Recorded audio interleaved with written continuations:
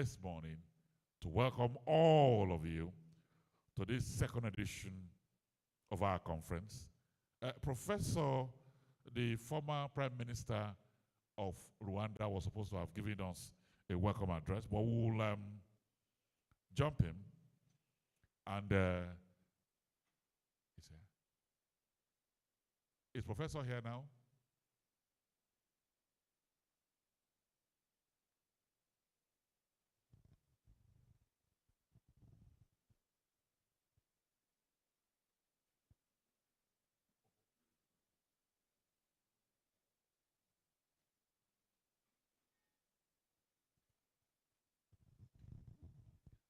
So without much ado, on behalf of the Continental Chair of PAUSME, let me welcome Mr. Emmanuel Choir, who will deliver the opening comments. Mr. Choir, please.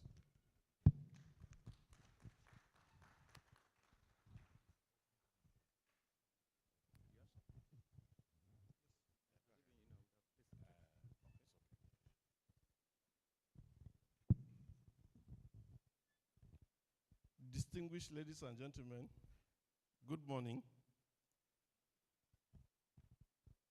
I'm standing in for the former Prime Minister to take his address. Welcome remarks by Professor Pierre Damien Habumeri, former Prime Minister, Republic of Rwanda, and Continental Chair, Pan-African Alliance of Small and Medium Industries, PAUSME, at the opening session of the second African Cassava Conference, holding from 17 to 19 November 2025 at the Nakon Luxury Hotel, Abuja. Theme: building sustainable and quality-driven cassava industries in Africa. Let me align myself to the protocol already established to take His Excellency's reading. Your Excellencies, distinguished ministers, captain of industries, esteemed researchers, development partners, ladies and gentlemen, it is with great honor and profound gratitude that I welcome you all to the Second African Cassava Conference, a continental platform where science, industry, policy, and innovation converge to shape the future of one of Africa's most strategic crops, cassava. Allow me to begin by thanking the government and people of the Federal Republic of Nigeria, particularly our host here in Abuja, for their warm hospitality and unwavering commitment to advancing agro-business and industrial development across the continent. Nigeria is indeed a fitting host, a nation that stands as Africa's largest cassava producer and a global reference point for the crop's potential. Cassava has a strategic importance in Africa's industrial future. It is not just a staple, it is a strategic industrial resource because across Africa, cassava supports livelihoods, strengthens food security, offers enormous opportunity for value addition, employment creation, and export diversification. From high-quality cassava flour to industrial starch, ethanol, biodegradable materials, pharmaceuticals, feed ingredients, and emerging bio-based products, cassava has the power to anchor sustainable industrialization. Unfortunately, it is a known fact that the full promise of cassava remains largely untapped. We still contend with low productivity, post-harvest losses, inconsistent quality standards, limited processing capacities, fragmented markets, Undeveloped value chains. These are not weaknesses. They are opportunities for innovation, partnership, and unparalleled economic benefit, especially as an outstanding commodity for trade within the continental market after. The theme, building sustainable and quality-driven cassava industry in Africa, speaks to the heart of Africa's economic transformation agenda. It challenges us to move beyond subsistence production towards competitive, quality-led, technology-driven cassava industry capable of meeting global standards, sustainable demands that our cassava sector be economically viable for farmers, processors, and investors. Economically responsible, environmentally responsible, integrating climate-smart practices. Socially inclusive, especially for women, youth, who form the backbone of value chain. In addition, quality, on the other hand, is our passport to regional and international markets. Without quality standards, certification systems, and traceability frameworks, Africa cannot maximize cassava's industrial and export potential. As Continental Chair of the Pan-African Alliance of Small and Medium Industry, PASMI, I reaffirm our commitment to supporting SMEs, the real engines of innovation and value addition. We are prepared to work with governments, research institutions, and private sector actors to strengthen industrial clusters and cassava processing zones, enhance access to modern technologies and finance,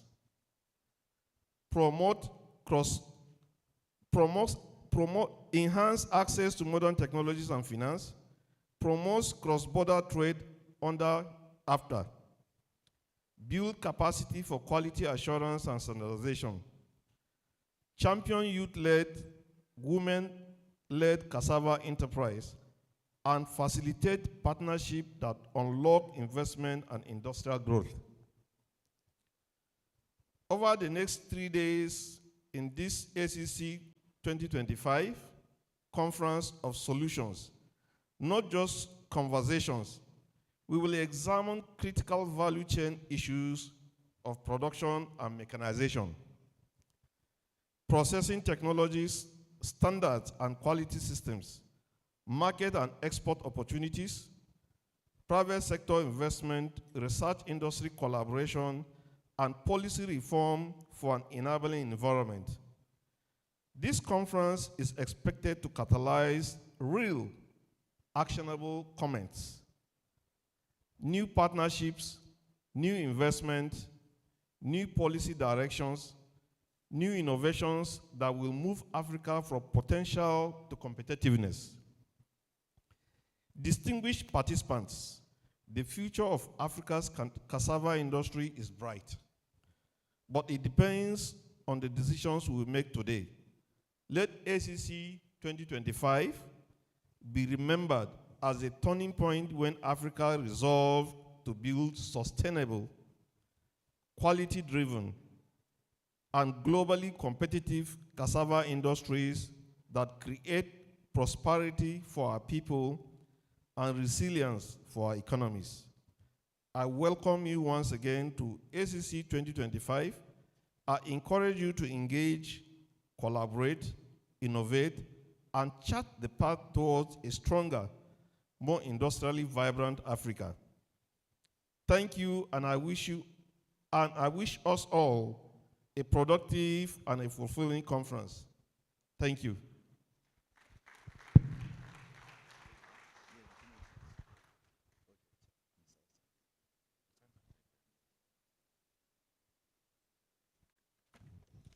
Thank you very much. Thank you.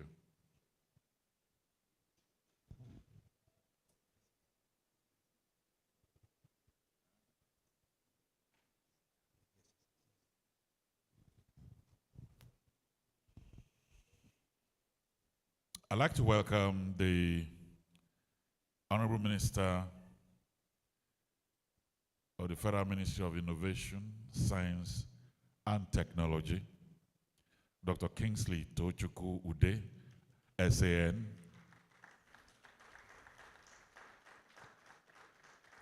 Did you appreciate something in him? He looks absolutely dapper in his suit. Thank you very much. Thank you. Let me also welcome Dr. David Okeyo, Kenyan nutritionist and dietitian from the Department of Public Health. Where are you, sir? Oh, is this your first time in Nigeria? We should give you a Nigerian name. You're welcome. You're welcome. Thank you very much. Abubakar Liu, representing the Mr. Charles Odi, smaller Smidan. You're welcome, sir. Thank you very much. Dr. Dan Azumi Mohammed Ibrahim, former DG NOTAP, that's here with us, representing Professor H.D. Ibrahim, Continental Chair. Thank you very much. Also here, I'd like to welcome Dr. Comfort Ukim, representing the Executive Secretary, Tertiary Education Trust Fund, TED Fund. Thank you. Mrs. Adenike Adebayo Ajala, representing the Director General, Nigeria Employers Consultative Association, Mr. Adewale Smart Oyerinde. Thank you. Honorable Commissioner for Agriculture, Rivers State, Engineer Victor Key, representing His Excellency, the Governor of Rivers State. You're welcome. You know, I suspected you when I saw the resource control cap. You're welcome. Thank you very much. His Excellency Abubakar Atiku Bagudu, okay, I have already welcomed His Honorable Minister. Abdul Faridat, Program Officer, Agribusiness and Value Chain Development. You're welcome. You're welcome to all of you. Thank you very much. So, Your Excellency, distinguished ladies and gentlemen, several years ago when he was the governor of Kebbi State, he realized that cassava is not just a crop, but an asset. He started the initiative of the Cassava program that kicked off with over 2,600 hectares working in conjunction with NMPC for biofuels and for industries. And I understand the project has gone over almost 5,000 hectares. He's here with us, serving Nigeria as the Honorable Minister of Budget and Economic Planning. Please welcome here His Excellency Atiku Abubakar Bagudu.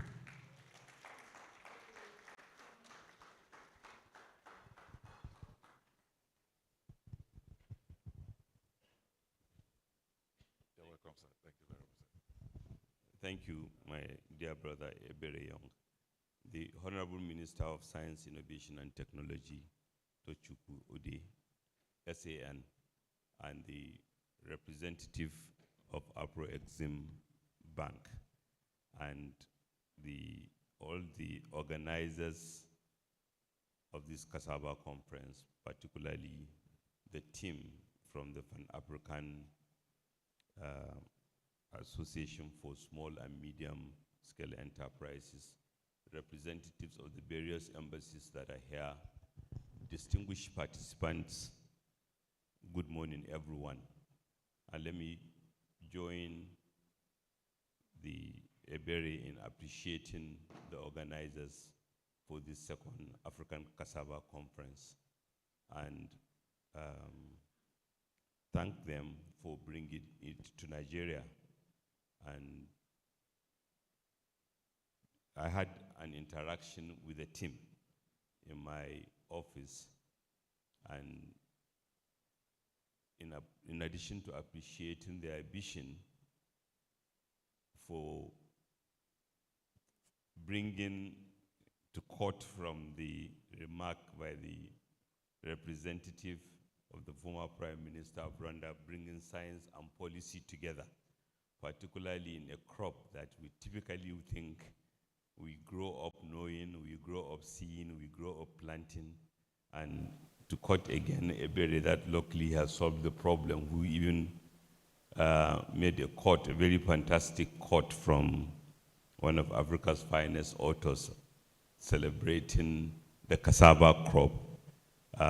It is a crop that we believe hold potential, not just for one African country, but indeed for all African countries. Because as in its nature that has been described, it is something that literally grows everywhere. And the opportunities for using it to develop an industry, to develop products, to create employment, incomes, whether at small scale or at large scale, is enormous.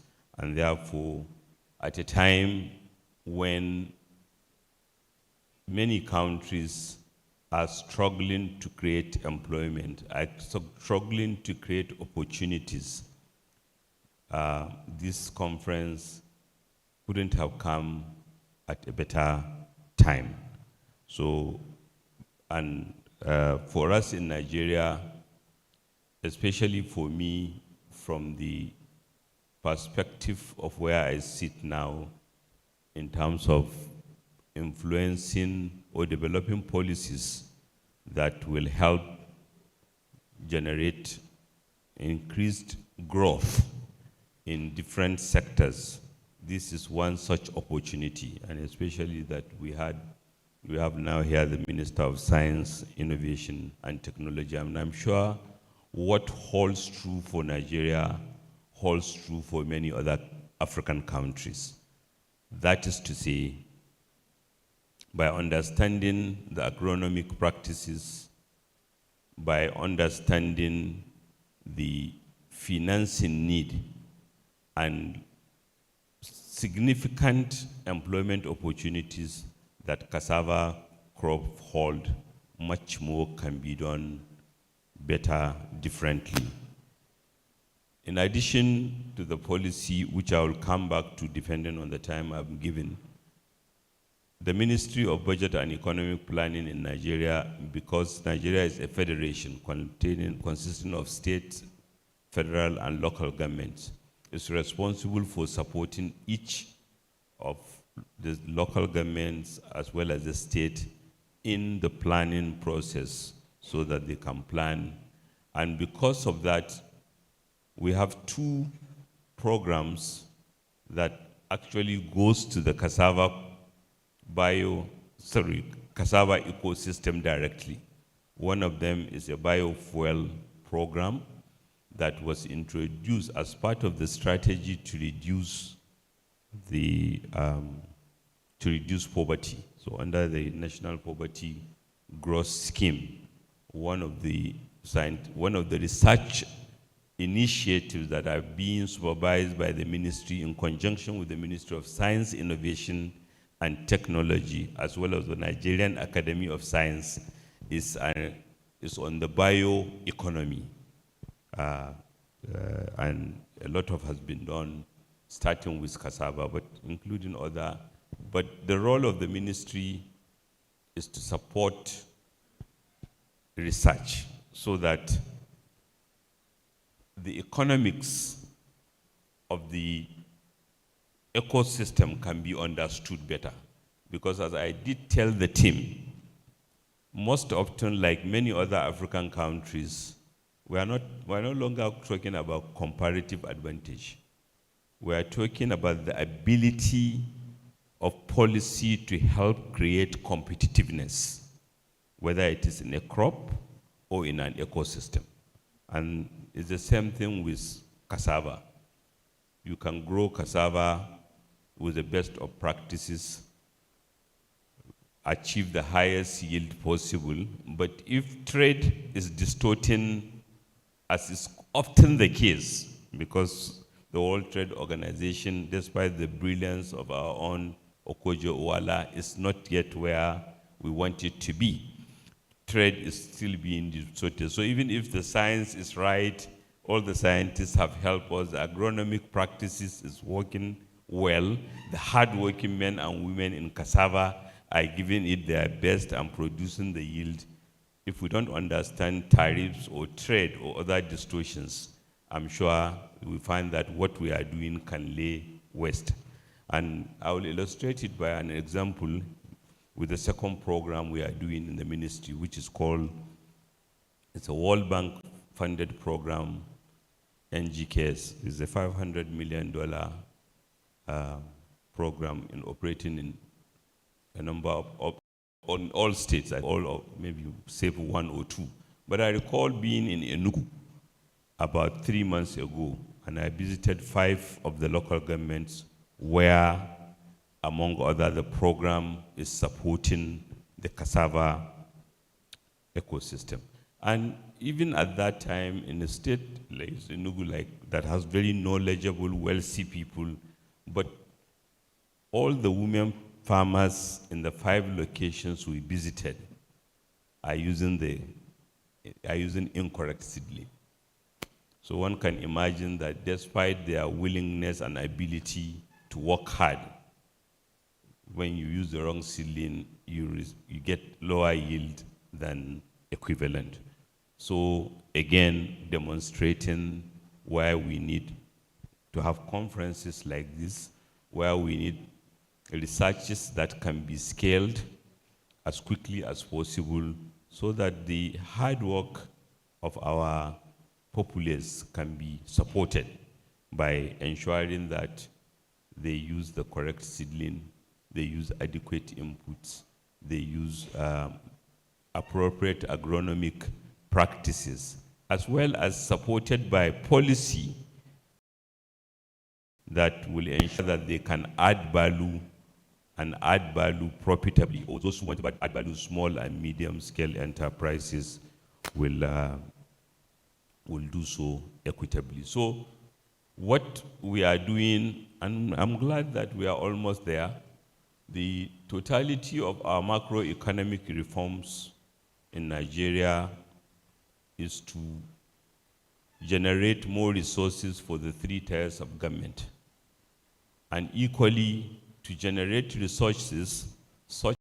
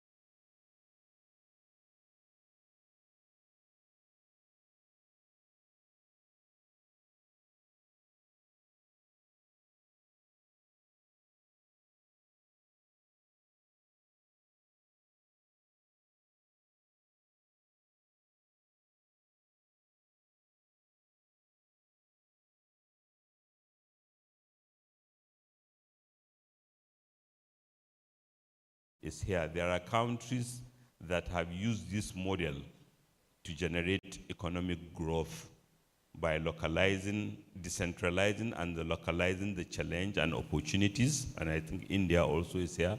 And they found out that some of the practices that make people poor, drivers of poverty, are so local that it is only when you localize these opportunities and challenges that you can tease them out and do better. So we are having this conference when in Nigeria it's a golden era. We are ready to fund any production activity because that is the surest banker of generating growth and contributing to economic prosperity. Of course, last but not the least is the elephant in the room. African-wide thinking like this needs to spare thought about those areas where no country in Africa can succeed alone, which is the area of international trade. African countries led by our leaders at different platforms have always maintained that Africa is committed to a fair trading ecosystem in the world. We want trade. We want to ensure that everyone participates. We want a shared conception of development where everyone is supported wherever he lives. So these conferences like this should take, I believe, should collate country experiences, especially those trade practices that are limiting the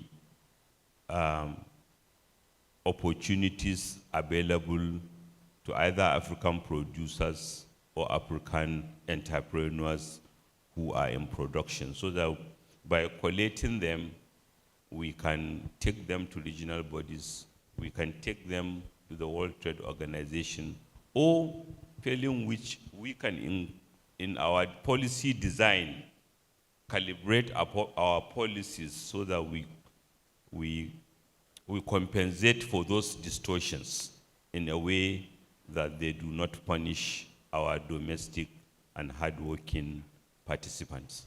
I thank you very much for giving me this opportunity. All right. Thank you very much, Honorable Minister. Thank you. We appreciate you. I'd like to recognize here and welcome Professor Hilary I. Inyang, Founding Chair and Distinguished Professor, Global Institute for Sustainable Development, Advanced Analysis and Design, all the way from the United States of America. I welcome you, Professor Inyang. Thank you very much. And also here, the Deputy Rector, University of Kinshasa, Professor Marilyn Clare, is also here with us. You're welcome. Thank you very much. Distinguished ladies and gentlemen, we will go to another minister. This man understands the essence of the modern world that we live in. Beyond the fact that he believes that everything should be according to the rule of law, he is an international lawyer. He's an academic. He's an expert in aid management, and he loves his people and his community. He uses law for human development, and I'm very sure he's going to use law for cassava development. So let me welcome here the Honorable Minister of Science and Innovation, Science, Technology and Innovation, Dr. Kingsley Tochukwu Ude SAN. He's a very handsome man.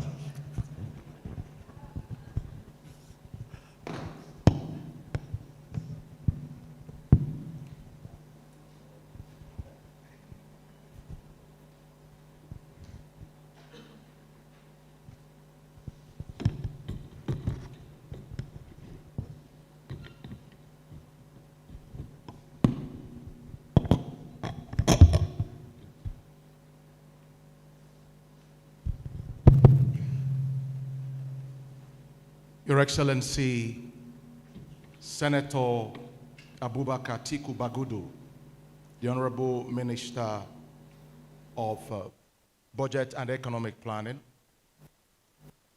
development partners here present, distinguished guests, ladies and gentlemen, It actually gives me great pleasure to join us today in this event that is pivotal to food security and industrialization in Africa. I bring you greetings and full commitment of the Federal Ministry of Innovation, Science and Technology, which is the engine of structural transformation of Nigeria's agricultural sector, with cassava positioned at its center under the renewed hope agenda of this administration. The theme, building sustainable and quality-driven cassava industries in Africa, is not merely aspirational.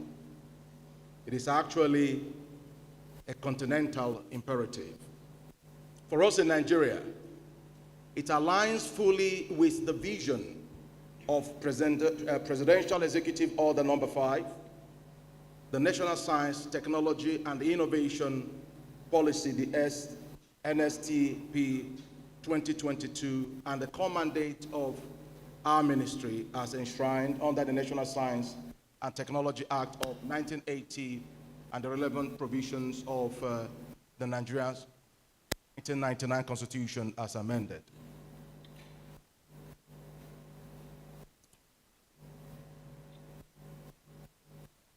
Let me emphasize the fundamental principle that guides the Federal Ministry of Innovation, Science and Technology, which is actually relevant to today's conference. We are a service ministry.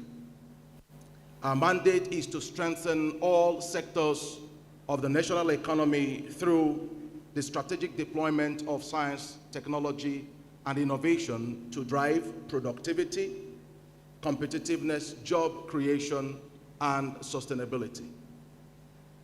Cassava value chain stands out as one of the most strategic entry points for this mission, and I'll give evidence that makes this assertion clear. One, Nigeria remains the world's largest producer of cassava. I think that is indisputable, with estimates exceeding 62 million tons in the year 2023, according to statistics from the Food and Agricultural Organization and African Development Bank. While national accounts do not yet disaggregate our GDP to crop level, modeled economic estimates indicate that cassava's direct contribution to Nigeria's GDP could possibly range between 0.3% and 2.5%, depending on farm gate prices and levels of value addition. Number three, this actually does not include the wider indirect and induced impacts of cassava across manufacturing, pharmaceuticals, food processing, energy, logistics, and exports. This is a scale of economic opportunity that is before us. Across Africa, cassava is no longer a subsistence crop. It is now a strategic industrial raw material for food security, pharmaceuticals, construction materials, bioethanol, starch derivative, biodegradable plastics, sweeteners, and much more. The future belongs to countries that can convert agricultural abundance into industrial wealth. And this is actually where science, technology, and innovation becomes indispensable. We're entering an era defined by AI-enhanced crop monitoring, precision and climate-smart agriculture, biotechnology-driven yield improvement, digital agriculture platforms, advanced processing technologies, and smart manufacturing. These tools are no longer optional. They're essential if we are to compete globally, Africa with the entire world. Our ministry, therefore, commits to working with the Federal Ministry of Agriculture and Food Security, research, institutions, universities, the private sector, processors, farm cooperatives, and international development partners to drive the following innovations. Number one, the development and dissemination of climate resilient, disease resistant, and higher yielding cassava varieties. Number two, reduction of post-harvest losses through cutting-edge processing, storage, and preservation technologies. Number three, deep value addition, including pharmaceutical-grade starch, sweeteners, industrial adhesives, ethanol, bioplastics, and fortified food products. Adoption of digital and AI platforms for traceability, farm management, soil diagnostics, and market integration. And that's number four innovation that we're bringing to the table towards attaining this vision that was set before us. And number five is building national and regional local content capabilities across equipment manufacturing, processing technologies, and innovation ecosystems. And finally, an innovation we're bringing to supporting what we intend to use cassava to achieve in Africa is skills acceleration for Nigerian and African youths, ensuring that cassava economy becomes a major employer and innovation hub. Let me be unequivocal. Africa will not industrialize through commodities. It will industrialize through value addition in line with, oh yes. Yes, thank you very much. So it would industrialize through value addition in line with local content principles powered by science, technology, and innovation. We all know that Nigeria and Africa are abundantly blessed. But of course, we can even mention some of the things that make that assertion true. Fertile land, favorable weather, vast water resources, a youthful and intelligent population, and a strategic geographical location. Yet, blessings will not translate to prosperity unless we take strategic actions. Traditional agricultural methods, use of improper variety of crops, as mentioned by Honorable Minister Budget and Planning, and it's also instructive for me that he noticed that in Enugu State, where I come from as a former Attorney General and Commissioner for Justice, and we'll take steps to remedy that. So traditional agricultural practices are no longer sufficient. What we need now is a deliberate, technology-driven, innovation-led transition, especially in the non-oil and gas sector. One that accelerates industrialization in an inclusive, irreversible, and sustainable way. This conference gives us a platform to build that new future that we ought to have. I therefore propose that African governments, development partners, and research institutions should collaborate on a continental science, technology, and innovation framework for cassava industrialization. And my ministry will lead in this charge.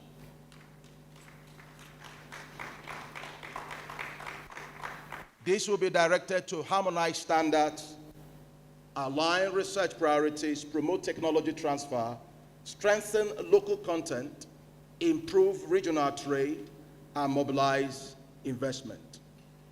Together we can build cassava industries that are globally competitive, technology-powered, quality-driven, and sustainable. Ladies and gentlemen, the time for Africa to transform cassava from subsistence crop into a continental industrial powerhouse is now. And Nigeria stands ready, and I believe all African countries represented in this conference stand ready with us to lead with innovation, partnership, and unwavering commitment. And I believe that everyone here seated, participating in this, would say a yes to this move to bring this transformation. I hope it's a yes.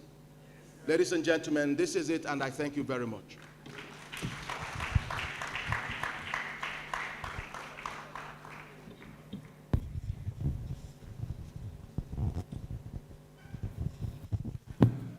Can we conjure a technology-driven round of applause?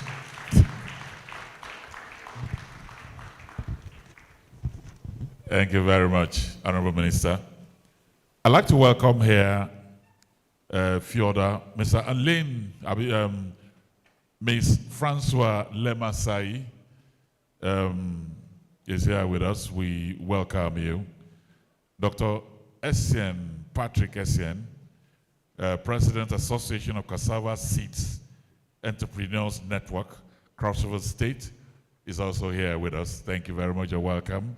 Thank you very much. Dr. Jumai Adamu Tutua, okay, we already recognized you at the very beginning of the program. Jihad Swade, Hadi Swade, all from Freetown, Sierra Leone. They are here with us from Freetown. We welcome you. Thank you very much. Thank you. National Root Crop Research Institute, Umudike, also has representatives here with us. Thank you. Engineer Dr. Mahmoud Jafaru Naseni is also here. You're welcome, sir. And let me welcome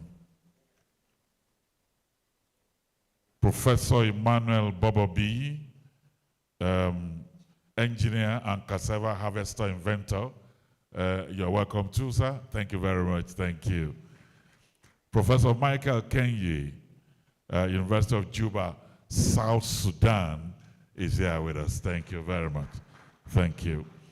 Dr. and Mrs. Duke Emeabo, Nigerian Agricultural Quarantine Service, Enugu's House, Abuja.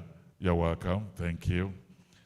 Algon, Ondo State, led by the chairman, Dr. Fasu Agbenga, and all the executive chairmen from Ondo State local government space. They're all here. I welcome all of you. Thank you very much. Also here, ED Export Promotion Council. Oh, representative, thank you very much. Thank you. The Central Bank of Nigeria also has representatives here. Engineers Olalekan Moniyi, representing the DG Standard Organization of Nigeria, is also here. Professor Hilary R.E. Young, already we have appreciated your presence. Also, we have appreciated the presence of Professor Manny Claire. And then we also have Mama Madi. You are from DR Congo. Where are you, sir? You are from DR Congo. We'll close this door. You stopped us from going to the World Cup. Congratulations to you. Make sure you represent Africa well. Thank you very much. Thank you. So all the Congolese delegates that are here, I welcome all of you. Thank you all for being here. We appreciate all of you. After this, we will take a few goodwill messages, and we'll start from the Global Alliance for Improved Nutrition Gain, Republic of Benin. Is the representative here? Global Alliance.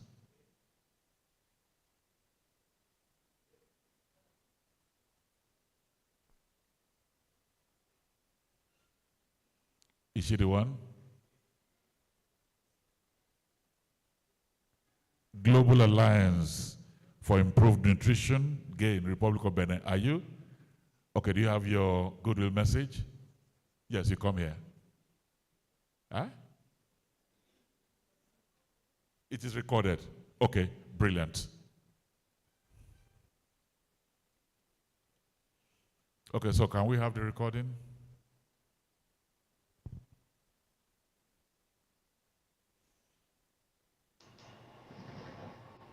Distinguished participants, esteemed partners, ladies and gentlemen, good morning.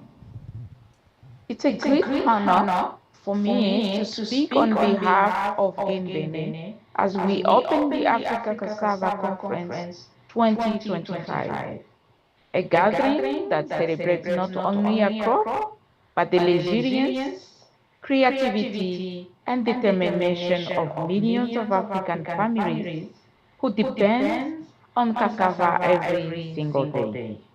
Cassava is a symbol of strength for our continent.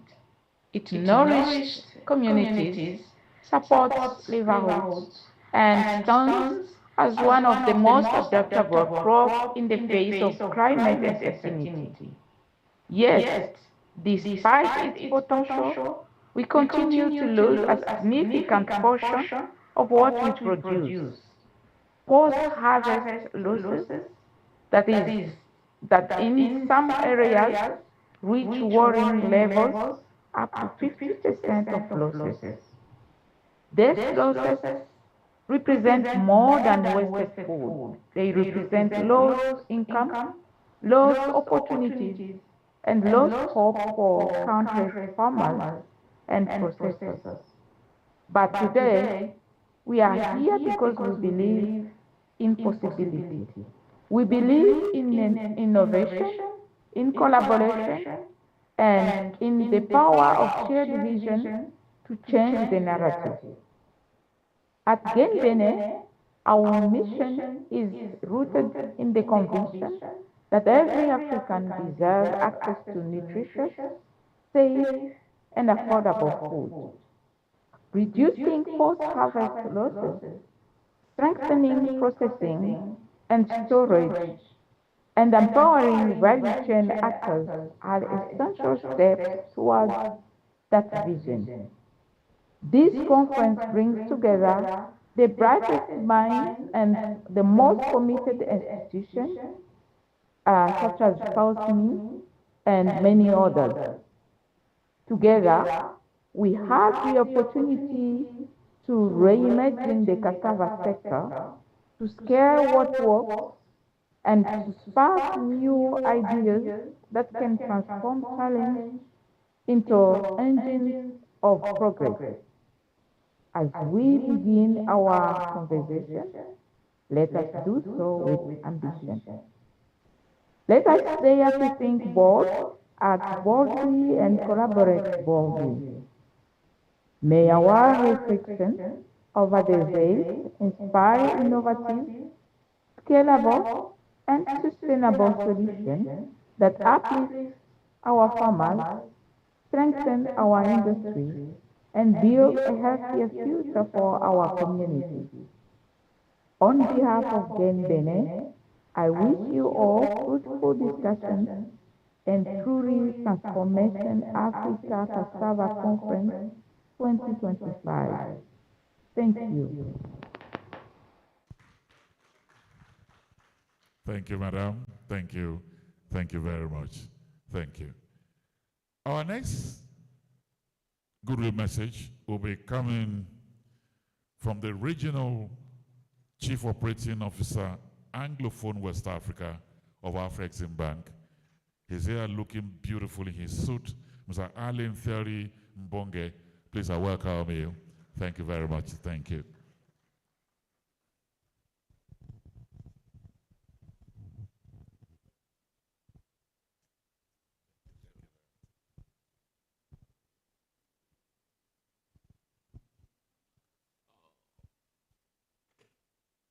Your Excellencies, the Minister of Federal Ministry of Innovation, Science and Technology, Dr. Kingsley Tochukwu, Ede SAN, Your Excellency,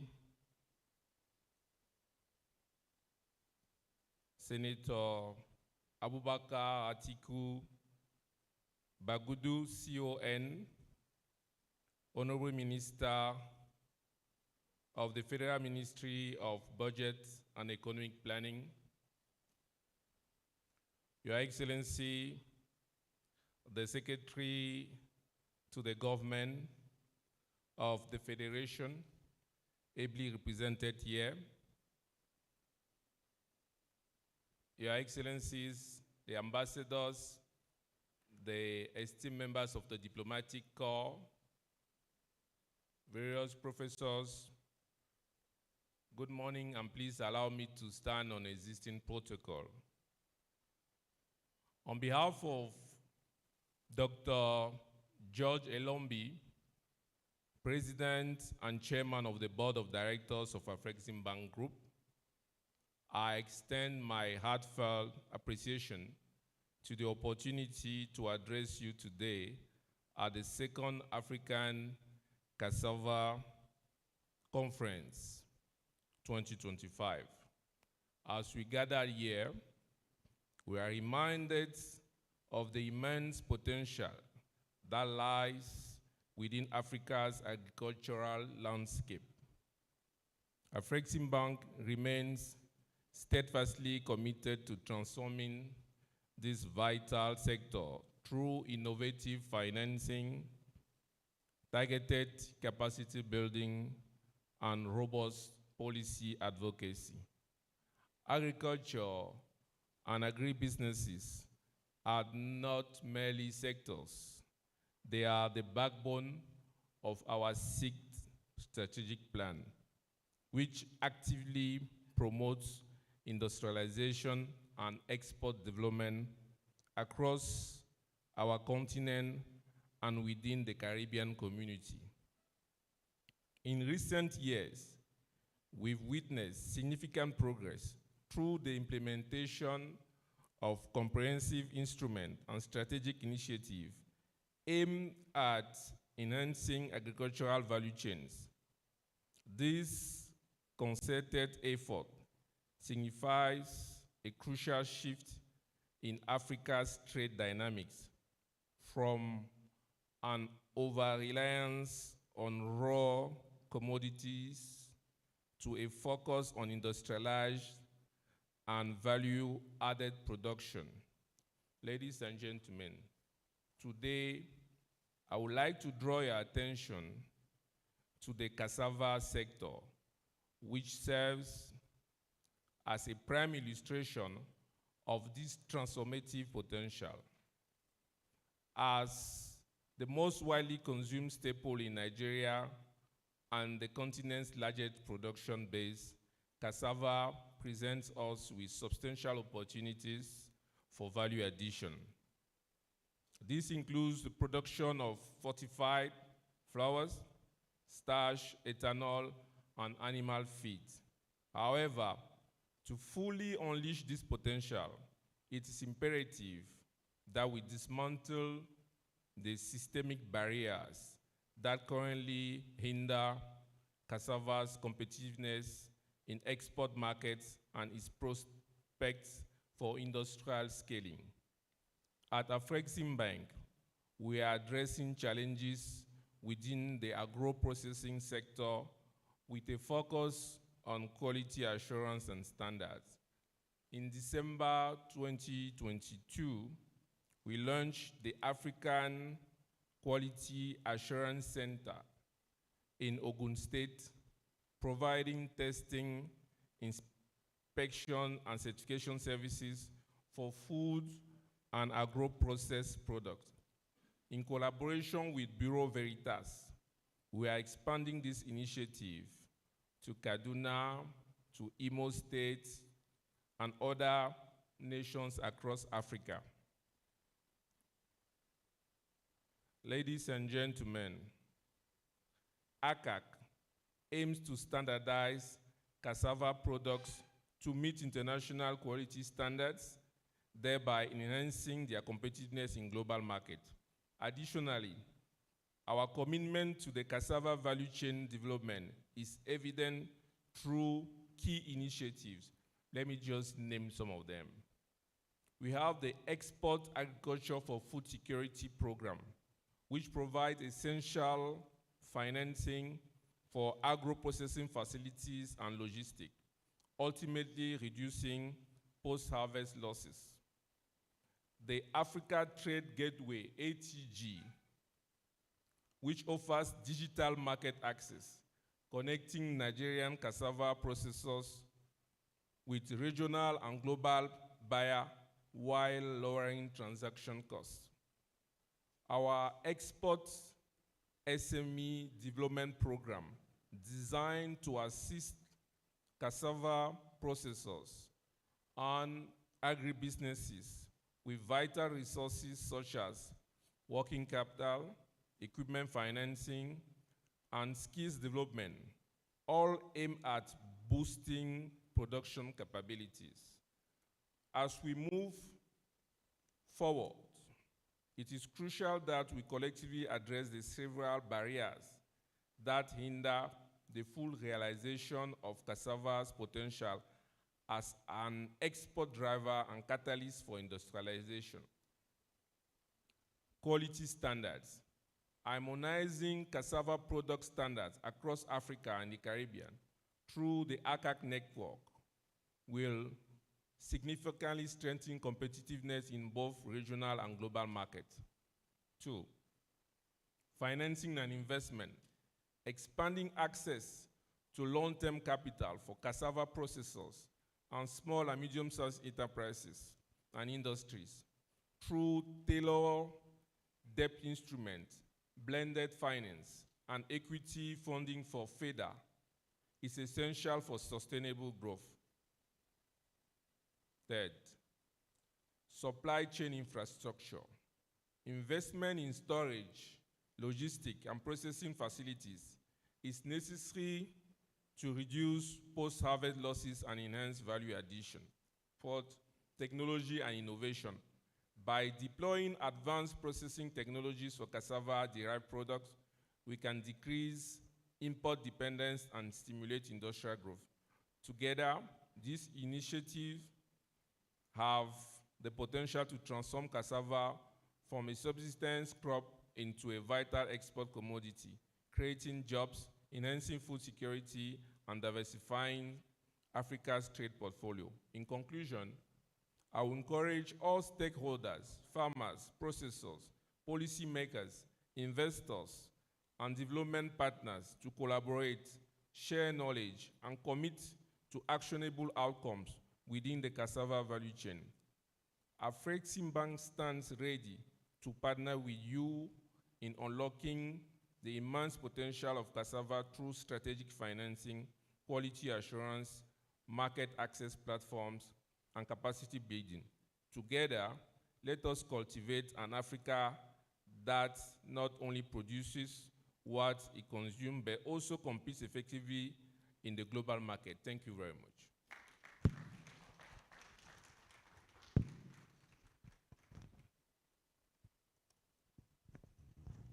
Thank you very much. Thank you.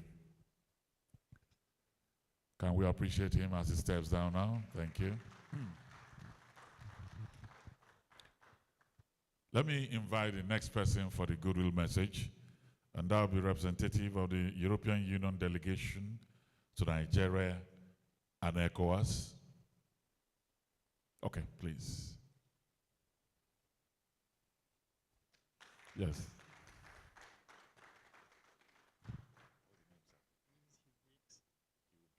Okay. He who breaks.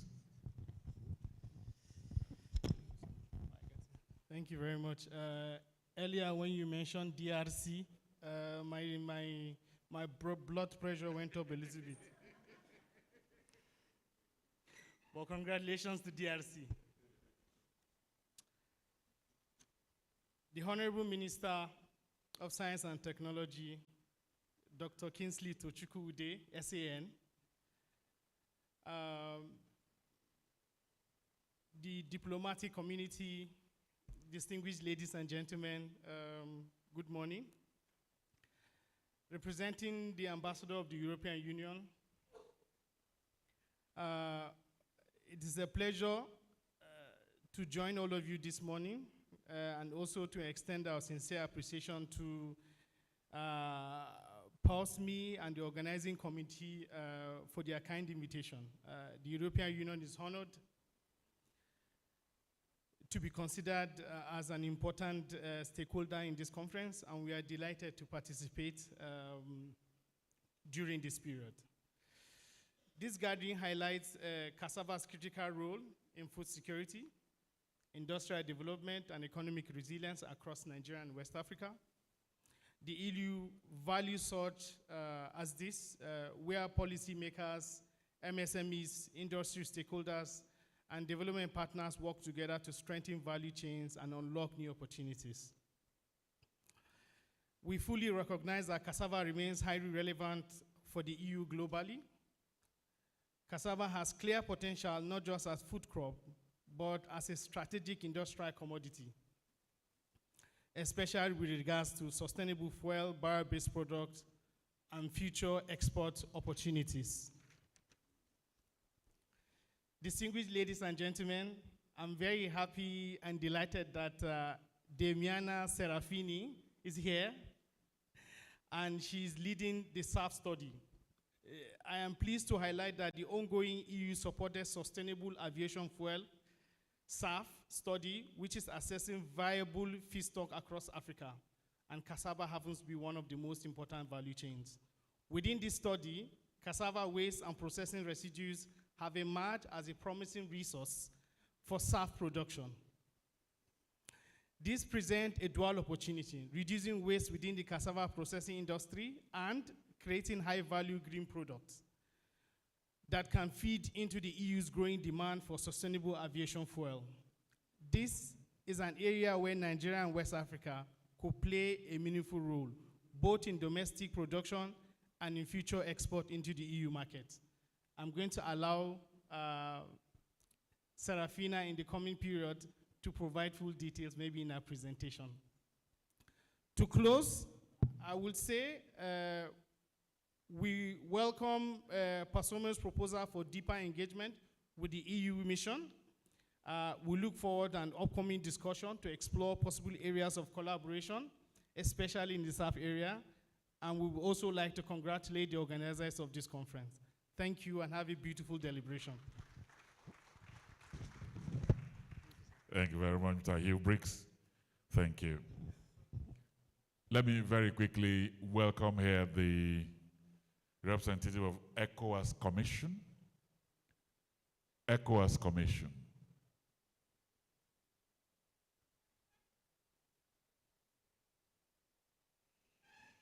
Okay, how about Nigeria Export Promotion Council? Okay, please. Have a goodwill message? Okay, please. Step forward.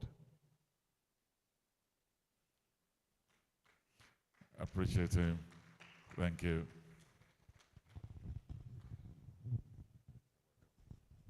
Thank you, the MC. The Honorable Minister, Innovation, Science and Technology, Your Excellencies, distinguished ladies and gentlemen, the protocol has already been established. Please just allow me to align myself with the established protocols. Just a few minutes ago, I just got a message from my chief executive that she will still be coming, but I should just stand in for her to deliver the goodwill message. So please, whatever you are going to be hearing is the thoughts of Mrs. Nonya Ayeni, the Executive Director, CEO, Nigeria Export Promotion Council. My name is McPherson Freddy Liogben, Director of Product Development, Nigerian Export Promotion Council. It is my pleasure to present this goodwill message at this auspicious occasion of the second African Cassava Conference 2025 with the theme, Building Sustainable and Quality-Driven Cassava Industries in Africa. Let me start by commending the organizers for putting this together, particularly at this time that deliberate effort is needed by all the stakeholders to deepen our pursuit for economic diversification for structural transformation. Accelerated economic growth, job, and wealth creation which aligns with the renewed hope agenda of President Bola Ahmed Tinubu. Cassava industry is critical in the nation's economic diversification agenda. It is in this light, therefore, that the Nigerian Export Promotion Council selected cassava among the priority products for development to ensure increased production and marketing. It might interest you to know that in some states across Nigeria, cassava is one of the OSOP. OSOP stands for One State, One Product Commodity. So we take cassava very strategic in the promotion of exports. It is gratifying to mention that the Council has over the years consistently provided impactful support programs to promote production efficiency in the industry, to improve the quality of cassava products for market competitiveness. Please permit me to highlight some of the recent programs implemented by the Nigerian Export Promotion Council in cassava industry. One, the Council spearheaded the implementation of the ECOWAS Agricultural Trade EAT program for cassava in collaboration with the International Trade Center ITC in a bid to improve the quality of Nigerian cassava for market competitiveness. Two, the Council participated with cassava SMEs, small and medium enterprises, and exporters at the recent concluded 7th Agro-Food Trade Fair, Accra, Ghana. This is also in collaboration with the ITC. Three, provision of food safety certifications to SMEs, exporters, including that of cassava, to boost competitiveness in the export market. Unarguably, Nigeria is the world's largest producer of cassava, just as the Honorable Minister has put it, with an annual production of 62.69 million metric tons, according to the FAO statistics, 2023. However, more efforts are needed for value addition so that the country can earn more from the huge global market in cassava. This calls for effective implementation of a strategic plan through collaborative effort of all stakeholders in the private and public space. The Nigerian Export Promotion Council remains a steadfast partner on this journey. Together, let us empower our exporters and all the value chain players and place Nigeria firmly on the path of sustainable and inclusive economic growth. Ladies and gentlemen, together we can and we will double Nigeria's exports. Thank you for your attention.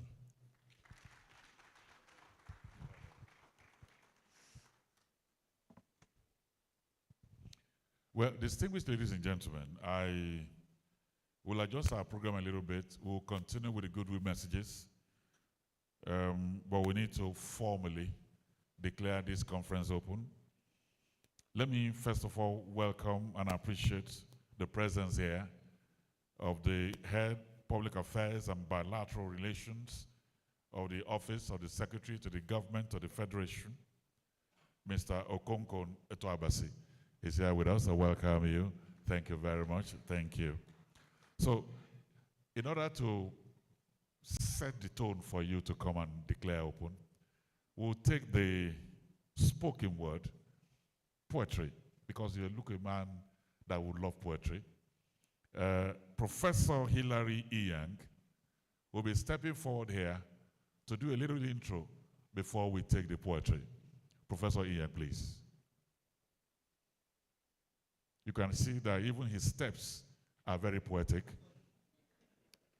I welcome you. Thank you very much. Thank you.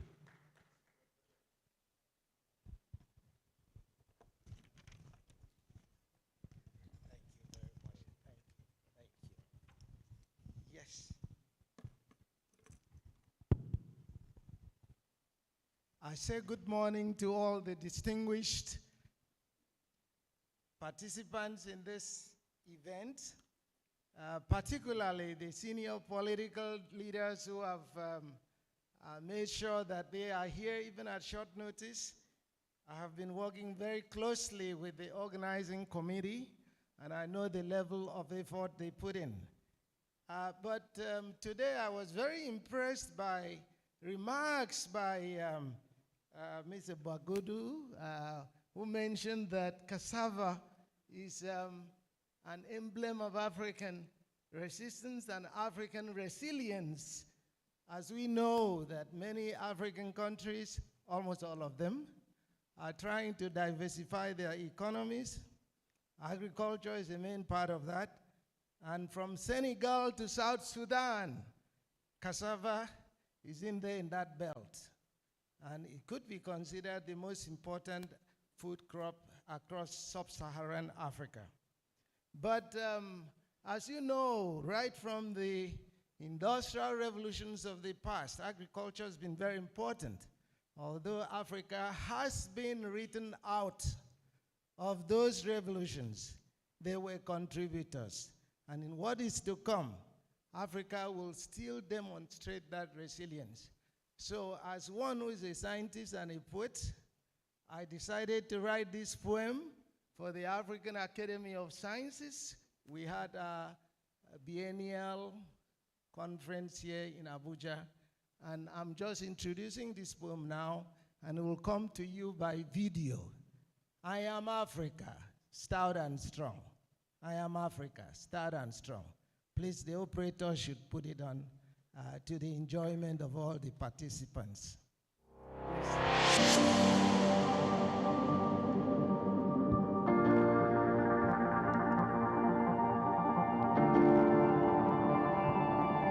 For sustainable development, advanced analysis and design, North Carolina is also a philosopher poet.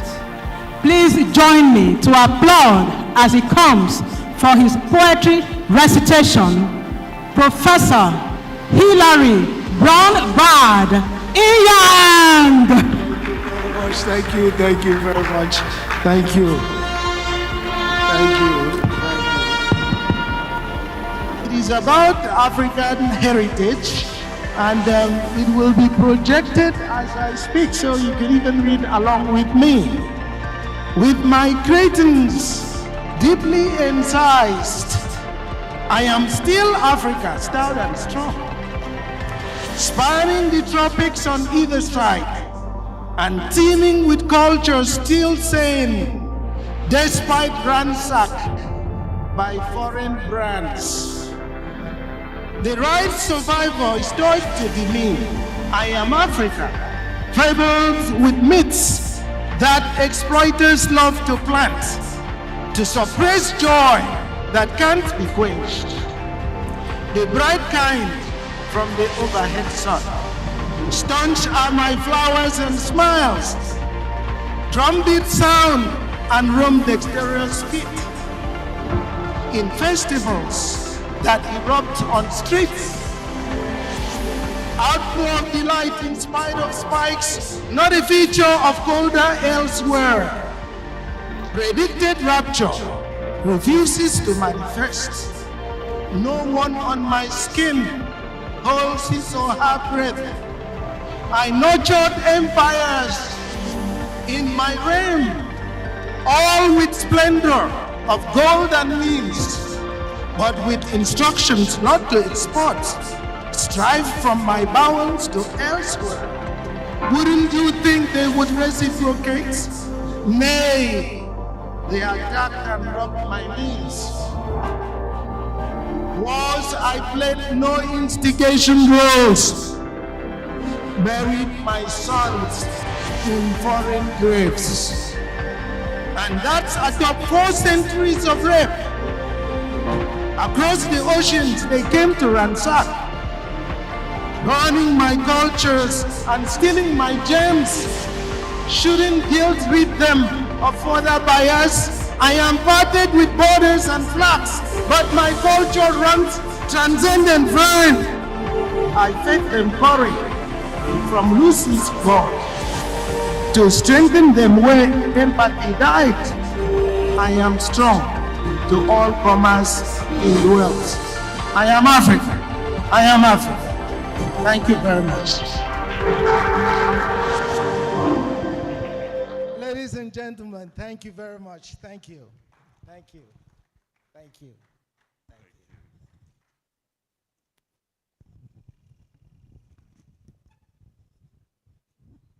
you. Prof, your glasses is here.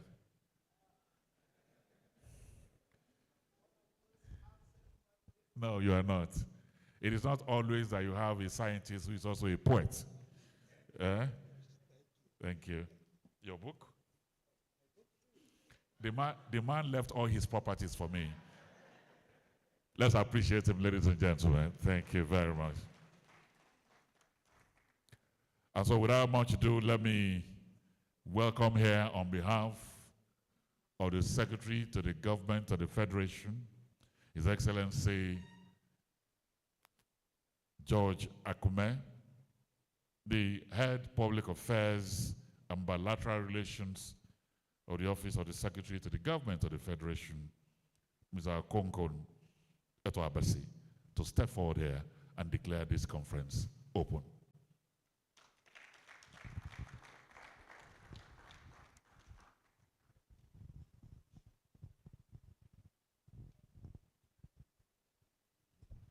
Thank you, sir.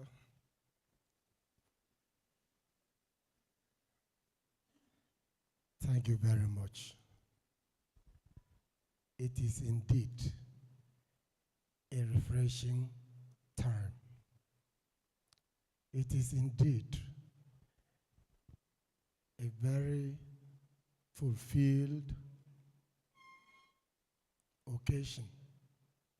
It is indeed a time where hunger will be nipped into the mood.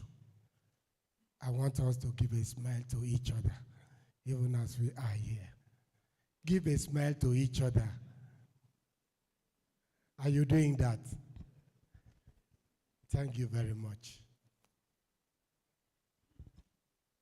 The Honorable Minister, Science, Tech, and Innovation, the Honorable Minister, Budget and National Economic Planning, the diplomatic corps that are here present, the representative of the African Bank, all the stakeholders that are represented here, the press corps, ladies and gentlemen, you are welcome. I am Mr. Okokon Eto Abasi, heading the Public Affairs and Bilateral Relations Department of the Office of the Secretary to the Government of the Federation. My boss, Senator George Akume, CON, would have loved to be here in person.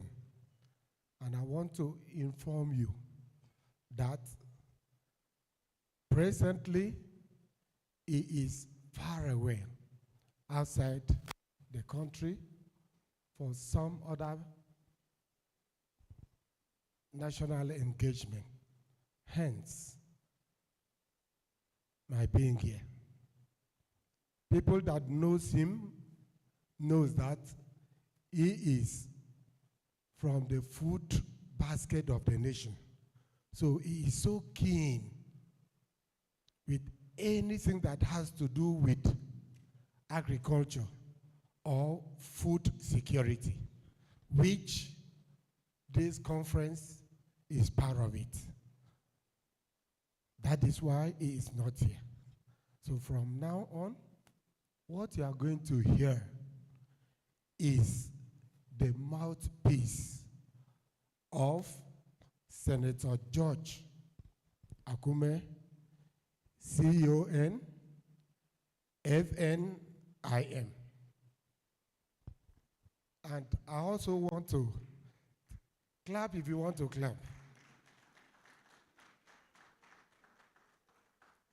I also want to inform you that when the invitation or request for collaboration came to that office, a memo was sent to Mr. President, who graciously approved this conference. So you are in the right direction.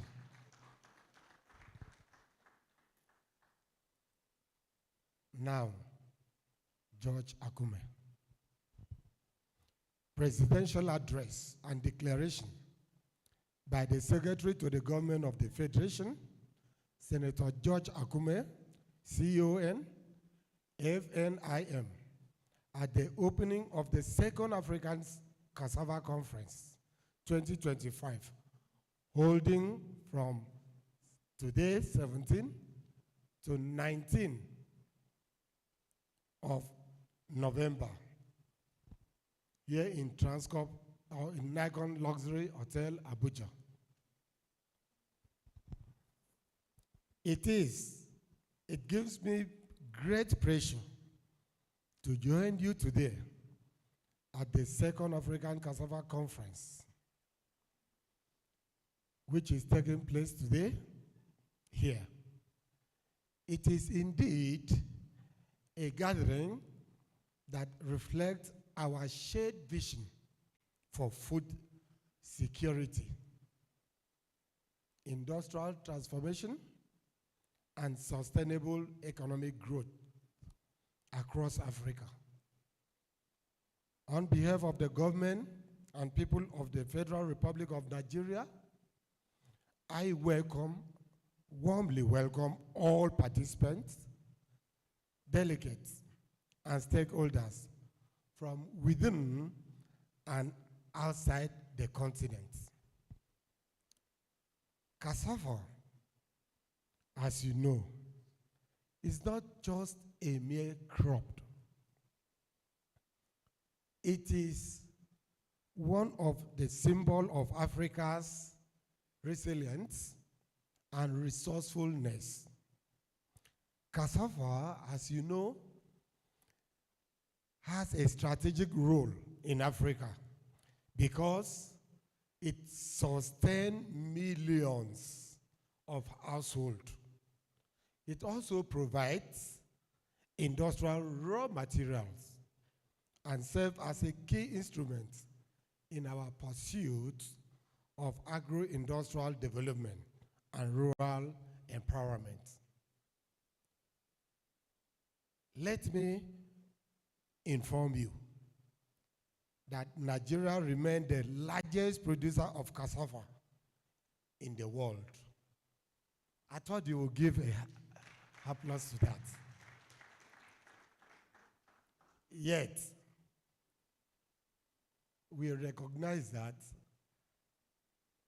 our greatest task lies in moving volume of values to transforming the issue of raw cassava consumption and production into a high-value product,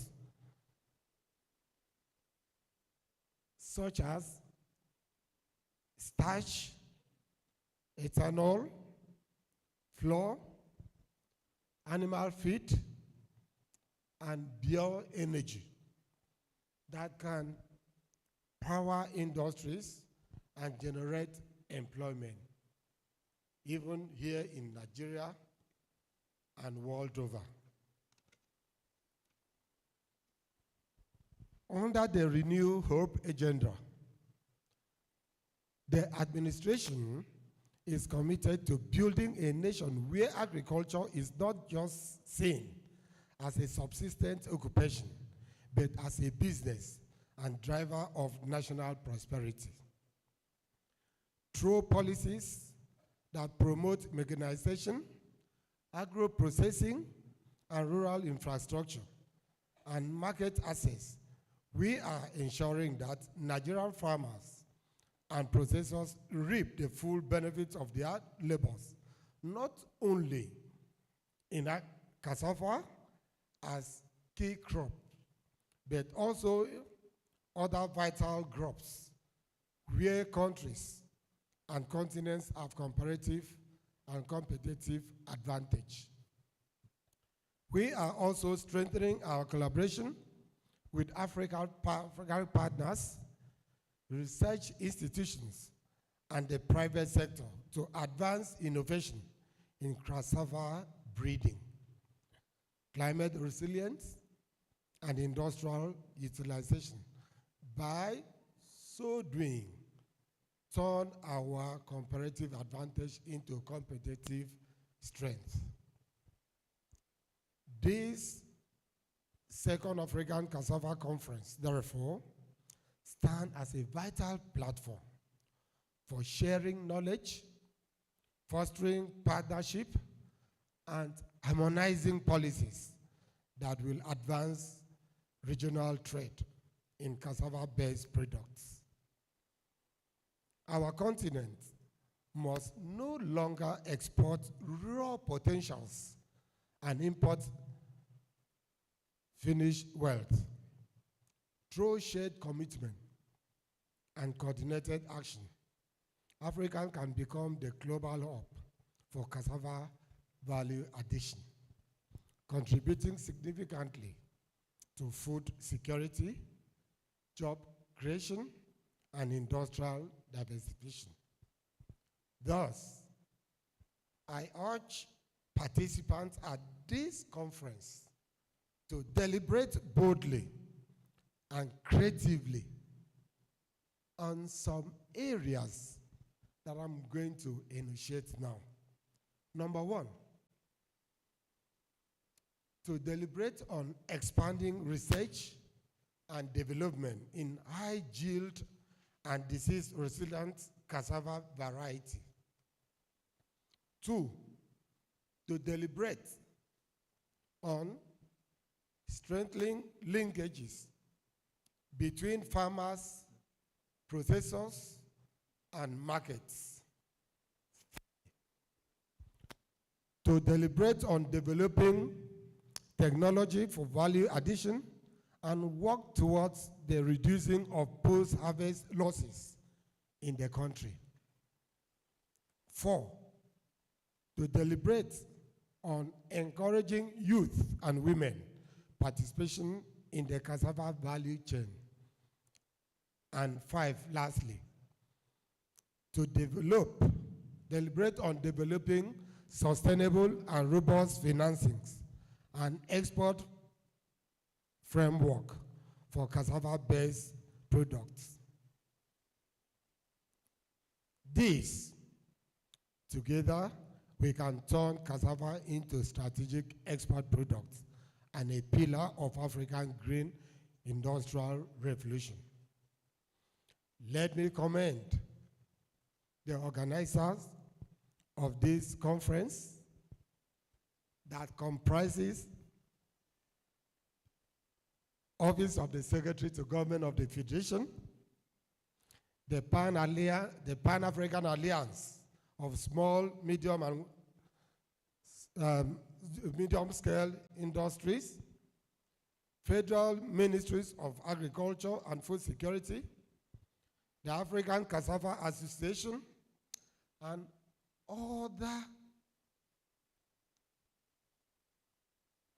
ministries, departments, and agencies, and organized private sectors, and all development partners for their commitment to Africa agricultural transformation. I also recognize the efforts of our local farmers. Do we have our local farmers here? Do we have our local farmers here? Government recognize your efforts. That is, in the area of possessions and researchers who continue to innovate and sustain this critical sector despite challenges. Your contributions are essentials to achieving food sovereignties and industrial competitiveness. Distinguished ladies and gentlemen, it is now my singular honor and privilege to declare the second African Cassava Conference 2025, holding here in the city of Abuja, Nigeria, open.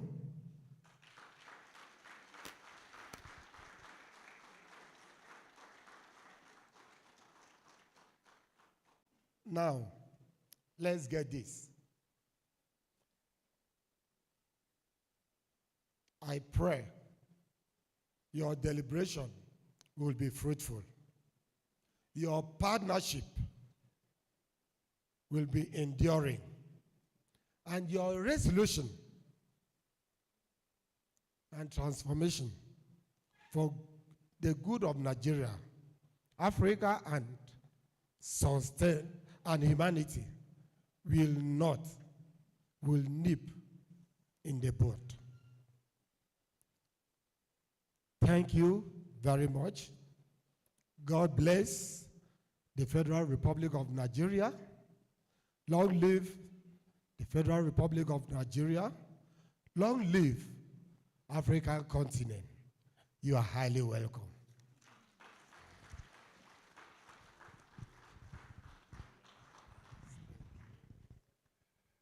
If you are going to give a round of applause to the SGF, please make it 50-50 and give some to him.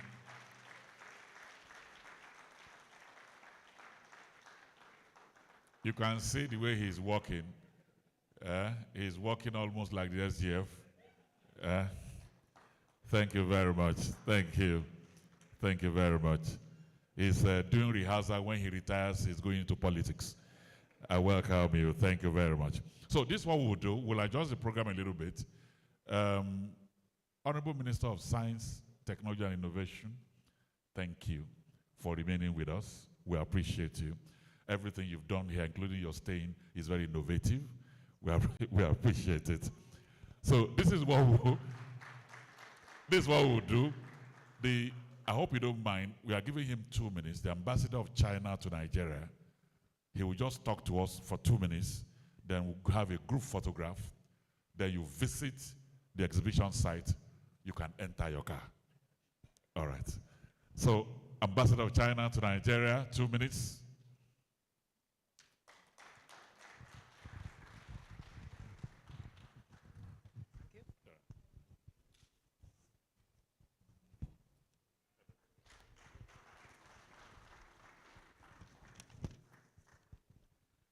Good morning, ladies and gentlemen, and honorable ministers, distinguished guests. It's my pleasure to be here and to join you to discuss how we can promote our cooperation in cassava. Cassava, we have the idea is that long seen only as a simple food in Africa. Now it's increasingly become a cash crop and with new industry uses. With major producers as Nigeria, Ghana, Angola, cassava is emerging as a poverty fighter. According to the data of International Trade Center during 2023, African Cassava Conference, it is well known that West Africa produces 52% of the continent's cassava, and Nigeria accounts for 23.4% of global production. However, West Africa's share of global cassava trade is less than 1%. Nigeria has been enjoying the largest trade, investment, and infrastructure cooperation partner with China in Africa. Chinese companies have been working in Nigeria for a long time in the industry and agriculture sector. We have an agricultural demonstration center very close to Abuja. China President, His Excellency Xi Jinping, announced in 2023 in the China-Africa Leaders Dialogue that China will launch the plan for China supporting Africa's agriculture modernization. China is a major global consumer of cassava. According to the statistics from Chinese customer and ministries, from January to August 2025, a 1.5-fold year-on-year increase we increased from our import from Africa.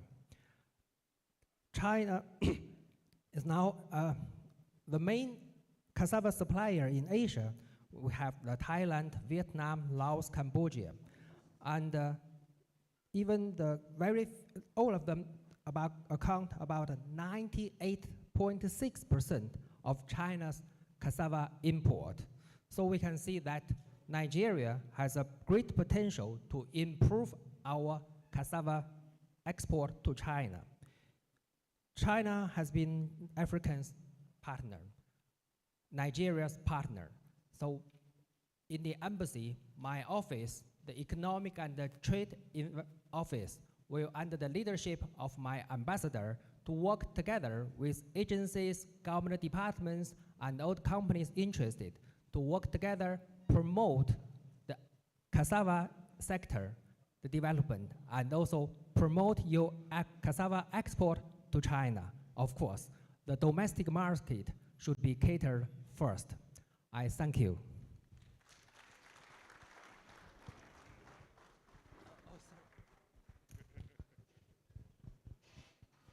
Thank you, Ambassador. We appreciate you. Well, distinguished ladies and gentlemen,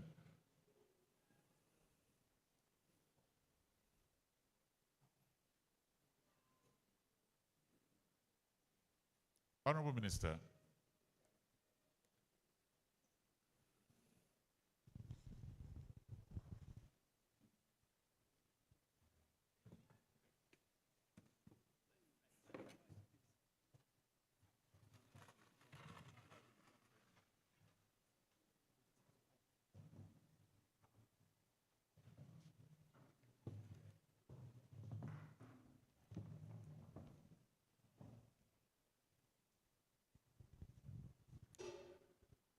Honorable Minister, you will notice that drums are moving, and that was not part of our deal. And you'll be wondering, in order for you not to sue me, let me explain myself.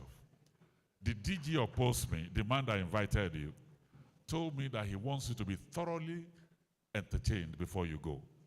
We gave you poetry, and then he said, you are from Enugu State, you understand what dance is all about. So I've told them 5 minutes, they will excite all of us here, and then we can go to the exhibition site. Thank you very much. Afri Theatre Group, let agreement be agreement to 5 minutes. Are we okay? Take it away.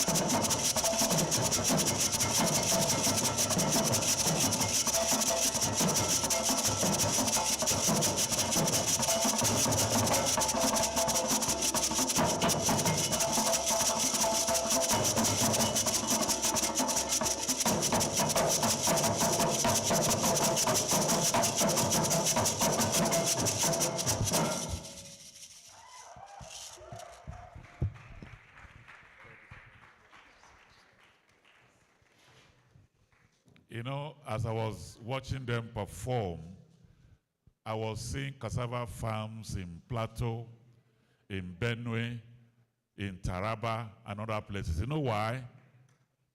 Men were here just providing support. Women are the main drummers. In most cassava farms, women are the farmers. Let's put our hands together for them, ladies and gentlemen. Thank you. And so the ambassador from China, from Indonesia that are here, our brother from Kenya, the nutritionist, and all the rest of the special guests, the representative of the government of Rivers State, please join the representative of the SGF and the minister as you visit the exhibition site. Dr. Emejo, Dr. Henry, please lead your guests to the exhibition site, please. Huh? Is that what? Picture, okay, yeah, picture, please. Picture, please. All of the people I've mentioned, please come over here. Kenya, all of them, please.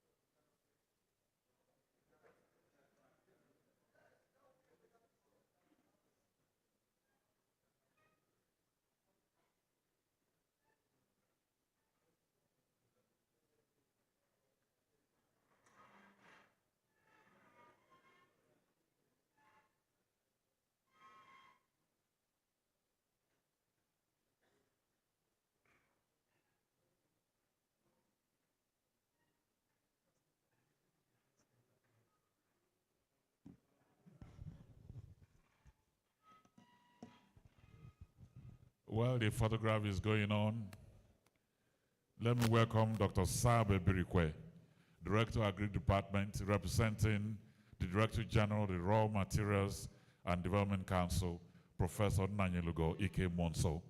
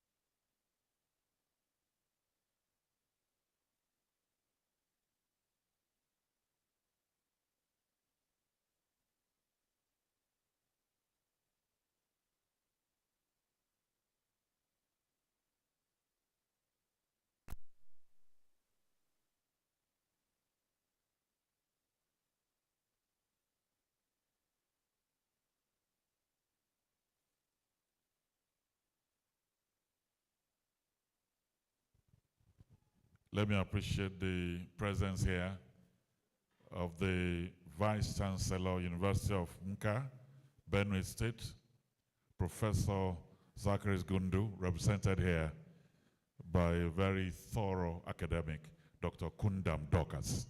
I welcome you.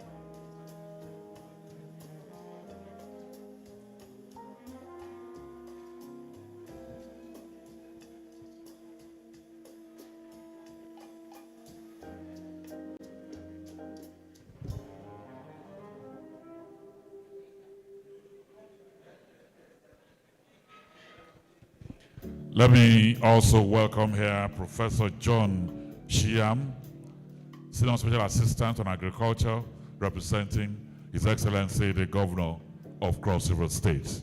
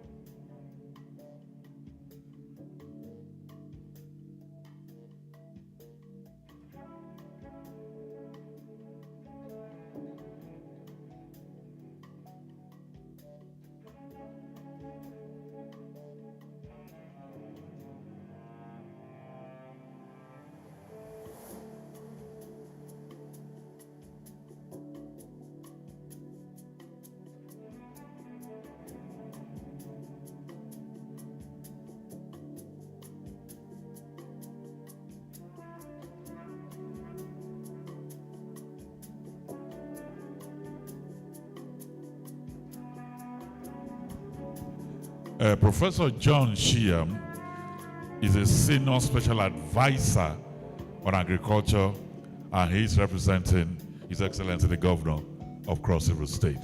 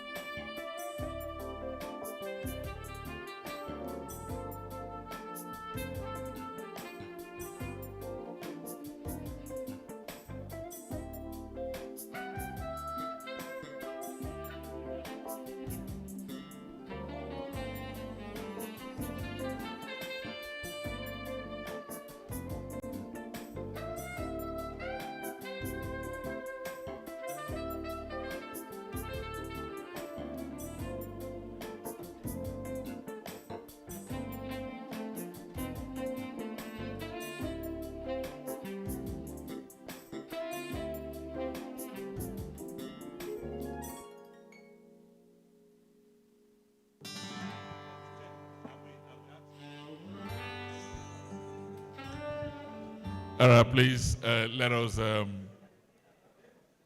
take our seats. Let us take our seats. For those who are still outside at the exhibition site, can the ushers bring them back in? Please, let's bring them back in, please.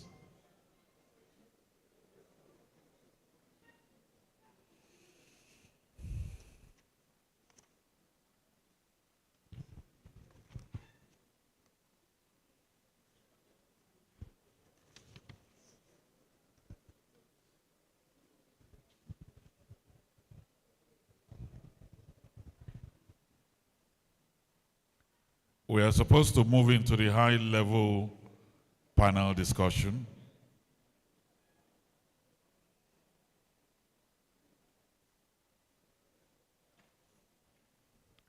Our moderator for that high-level panel discussion is a scientist and poet, Professor Hilary Young. Do you want to invite members of your panel by the time you come? What is happening is what they did is just to put the names of the organizations without stating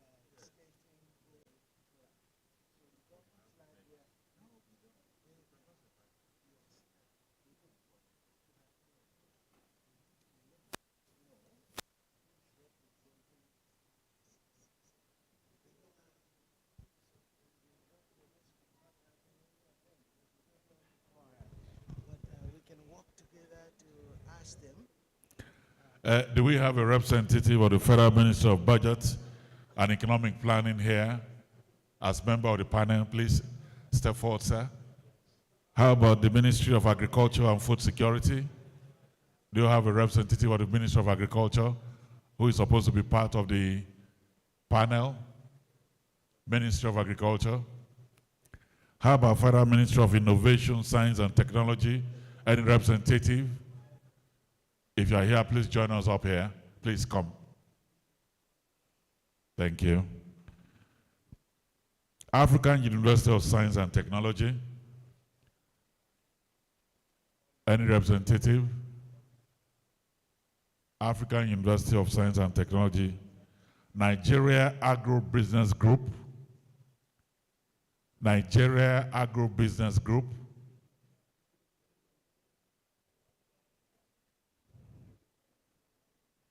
Ministry of Agriculture and Food Security, South Sudan. South Sudan. Sierra Leone Association of Cassava Producers and Processors, a representative.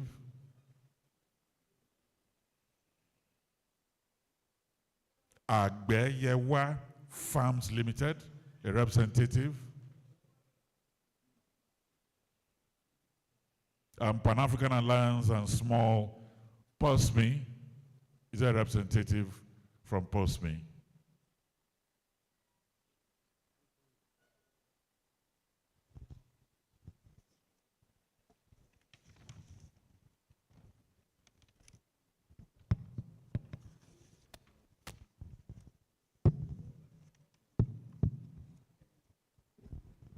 My brother from Kenya, you can join the panel.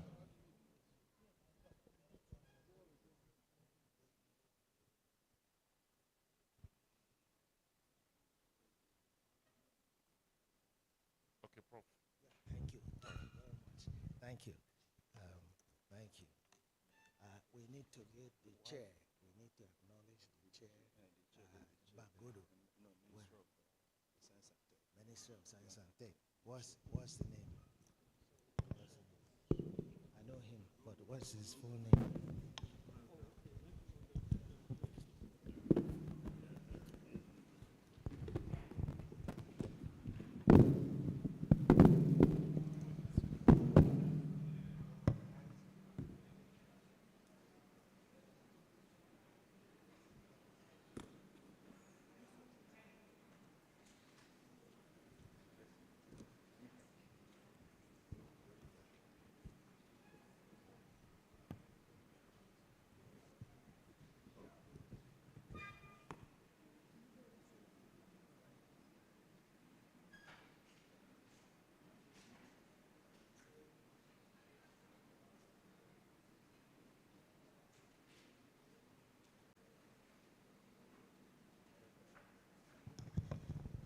Director of Private Sector ECOWAS Commission, please join us. Thank you.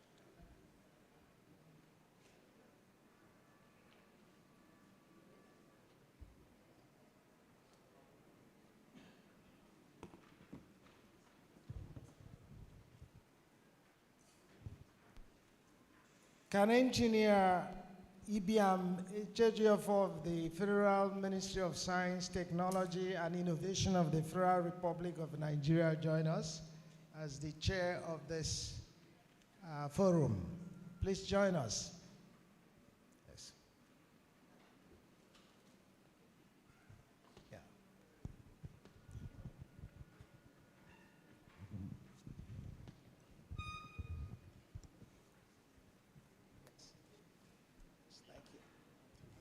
Ladies and gentlemen, welcome to a very important forum. As you know, we have had many speeches and remarks today concerning the value chain for cassava and how cassava is important to the socio-economic development of Africa.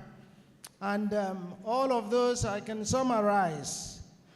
We're dealing with some of the instruments, most of the instruments for economic development of these African countries, and they included regulations and enforcement policies, technical guidance manual, technical guidance systems, and market incentives, including financing, training, international collaboration, especially on issues like tariffs, markets exploration, and working politically within economic blocks. Well, we have very knowledgeable people today. First of all, let me introduce the chair, who is acting on behalf of the Honorable Minister of Science, Technology, and Innovation. And I can say a few words about this gentleman, Mr. Ejiofor. Mr. Ejiofor and I worked very closely together to develop Nigeria's current science, technology, and innovative roadmap 2030. I served as the primary author of that, and agriculture was given much prominence in it. Right now, he's the executive director, or the what would be the equivalent in Nigeria? The equivalent of executive director of the presidential unit that deals with procurement. Non-oil sector procurement. Excellent. We'll give you the opportunity to say a few things about that before we begin our discussions, panel discussions.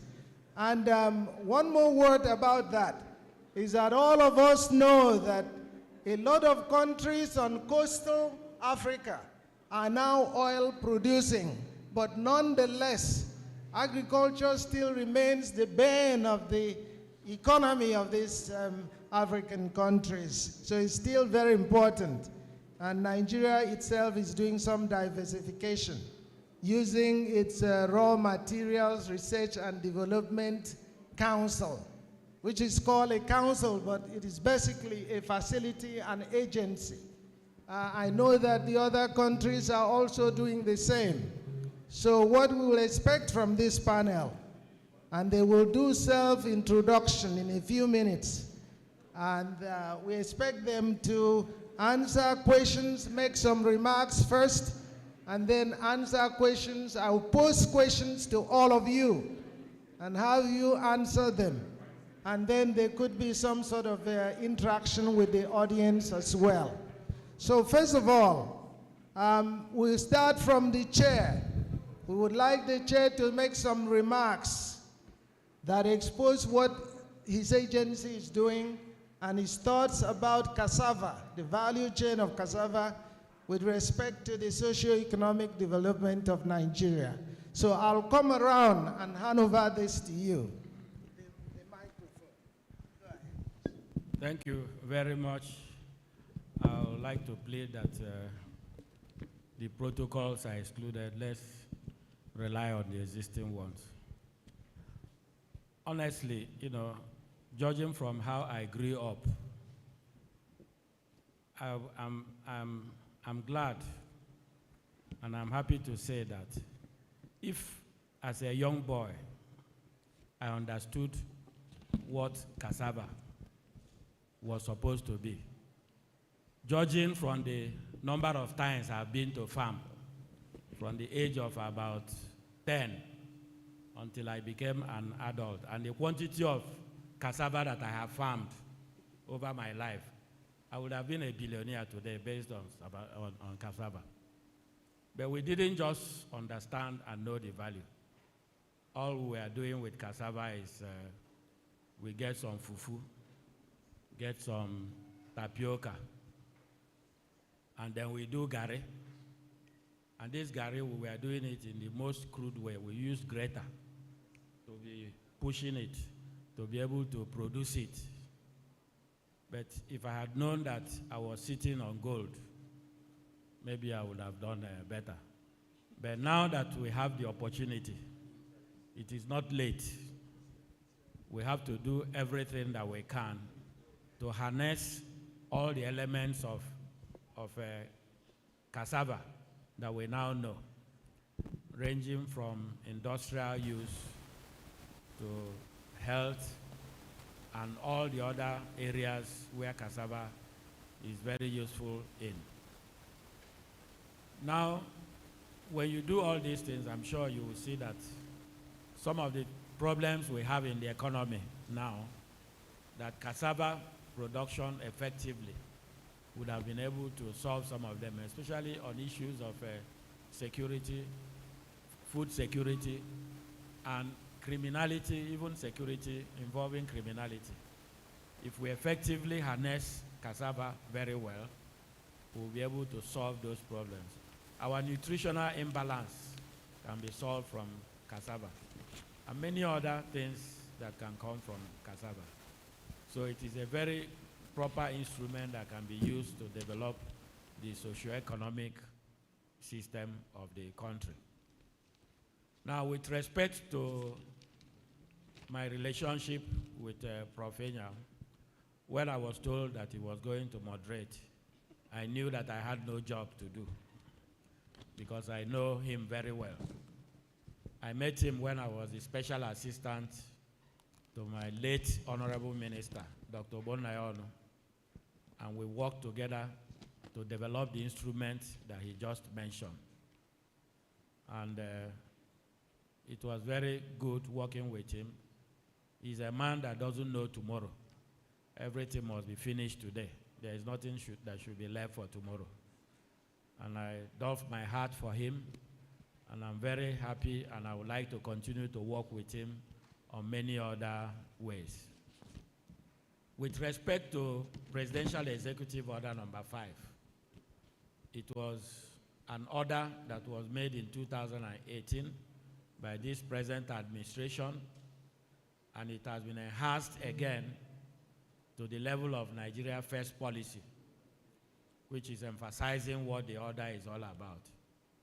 It is an order that is aimed to get together all the talents, all the professionals, all the young men, women, and everybody in this country to be brought into the center of Nigerian economy so that they will be able to have a chance to participate in the growth. It involves a lot of workforce training. It involves a lot of looking at different aspects of the economy in the non-oil sector, which constitutes up to about 93% of the GDP of this country. So it's really something that you cannot play with. It's an area that if the government does not pay attention to it, then there is a lot that can be lost. So beyond making the presidential executive order, an agency was established by Government Gazette. And this agency is called the Strategy Implementation Task Office for Presidential Executive Order number 5. In this agency, we're expected to look at all the ministries, departments, and agencies in the country and look at their terms of reference, the work that they are supposed to do locally. And we develop KPI for local content in the non-oil sector and monitor and evaluate and make sure that it's complied with. So that as the country is growing, the people inside the country will be growing with the country. Otherwise, you will find out that one day that the country will grow bigger than the people that are inside it. And they will no longer understand the country. They will lose control. This is what the government discovered, that if we are able to make so many of the youths that say they don't have job today, we give them skill in different sectors of the economy, and to work with foreigners. We are not saying that foreigners should leave Nigeria, but our youth and people will work with them so that everybody will be growing together on a win-win arrangement. So that is what the Presidential Executive Order is all about, and we are working towards it, and a bill has been passed by both houses of the National Assembly to make it a full regulatory agency that can help to grow the economy. Thank you very much. Thank you. So this is an effort by the federal government of Nigeria to diversify its economy and improve the livelihood of Nigerians by expanding employment sector across all economic sectors. So agriculture is just one of them. Yeah. Wonderful. So we'll go to the next speaker who will introduce himself. You already have that. Let's see whether it works. Aha, yeah.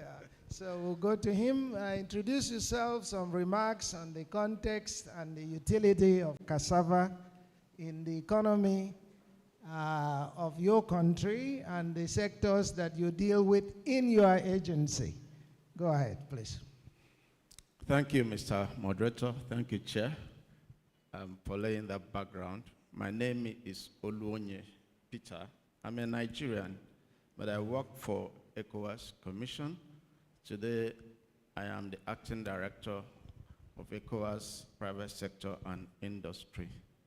And I'm glad to say that we were invited earlier to give a goodwill. I won't go into that, but I want to say that ECOWAS Commission is very pleased to have been invited to this very auspicious conference, which discusses one of the fundamental assets. I would say assets in quotes, because I'm going to qualify it, all right, of the region.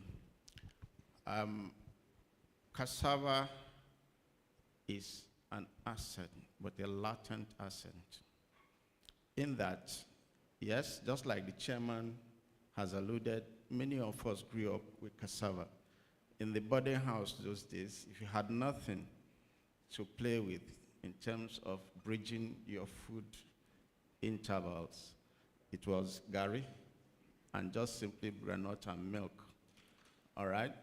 But today, we see that cassava remains a latent asset in that it is an industrial strategic raw material.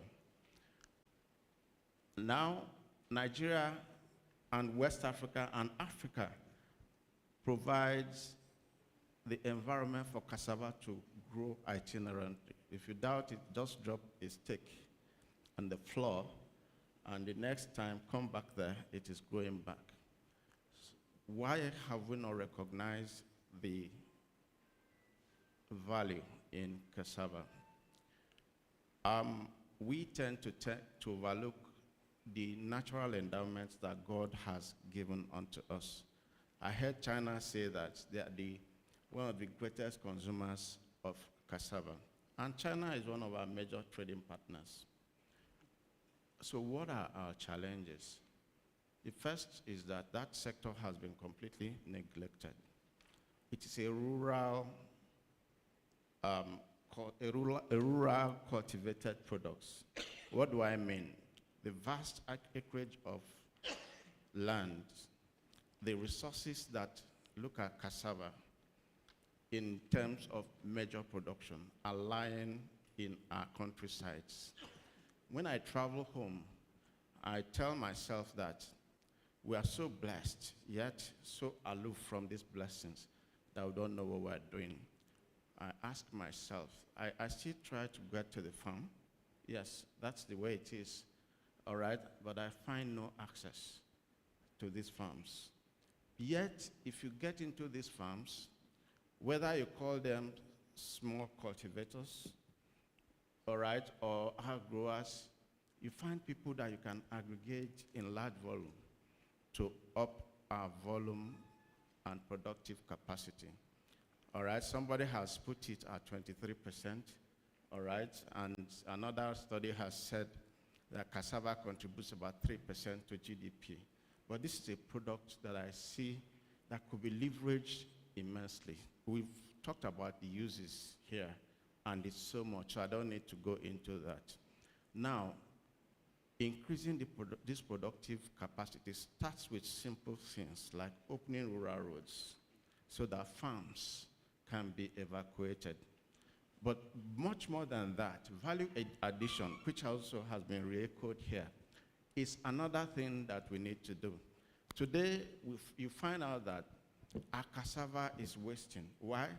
Because these remote farms have no access to industries. This calls to government policy. Where there is market failure, government industrial policy goes to correct this market failure. But how has it been done? I know there was a Nigerian cassava policy. Okay, a Nigerian cassava policy. I'm speaking for Nigeria, but I'll talk to ECOWAS. But has it been implemented? No. All right, it's not just enough to say that quality cassava flour should be added into bakery of flour production, but you should make the environment friendly for this to happen. Then we come to even the facilities, scaling up the skills of those who are doing it. There's no training. I'm talking of basic production here, no training. We're talking of, stakes or stems or seeds that you plant, all right? Somebody has said that in Enugu, they still use very low yield stakes. These are agro-research outputs that are lying in our shelves that ordinarily should be moved to the farm.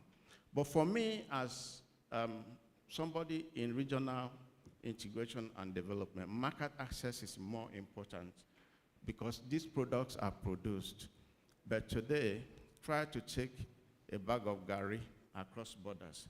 ECOWAS trade liberalization scheme is one that allows access, and for agro products, is zero products.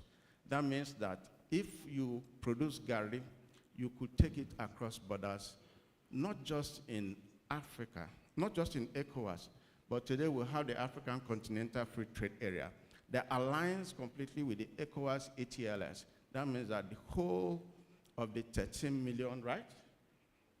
Yeah, is it 1.3 billion? Sorry, that statistics is deceiving me. Africans can access the products from sugar to from sweeteners to the food and all the products along the chain. Now, strengthening supply chain will mean also building partnerships. So let me just end it there. Access to finance, PPP arrangements, they all need to be tied up. All right, and maybe as we go into discussions, I may have the opportunity again to address some of these issues. Thank you very much. Thank you very much. You've talked about building capacity. You've talked about government programs, access to market and those are very important in a regional sense as well. So we'll come back. I'm sure the audience will have questions for you.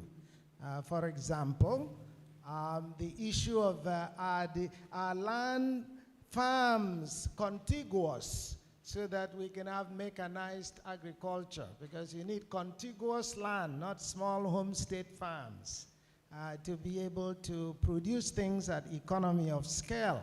So we'll come back. I'm sure some folks in the audience will ask you some questions. And we have the advantage that you are looking at things at regional scale. Please go ahead. Thank you. Thank you very much, Professor and the Chair. My name is Dr. David Okeo. Currently, I come from Kenya, and I'm very, very happy to be with you here. Secondly, I'm the CEO, Kenya Nutritionists and Dietitians Institute, which is a regulatory authority with the service functions to the government of Kenya in the State Department for Public Health. Now, we support government functions when it comes to matters of nutrition and dietetics, and also we support the Ministry of Agriculture when it comes to food systems. So I'm here today for this conference of Cassava, on Cassava, and I want to start by saying that when I grew up, when I was young, in our homes, where I come from, every home had a cassava field, and it became one of our first-line foods when I was growing up. Now, categorically, I would want to say that that has been lost in many rural homes in our society in Kenya. But still, Kenya produces 30% of Kenyan food actually comes from cassava. We have Western Kenya, which give 30% of that food crops. But the unfortunate gap is when you go across the rural community in Kenya, you find that we have vast acres of land that are still lying without any food crop in them. And I know there are many projects that have initiated cassava production in various parts of the country. Now, you will find every home, at least in the rural community, 30 acres of land exist, but only 2% are used for maize production. Now, we see a potential that cassava can become a commercialized and also a food product that can solve our problems. And I see cassava being a regional food crop that can provide a solution to our issues of food security and also malnutrition. Now, the biggest worry is that many of our governments have focused on commercial crops that are not traditional oriented. And so we would rather import food products than produce them. So if this becomes a regional movement, that we may bring the entire countries of Africa together, like in this case, and upscale it to every country, cassava will become a solution for Africa. The other thing I would want to say is that while Nigeria seems to be having a policy, which my friend here has said the implementation is a problem, I agree, because we come up with many policies. I know Kenya also has a policy on food production, but we don't have a specific policy on cassava particularly. And if you were to ask a Kenyan today the position of cassava, many of them will tell you that that is a food product that were used before. So currently, it is ignored completely because it has been replaced by maize and other products. And I see a situation whereby if we voiced out the importance of cassava from the nutritionist perspective, which I know can solve our problem of energy malnutrition, also we look at it from the value addition in the food chain, where now we bring in commercialization of cassava and cassava products, then it will become a solution. My stake is that Africa is rich in terms of soil, and if we bring in the value chain of cassava across every country, then we are going to have a major turnaround when it comes to issues of food security, accessibility, and sustainable development. So I see cassava as another asset, just as has been said by my colleagues. Thank you very much. Thank you. I cannot resist asking you this question, knowing Kenya very well. When you compare cultivation of cassava and cultivation of maize, what are the differences for Kenya? And also, how does financing of projects there in Kenya on cassava affect the interest of the general population in reverting to cassava versus maize? Okay. I know East Africa has large expanses of land, and the land is typically flat, so it's amenable to mechanized agriculture. What is then stopping reasonable investment in that sector with respect to cassava? Thank you very much. I think, just as I said, in many parts of Kenya, particularly the western side of Kenya, we have some traces of lands that still adopt cassava as a food product. However, almost 70% of Kenyan land is now planting maize. And so chances are that maize will replace the entire concept of food production when it comes to cassava. Though we have communities that still believe in maize and cassava. And that is why we have many projects in Western Kenya trying to promote particularly cassava in small scale within the household. In terms of contribution towards the GDP, in as much as cassava still contributes towards our GDP when it comes to agricultural products, maize has taken over, and maize has become the staple food. So many households, particularly the new generation, the youth, do not prefer cassava as food. But when it is prepared in a way that is pleasant, then you'll find that they adopt the eating of cassava, particularly when it comes to the new cooking methods.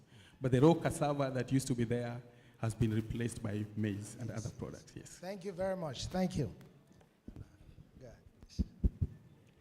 Thank you, Prof, for giving me the floor to speak. And permit me, distinguished ladies and gentlemen, to give you an insight on the issue that we're here today, cassava. My name is Kemji Ajoko.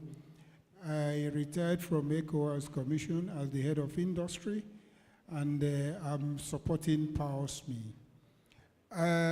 I'll start by referring us to the issue earlier said by the minister who addressed us of the budget and economic affairs, yes.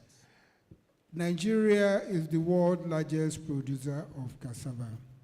We often say this, but we have also not realized that we are also the largest consumer of cassava. And that is why today, if you go to our market, gari is very expensive. Look at the population of Nigeria and look at our production. You see there is a mismatch. Virtually everybody is eating cassava in one form or the other. And now, when you look at our production and the yield, you see there's no way we can sustain the production of cassava to meet our needs. I mean, in terms of even food security, not to talk about industrial production. Now, in Thailand, if you look at their yield there, cassava is not a staple food there, they don't consume it, but they produce it for export, making cassava chips for animal feeds and all that, and other cassava products. The yield there is higher than what we have here. IITA, Umudike, they have been doing a lot, but we need to improve our yield to be able to meet our food security needs as well as industrial production. I want to share experience with you referring to what Prof talked about contiguous production in contiguous area. I think in 2004, FAO recruited me with one of their staff to carry out a value chain assessment of cassava and oil palm production in West Africa and then Cameroon. And we traveled the length and breadth of Nigeria, and we discovered that people who are growing cassava are growing it at subsistence level, and then they are scattered here and there, oftentimes aggregating the production. And mind you that cassava is a perishable product. If you don't process within a certain period, it's gone, it ferments, and then you can't get anything out of it. But what we discovered was that IITA, in course of their research, developed certain varieties that can be for industrial use. For instance, making cassava starch. When you grate that variety, it gives you more water than fiber. And there are also other varieties they have been putting out there that can give you fiber. And these ones are the ones we are consuming. Now, we came up with the idea that if we introduce a principle of nuclear estate initiative, that we can be able to solve the problem from production to market. Now, the producer does not bother himself or herself how he's going to sell the product. He or she concentrates on production. Then there are off-takers who come and take the product. They know where the market is, they take it. And we propose to FAO that if we adopt that strategy, we are going to improve production, leveraging on extension services from research institutions and universities to increase the yield. Then we can sustain production of cassava over time. And we were in Ghana to make presentation of our report. And that initiative was adopted. Now, what happened in Ghana was that they gave priority that what we want to do, yes, in as much as they eat cassava in various forms, we want to focus on cassava starch for export.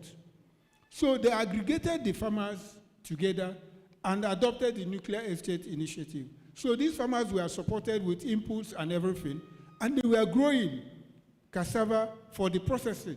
So what the processors did was they relocated to that geographical area or vicinity where these producers are producing. So as soon as you produce, they process, and then they take it up from there to the market. And I believe that if we adopt such strategy, we can improve the yield. We can also ensure that we'll be able to have sufficient and sustainable raw materials for our processing industries, ensure that we provide cassava that will address our food security issues, and then grow our economy. Thank you for giving me the opportunity to speak. Thank you very much. So you are advocating for segmentation of the value chain, some sort of division of labor. So those who are in cultivation deal with cultivation, those who are in storage deal with storage, and then processing, and then export. So you want them each to reach economy of scale, right, by banding together into compacts. So I'm wondering why the federal ministries and all these other countries don't adopt that. That seems reasonable, and it is not only for cassava, but for other commodities. They tend to do that. So we'll go and get on to the next speaker. Thank you very much for your remarks. Thank you very much, Prof. Ladies and gentlemen, good afternoon. My name is Agoro Olaiwola, and I work for the Federal Ministry of Innovation, Science and Technology. I'd like to share my thoughts from what my colleague actually said. All over Nigeria, I don't know, well, maybe from the southwest where I come from, it's important, cassava through Gary is important in every home. And as I speak with you, in my house, at least among my kids, anytime they finish eating, you see them falling back to Gary. And it tells you the importance of Gary. It's very important because it has become like a cash crop, and which probably you think government should be making so much money from.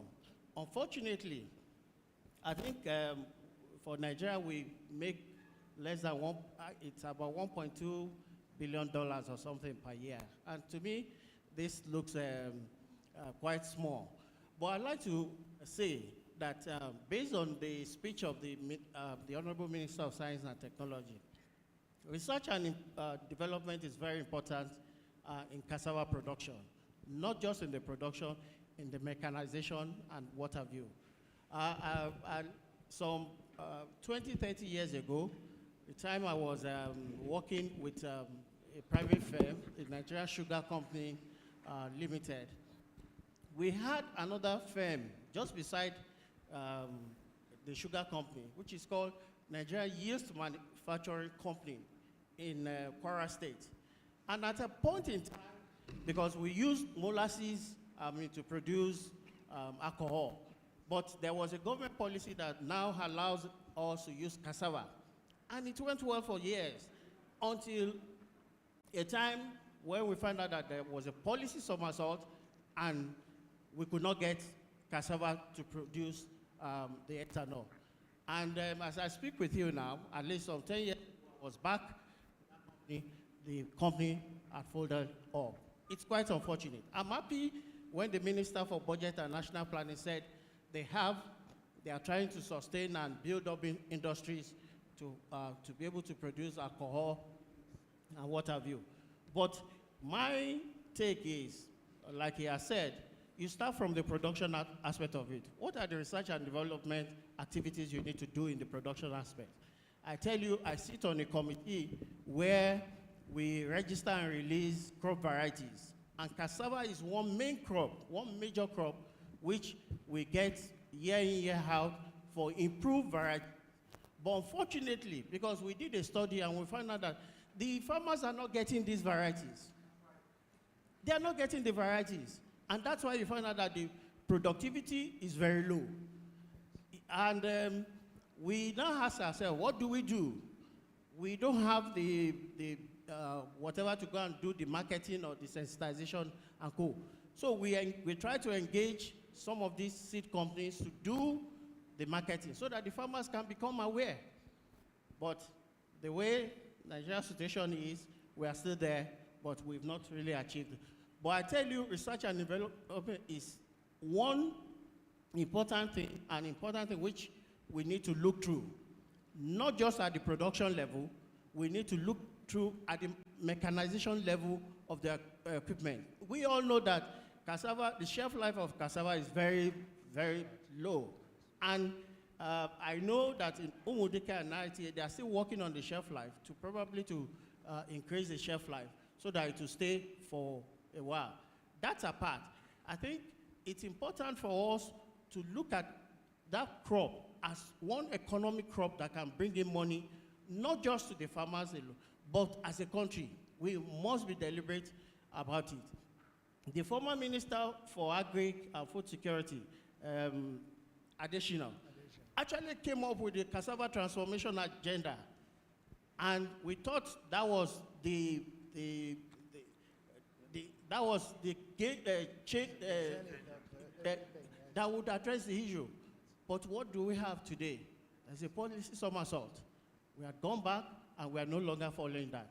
I think it's important for government to be deliberate about it. We need to focus and spend more money on research and development. Except we do this, we'll just be playing around. In terms of trade, for me, I think it's important because money is important, not just to the country, like I said, but to the individual. Are we making enough money from cassava? I mean, in the value chain, are we making enough money from the different products or byproducts of cassava? To me, the answer is no. And we need to improve on all this. They had mentioned about some of the challenges, which I really do not want to overflow. But for me, I think it's important that we look at the R&D from the production to the processing, and most importantly, the post-harvest technology. It's important. Gone are the days where you go to the villages and they use scripts, and yes, it's good on a very small scale, but it's not sustainable. It's no longer sustainable. We need to look inward. We need to charge our researchers to do more, and we need to fund them. I'd like to stop at this. Yeah, thank you very much. You mentioned one point that I have to make some remarks for the benefit of the audience. You mentioned that in spite of advances in research that bring out new varieties, people in the villages are still using the old varieties and still working the way they used to. I see the absence of one very important instrument, that's extension services, agricultural extension services. I know some of you have colleagues in the United States. I was a research institute director in America for 35 years. And every university that is called something state university is a land grant institution that started as an extension center. So Oklahoma State University, Michigan State University, every one of them that you hear, State University. It means that it was an agricultural extension center that eventually developed into a full-fledged university. So in a sense, the wealth, stealth, and health of the United States is really dependent on what it did many, many, many years ago by doing that. Take a country like Nigeria. South Africa is trying to do the same thing, but Nigeria has not.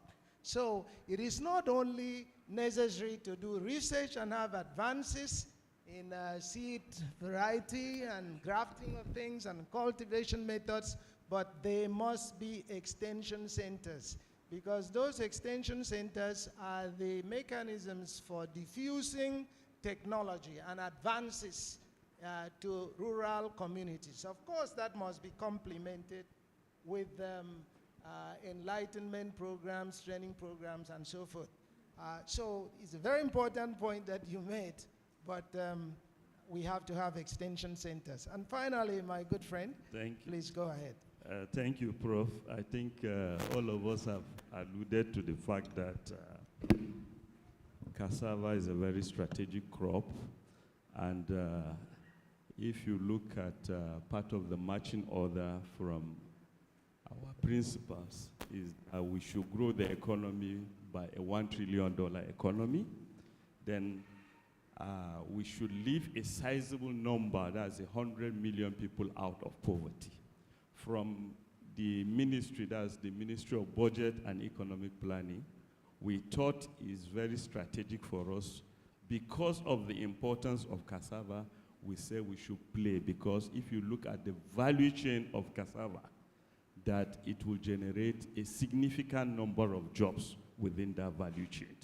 So we have a project at the ministry, we call it the Cassava Value Chain Development Project, which in the project, we are interacting with smallholders farmers, more especially women holders farmers, Wolfram and the rest, you understand, to sensitize them on particularly what type of yield. If you remember when my minister was on the podium, he made mention that when he visited Enugu, that he went to a local government where the specific seedlings they were using was not a very good seedlings, you understand? So that's the essence of sensitizing those farmers that we are engaging. And we are partnering too with the Nigerian Academy of Science and even FIRO, because part of the project we are doing under the Cassava Bio Value Chain Development Project, a government have agreed to set our bioethanol plant in each of the geopolitical zones. Bioethanol plant. And how do we get those feedstocks? We say we need to cluster farmers within those zones, empower them. So to lift a lot is to address, I hope you are getting we want to address those issues because government is already giving us a tax. How do you address issue of jobs unemployment, leave people out of poverty. So we said, let's see how we can engage this to address this issue. Then on the issue of $1 trillion economy, that should be attained by the year 2030. We felt that Cassava too is going to significantly improve, you understand, and make some kind of contribution in terms of getting it. Because for us to get $1 trillion economy, we need to move at a GDP rate of a double digit. So if we want to move, definitely, you know, in agriculture, you know, that's part of where the sizable number of people are engaged in terms of farming. So at the ministry, you see, if you recall that my minister made mention of a project that's the Renewal Based Development Project, which has just been recently been approved by NEC, by Mr. President. And they are using it too to address issue of poverty, issue of jobs, to identify those specific wards and what are the opportunities within those wards to lift. You see, because part of the challenge is people have been doing rice farming, have been doing cassava farming, but these people have still been poor for years. You understand? So definitely it should be a cultural issue. Then we need to look at it. Is it what type of seedling are they using? You understand? Is it the right seedlings? It's part of the extension workers that we need to address. So basically at the Ministry of Budget and Economic Planning, because we have that mandate of bringing all the relevant MDAs on board to address issue of policies, just as rightly mentioned by my minister.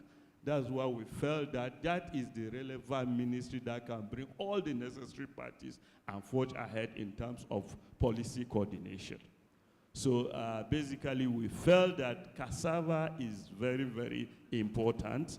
We can use cassava to grow our economy. We can use cassava to generate jobs. So I think that's why we have the Cassava Value Chain Development Project. And I think for us to have engaged with the Pan-African Alliance, we are going to work closely with them and bring them on board on the number of activities we are doing in the ministry. So on this note, let me raise my case maybe when we come back. Thank you very much. Thank you very much. Yeah, thank you. Please, a round of applause for all the panelists. Yeah, thank you, thank you. But we won't let them go without answering a few questions.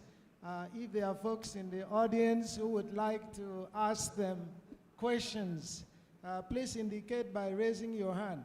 And please don't give a long lecture because we have very short time to deal with this. Just 2 minutes per person. And we'll make sure that there's gender balance. All right, my good friend in the red cap, go ahead, please. I think I need to surrender this mic, so I take the other one. We want to hear. Do you have a mic with you? You don't? Please let me. Thank you. And you close for us as the chair. All protocols duly observed. My name is Professor Abba Garbagaya from Aliko Dangote University of Science and Technology, Udil Kano, as well as Senior Advisor to the Executive Governor of Kano State, Engineer Abakabir Yusuf, on crop production and extension services. Actually, in cassava production, not only in cassava production, but we have a lot of problems, particularly to the farmers. Some farmers are highly rigid. They don't want to change. Even if you supply them with farm inputs of different crop varieties, they will never make use of them. They are accustomed with their traditional seeds and planting materials.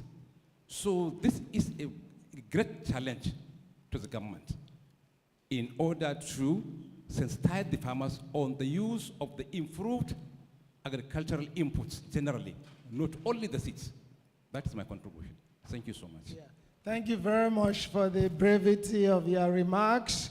That still points to the need for a very effective extension program that changes the culture. I mean the culture of farming, not socioeconomic culture. But let's see. Who else? I see a hand there. And you in front, the lady in front. I'm sorry, I can't see very far without my glasses. Yeah, thank you, sir. I was also educated in the U.S. and taught for a few years. And one of the things that I know very well is that adaptation. I'm very I'm sorry. sorry. My name is Damiana Serafini. Wonderful. I am working on a study that evaluates the use of cassava residues, actually agricultural residues, for the production of sustainable aviation fuels. This is a study that is hosted and supported by the Nigerian Civil Aviation Authority, and I am working for the European Aviation Safety Agency. So my point is, I worked with many programs in the United States. I'm originally from Argentina, big agricultural nation. And I know one thing that's for sure is that extrapolating something and inserting it into another culture is a danger. So adaptation is key. And the fractioning among the different ministries and the different programs, it's also something that puts all efforts at risk. And what I can hear is that there's many programs. Everybody is in this effort of trying to make the cassava value chain more effective, whether it is the use of the land, small or industrial scale, the variety of the cassava, of the seed, or whether it is the agricultural practices and the lack of understanding how to change a habit. There's a lot of work to be done, but maybe if the work is done together and there's communication across all those actors that are trying to reach the same goal, but there's just so many. I see everyone that I hear is everybody talking about a program about something that relates to the efficiency of cassava. And yet the efficiency is not there, and you are the biggest producer in the world. And we have the Chinese today saying that 96.8% of the cassava they consume is imported. So the opportunity to organize internally is great, so that you can bring all the effort that everybody's putting towards trying to realize the value added of an industrial cassava sector versus just a commodity. So I applaud everybody's effort, and as the extensions exist in the United States, it is also the same thing that the ministries speak with each other and work together, and there's agencies, actually, the ones that work through the ministries. The agencies are the ones that implement. So I encourage you to look on that type of organization that can bring the value you truly have, but you haven't realized yet. Yeah, thank you very much, and I hope your organization will sort of collaborate with PAOSME, since ultimately it's the continental organization that can ensure that some of those utilities are developed. We are here for that, sir, so please reach out. You are doing that already? No, we are here to extend our Wonderful. collaboration with whoever is willing, so please reach out. Wonderful. Dr. Henry Mochio, I hope he's there and is listening to that. Yes, so that you can get together before the symposium is over. Let's see, I'm going to assign numbers, so you prepare to speak. Let's see, are there other hands? I think we'll take maybe 5 more. This light is blinding me with glare, so I cannot see very well from the stage. Wonderful. Okay, let's see the hands now. Let's go this side. So you are number 1. The lady in pink, you're number 1. Let's look at the middle here. The gentleman who had just stood up. You are number 2, and the one in front is number 3, the red-capped one. And let's see on this side too. I'm sorry that we won't be able to take everybody because of time limitations. But you in front, you are number 4. And so when I say number 1, it means you stand up and speak. I will not know your name. We need at least one more lady. Where is a lady there?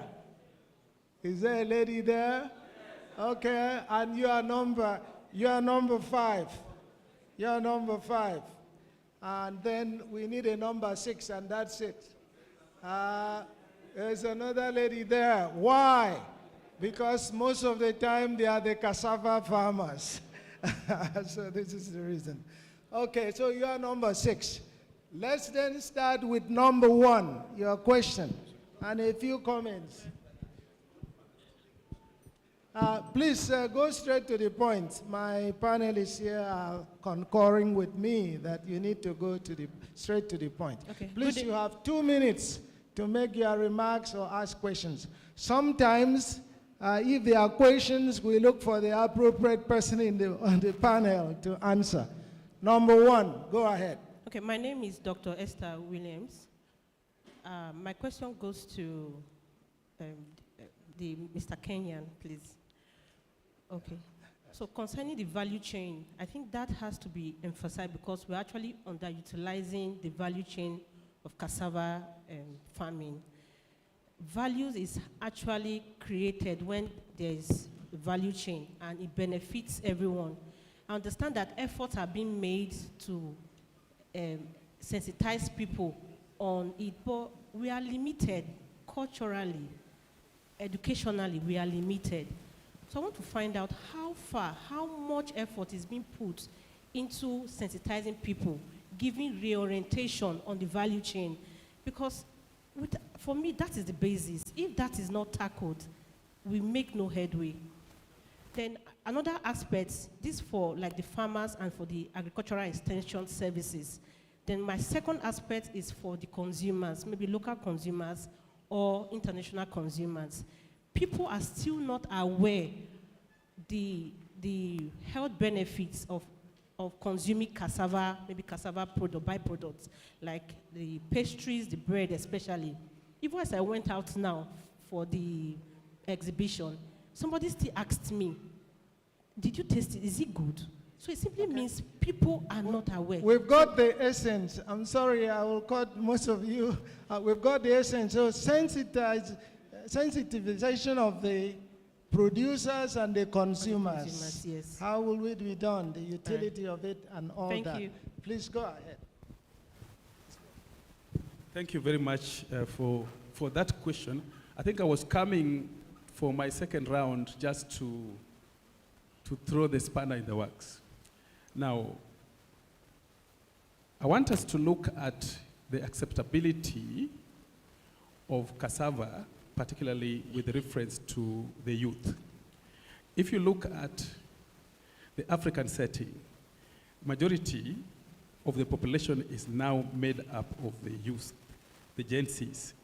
And you see their shift has now moved from food to IT.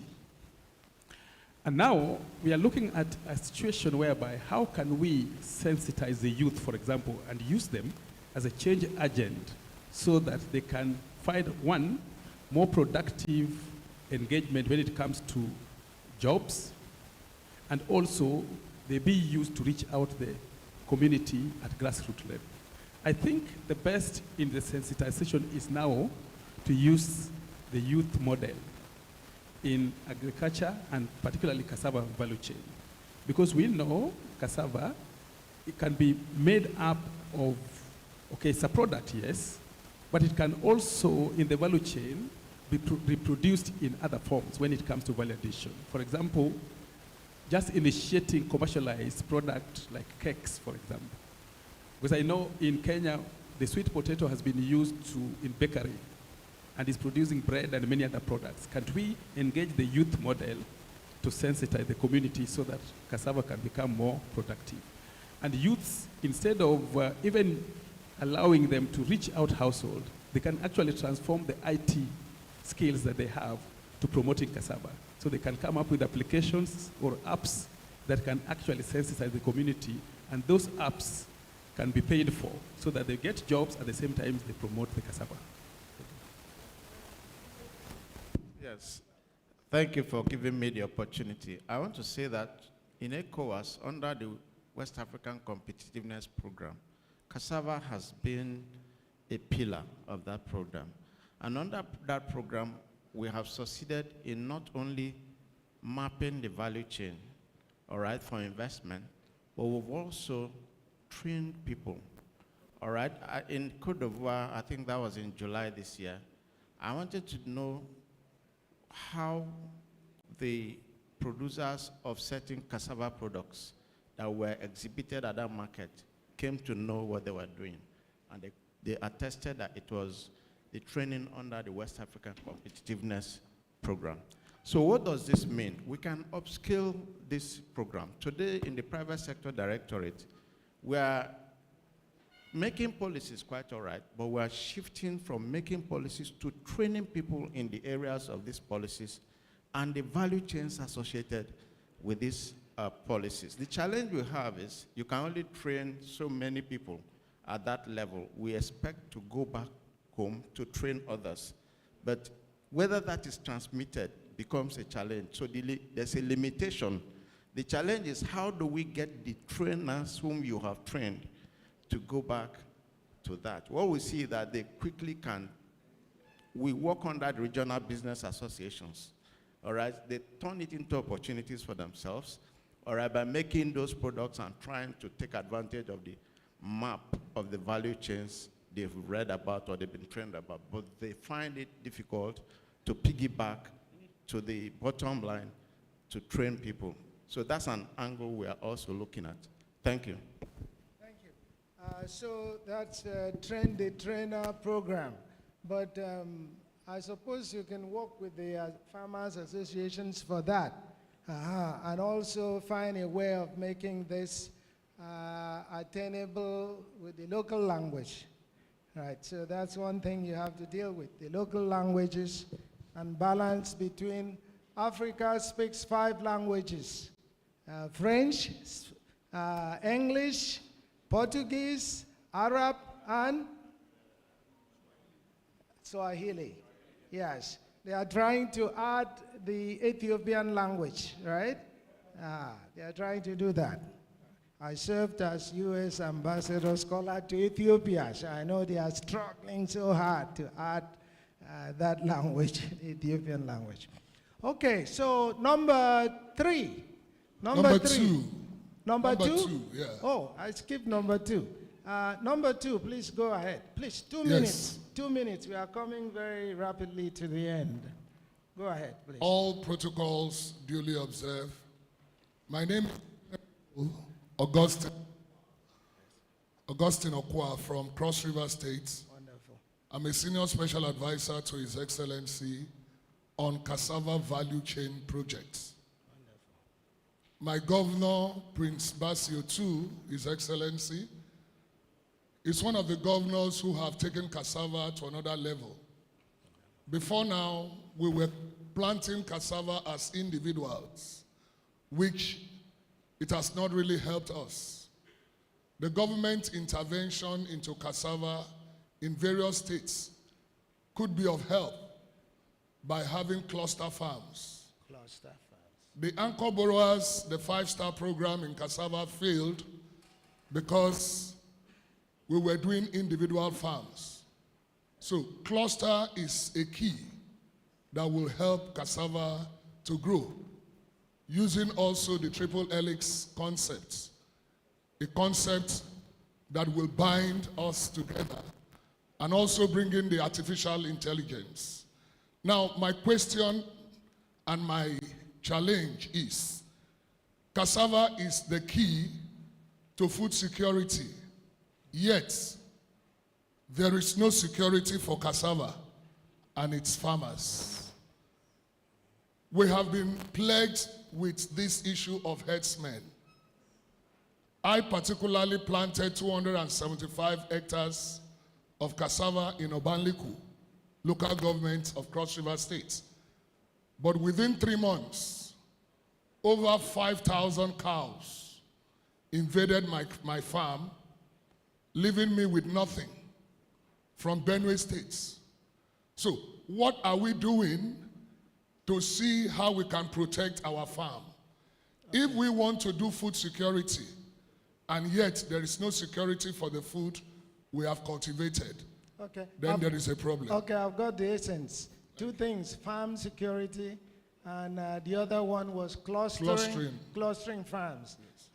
Cross River State, I hope As the plan gets deeper and deeper, they will go to Tanzania to study what President Julius Nyerere did many years ago in a policy called Ujama, that is collectivization of farms.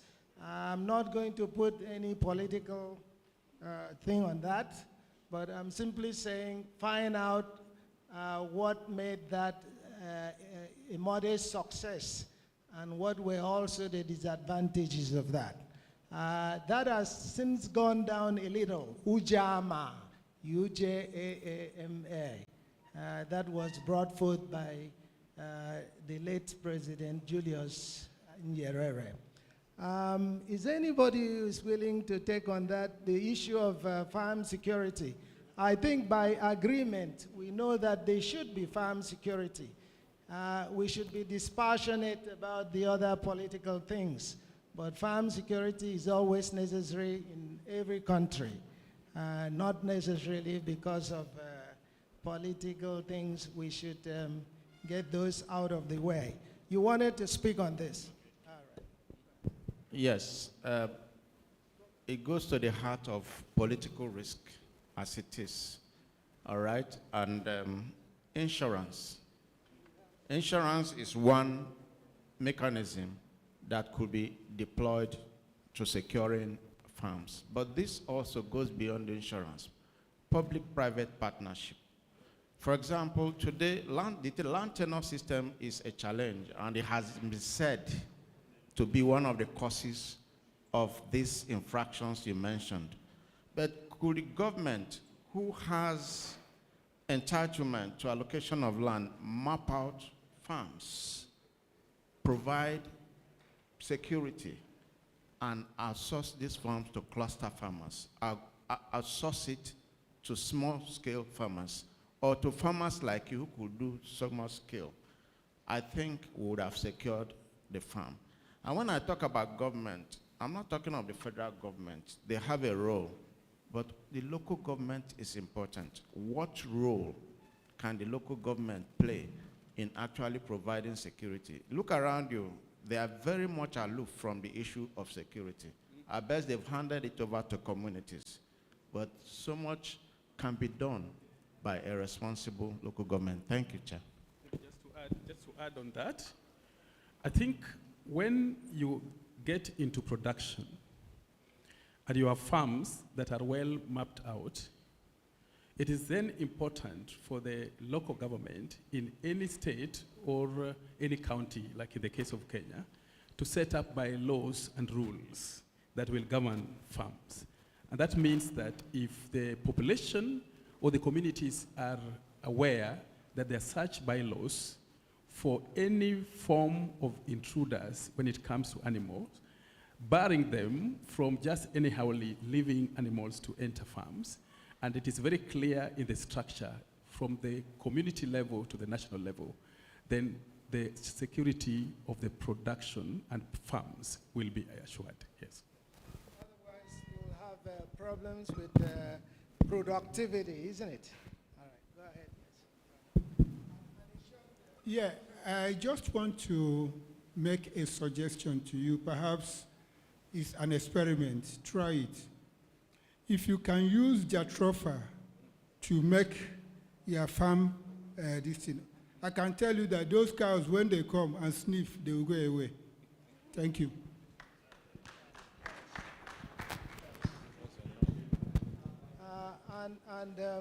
Number 3. So we need to go fast because our time. Number 3. Yes. Yeah. Okay. Number 3 is here, please. Oh, go ahead, please. Go ahead.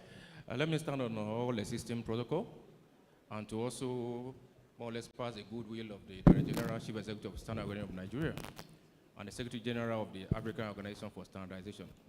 We're supposed to be here, but unavoidably absent. Well, the Minister of Innovation, Science and Technology mentioned in his speech about the value chain, basically that Nigeria can industrialize when we produce. And basically, they speak to the value chain of cassava. And for us to harness value chain, that means there must be quality and standard that will drive this. I know that's for the places where sun comes in. And we've been there actually, through ASO, we've established standards. We've actually harmonized standard for agricultural cassava derivatives. But mine is that I just want to find out, is this conference aware of those moves? That standards have been developed for all the derivatives, and that when these standards are put to use, basically the product can, the consumer can have access to it. And when there's demand from the market, then there will also be demand for, basically, more the demand at the end, then there will be more for demand through the farm end. So mine is that what role, what relevance have we given to standards and quality when it comes to this product? Thank you. Yeah, thank you very much, and for being, for the brevity of your remarks and questions. I think we have somebody here who will respond to that. Yeah, we have standards. We have national standards, we have regional standards, we have continental standards. And within the framework of standard harmonization, ASO has been doing something at the continental level. At the regional level, ECOWAS Commission has been harmonizing regional standards. And that is why you see that at the national level, you have your national standards. And the whole essence to be able to expand the market scope is to be able to harmonize these standards. But one thing I've observed, leveraging on my experience over the years working at the regional level, is that when these standards are harmonized at the regional level, national standard bodies are supposed to domesticate it and then create the awareness and sensitization of the standards so harmonized. But where this thing is not done, definitely the standards will be on the shelf and nobody will be able to operationalize it. And so the onus lies on our national standard bodies to ensure that they make these standards known to people, and then also reduce the cost of obtaining these standards, because they put premium on this standard and people look at it, they cannot afford it, they go away and continue business as usual. So let us bring down the cost of accessing these standards and also provide technical and support services. In that way, people will be able to implement or operationalize the standards. Thank you. The issue of standards, very important because of foreign markets. I personally know now of some oil in palm oil. Palm oil from one country, I don't want to mention the name, worth about 1.8 billion over time, has been rotting in one foreign port. Why? Because they were not produced to standards. So they are now rotting there, and it's great loss to those who sold that. So I hope ECOWAS is constantly revising the standards to meet foreign trade requirements. The market overseas. If you produce here and you can't sell because the standards are poor, they were not produced to international standards that can meet requirements of buyers overseas, then that's a huge loss. We have maybe 10 more minutes, so we go to number 4. Yeah, number 4 is here. Thank you very much. Yes. Please go Quick ahead, one. please. Yeah, I'm Number Okoye Benjamin of the National Root Crop Research Institute, Modike. Yes. Now, beyond farmers who do not have access to innovations like the improved varieties, the national root crops have developed more than 60 improved varieties of cassava with IIT over the years. You see, for some farmers who even have access, they do not even have the prerequisite in terms of adoption of innovations that go with improved varieties. Some of them think planting improved varieties, they will perform magic. No. For example, how many farmers, smallholder farmers, have 8 bags of fertilizer per hectare of cassava farm that is required for these improved varieties to at least achieve their full potential? Nigeria is the highest producer of cassava in the world, but among the 50 or 60 or even 80 countries of the world that produces cassava, Nigeria is not there in terms of productivity. It ranks very low. So part of the problem is the innovations that goes with achieving this high yield in terms of productivity. Some farmers who have access to the materials are not aware, or they do not apply them because they are resource poor in terms of smallholder farmers. The target actually should be on the smallholder farmers because indeed they have sustained food security in this country. Thank you. Just Thank a you. comment. Another case for extension services for training, awareness, sensitization, and all. Okay, then I think the panel agrees with this, right? Please, very short comments by two. Yeah, let me get him first because it's been. Thank you very much. I'm happy the person that made that comment is from Umudike. And you agree with me that there have been some leeway which we are trying to adopt. And that's why I equally align with the executive assistant to the governor. I think one way where we could probably get out of this challenge is to continuously use the farmers' demonstration site. If you have a demonstration site and you now call the other farmers to come and see, because like they say, seeing is believing. If they see the productivity of cassava on that site, I am sure they may be able to adopt those varieties. But when they don't see, you know, our farmers are skeptical. Whatever you bring, they'll doubt. But when you establish a demonstration site and they see the performance on that site, it will be easy to adopt. Yeah, to complement what he said, the improved varieties, at times, at the cost they deliver it to the farmers is so expensive that the farmers cannot afford it. So they reject it. What people do is to get orders and then give me some stem from the I farm in my place. They don't bother about improved variety. So if we can make these varieties, improved varieties, affordable to the farmers, I'm sure they will adopt it. Thank you. We can't leave one of the people we promised will speak. So that's the sixth person, the final person. Can you make your remarks in 1 minute and then the other person 1 minute so that we can be fair? Go ahead, please. We can hear you. There is no mic there. No mic. I can surrender mine if there is none there. Okay. Speak. Let's see whether we can hear. Let's see whether we can hear you. Yes. Yes. Thank you. Thank you. Thank you so much, sir, for giving me this opportunity. Yes. Very quickly, my concern is on the policy. And then, you know, we need to have a comprehensive policy. I don't know how long the policy is now. If it's about 5 years, it needs to be reviewed. And all the comments we've been having here, they need to come together and they make a comprehensive policy. I think that is where we need to, you know, really start. Comprehensive cassava policy is very key. Thank you very much. Yes. Thank you very much. That will make it into the communique of this conference, which is planned for the final date. Okay, so go ahead, number 6. That's the final remark we'll have, or question. Go ahead. Good afternoon. My name is Chidima. I'm from Anambra.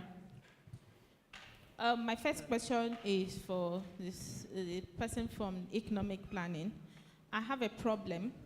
Government makes a policy, and at the end of the day, it affects us. I am a farmer. Don't mind my color. I'm a pure farmer. So this year, we had a loss in cassava, simply because we buy input. Somebody said it. You go and buy input, the improved cassava varieties in very high cost, fertilizer in very high cost. At the end of the day, government make a policy that the input that we get at the end of the day, we sell it at very, very low cost. I have 382 smallholders, rural women that I'm working with every day that are processing cassava of different types. So what is the policy that we have sustainable policy that not when we finish, at the end of the day, we are making loss. Secondly, are there database of real cassava farmers? When I mean real cassava farmers, cassava are women that are planting cassava. And these women are in the rural communities. It's not when government make policy, for instance, they will come to Oka and drop the policy in Oka, in government house, and that thing did not get to the real women that are in the interior villages planting cassava without any support from the government. We need to leverage on technology, get comprehensive cassava farmers in the rural areas. When government have incentive, it goes directly to them. Thank you. Yeah, thank you. I want the representative of the Minister of National Planning to make Thank you for those questions. I think for the database, let me start from bottom up. I think we have Association of Cassava Growers all over. Huh? So that will be the basis of having a database. You have farmers. Is it Form 1 or War Form? Is an association of cassava women farmers. You understand? You have, there are a number of pockets. I can't remember the names, but I'm sure there are pockets of cassava farmers associations spread all over the country. So the next question she raised was on the issue of costs. I think that's part of prices. For Rust, you see, we felt that we are in partnership with the IITA. And why are we in partnership is to see that they can produce seedlings at a very affordable price so that government can now use that to, interface with the farmers so that farmers can get it at an affordable and accessible price. So we are interfacing with ITA and the Institute of Umudike, Root Tuber Institute in Umudike. And part of what we are doing is to see that these prices of seedlings are very, very at an affordable so that farmers can engage. We felt that cassava is very, very important, just like what I said in my first, when I was talking, I said we need to see how we can use cassava to generate jobs, and we need to see how we can use cassava to attain some of the aspiration, government aspirations. So basically, Madam, we are in partnership with IIT and those research institutions. Thank you very much.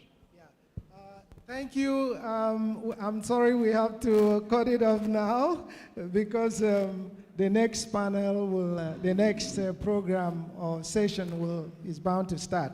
But before doing that, I have to thank all the panelists. You can hear the wealth of their experience is deep, but we have to give the final word to the chairman of the panel. Please go ahead and say a few closing words. And then Okay. Let me start with the policy. Please, the Presidential Executive Order 5 covers cassava under the non-oil sector and all other agricultural products to ensure that you have all these protections that you are talking about, including assistance with funding and making things more available to you by way of study and finding out where the problems are. And I just mentioned that the existing policy, which is Presidential Executive Order 5, that there is an enabling law which has been approved by both houses of the National Assembly and is being transmitted for assent. Once this happens, then all the people in this cassava business will have to approach my office. So actually, most of these issues you are raising, you are giving me expo. So apart from the cassava farmers, I'm going to meet with so many other groups. I will meet other artisans to find out all their problems. The Presidential Executive Order number 5 is working from bottom to up. We have a public complaints committee we have a public complaints council. And we have even advertised several times in several newspapers, even as the law is being prepared, requesting groups like this to make submissions on their issues. Many people have not done so. Maybe they have not seen the publication. But if I have your association and all the information that you need, I will push out all those publications to you. And I'll be feeding you with all the information. So yeah, you can see the renewed hope that we are talking about is on the way. And very soon that can be achieved. And with respect to most of the things we have discussed here, from the notes I have made here, I think we have all agreed that we are committed to fostering local framework that will empower all our farmers in clusters, preferably, and give incentive to innovators so that most of our agricultural production will be sustainable and local. And it is no longer, from all we have discussed here, that cassava is no longer just a crop. It is now an asset that everybody is watching to see how it can be effectively utilized to change our economy, create jobs, and make so many people happy.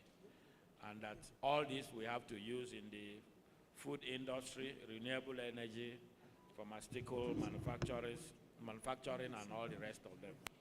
And it also provides opportunity for smallholder farmers, local equipment fabricators, and other industrial investors under this program. And I think that we need to now take the opportunity of this conference to come up with strategies that will make all these things a reality, so that it won't be just a matter of speaking.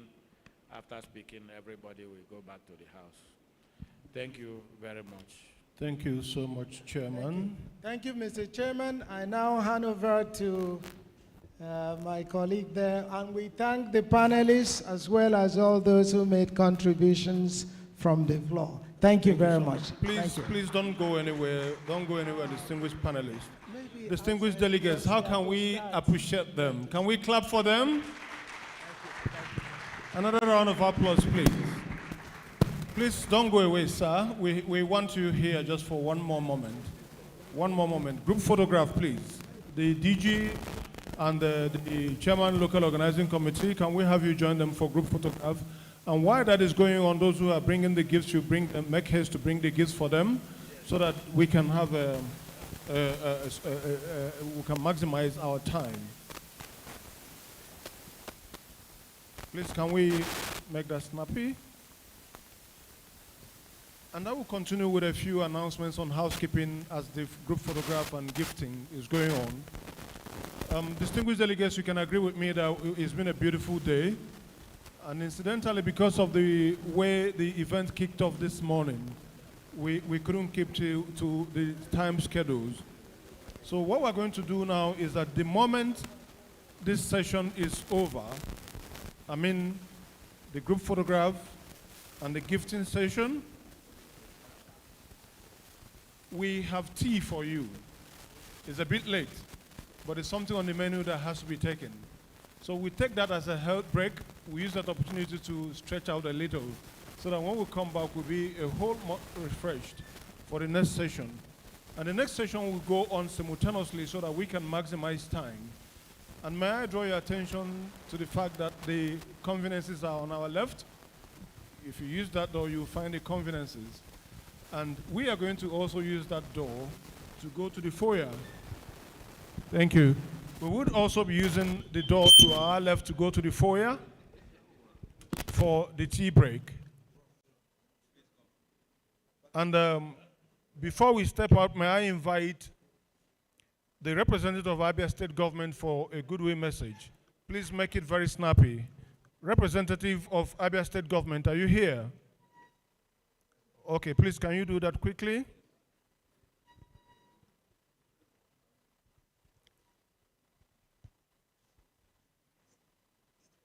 Please make it snappy, please.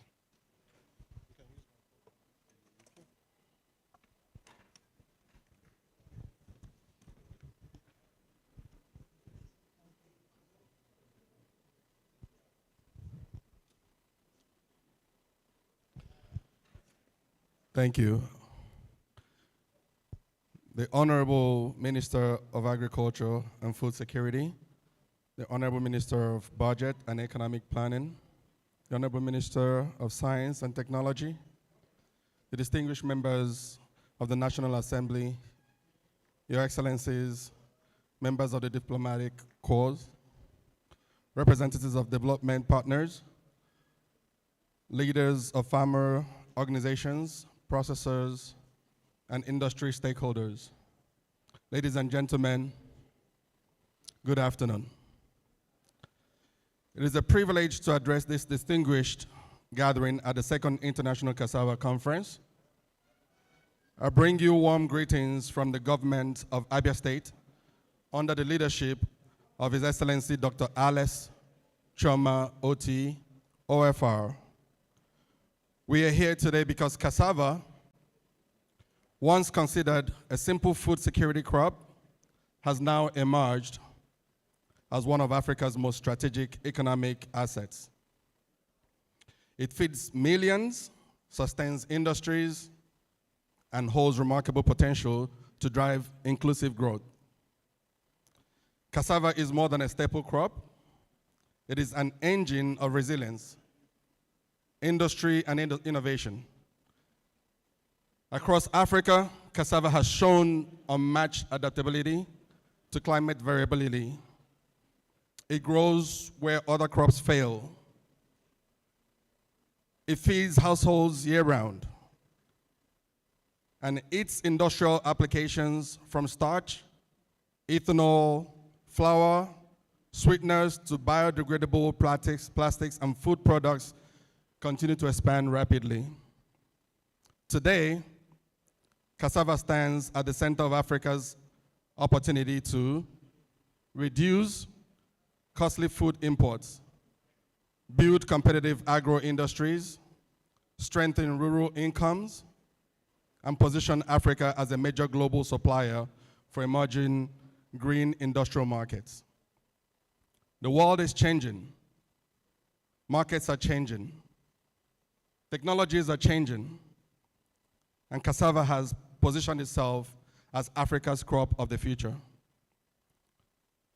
But to fully unlock cassava's potential, we must act deliberately and collaboratively. We must strengthen farmer productivity through improved varieties and mechanization, deepen processing capacity to meet domestic and export demand, expand climate-smart production systems, improve storage, and reduce post-harvest losses, adopt harmonized quality standards for competitive regional trade, expand access to affordable patient financing for processors and SMEs, and most importantly, shift our farmers from subsistence to commercial scale production. These are not aspirations, these are necessities. Abia State's commitment. At this point, I wish to reaffirm the commitment of the government of Abia State to agricultural transformation and value chain development. Under the leadership of His Excellency Dr. Alex Oti, we are building an enabling environment for agribusiness, more open investment processes, and production systems anchored on technology, innovation, and competitiveness. Abia State stands ready, open for investment, partnership, collaboration, and trade. We see cassava not only as food, but as a platform for manufacturing, exports, job creation, and shared prosperity. Ladies and gentlemen, on behalf of the government of Abia State, I am pleased to extend a warm and open invitation to all stakeholders, local, international, and to join us at the two landmark events. First, the Abia Turkey Investment Summit and Product Exhibition, a high-level platform for investment discussions across agribusiness, agro-processing, renewable energy, manufacturing, and export value chain development. Secondly, the second Aba International Trade Fair 2025, a major showcase of Abia's industrial creativity, commerce, agricultural, and SME innovation, where our cassava produce and value-added products will be prominently exhibited. Please reach out to Dr. Henry for invitation details for these events. These events are designed to demonstrate that Abia State is not only ready for investment, Abia State is the next frontier for green, sustainable, and profitable agribusiness. To our partners across Nigeria, Africa, and the global community, Abia State is open. Abia State is safe. Abia State is welcoming. Abia State is ready for business. We offer fertile land, hardworking farmers, and increasingly transparent governance structure, and a reform-driven administration deeply committed to doing things differently and doing them well. Our doors are open to investors, development partners, researchers, technology providers, and commercial actors seeking a thriving base for agricultural expansion. As we gather here today, let us remember that Cassava's real power lies not only in its resilience, but in our collective will to transform it into a cornerstone of Africa's economic renaissance. Together we can build strong value chains. Together we can unlock new markets. Together we can create prosperity for millions across our continent. Thank you for your attention. Thank you for partnership, and thank you in advance for joining Abia State for the upcoming Investment Summit and Trade Fair. God bless you, and God bless the Federal Republic of Nigeria. God bless Federal Republic of Nigeria. Please, for the paper presenters, please make your way to the media so that they can get your papers ready for presentation immediately after the tea break. May I invite with humility the representative of the Permanent Secretary of the Export Promotion Council to make a goodwill message. Export Promotion Council, please. I would beg that you skip protocols. The EDCO have been corrected. Please. Welcome, madam.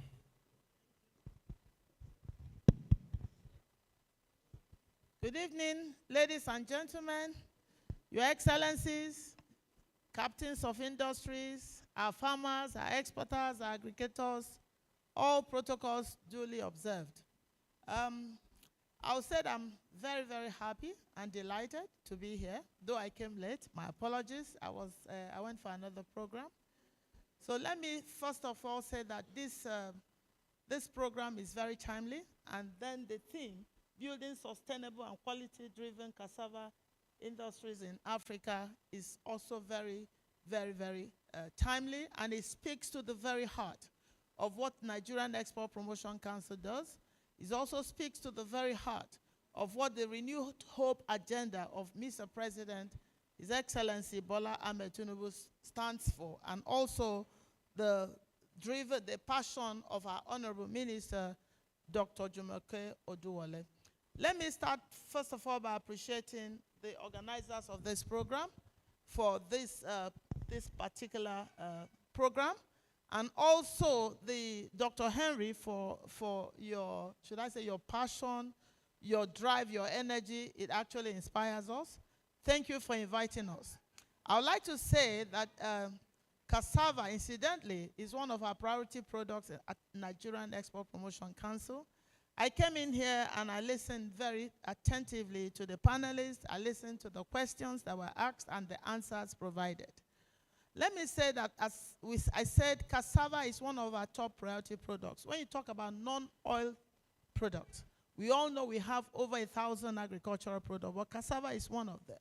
But when you put it together, and we also know that non-oil export is growing in terms of volume and value, you will know that we grew year on year by 20.7% to record $5.4 billion US dollars.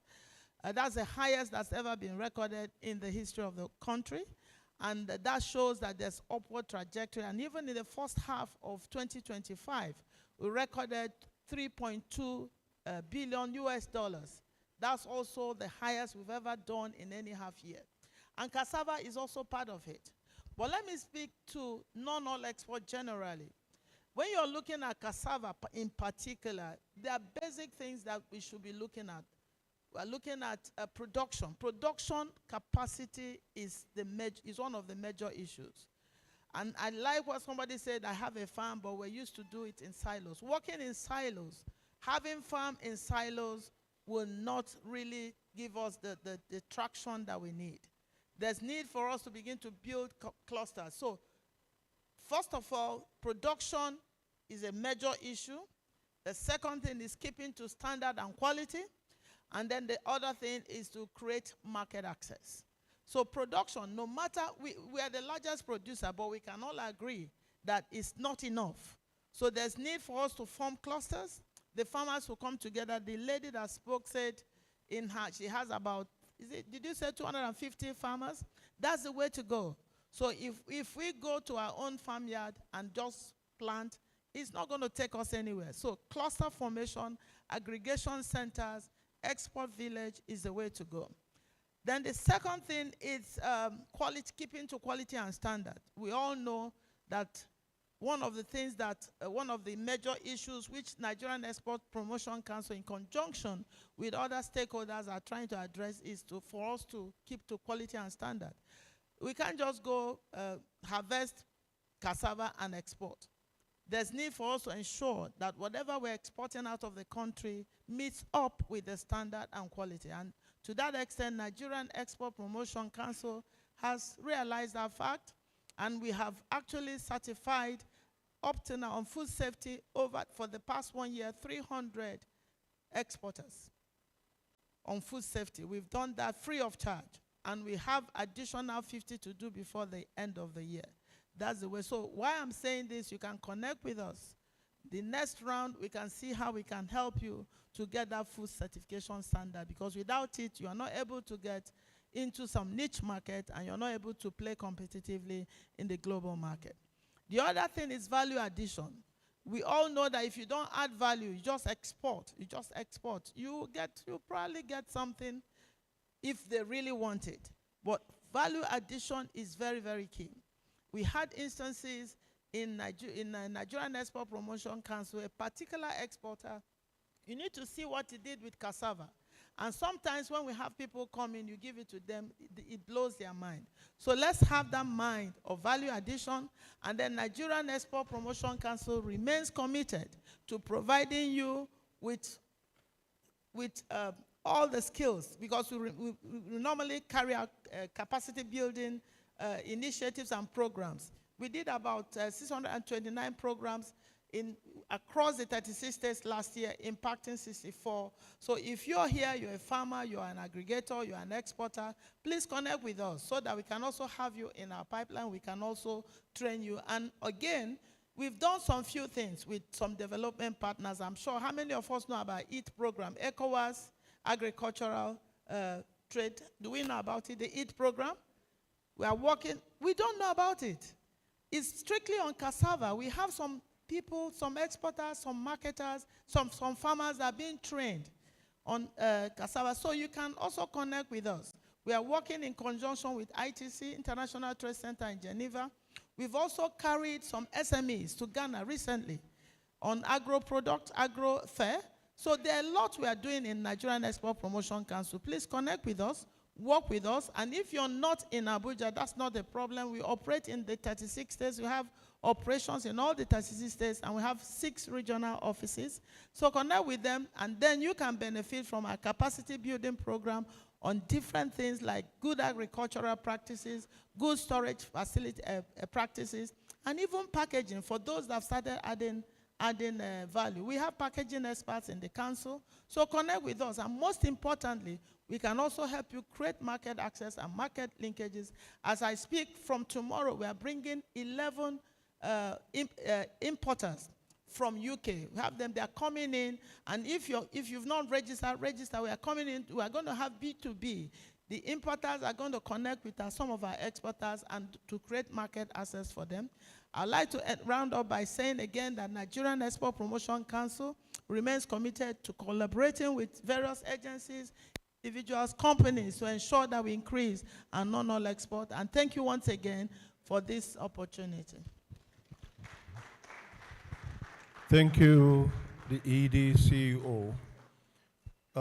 We really can say no to goodwill messages, so we just have one more or two more to take. But please, when you come here, for the sake that we are tired, just skip protocols and go straight to the point. So let me invite Dr. Seb Ebirekwe, who will be presenting the goodwill message from the DG CEO of Raw Material Development Council. As he's coming, we have Dr. Okoye Benjamin, Director and Coordinator, Extension Services, representing Professor Chiedozie, the EDCO of National Root Crop Research Institute, Umudike. Thank you, sir. Thank you very much, and good afternoon, participants, distinguished personalities here. I am Dr. Sabi Birekwe. I am here representing the DG and the Chief Executive Officer of the Raw Materials Research and Development Council, Professor Nnajelugo Ikemonso. I just want to thank POSMA for this timely and strategic program, and to let you know that the Council has been a major stakeholder in the development of cassava in this country.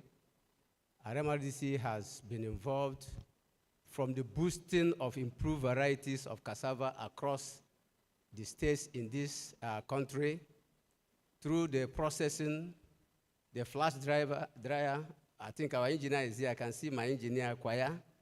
The council developed the flash dryer for processing of cassava.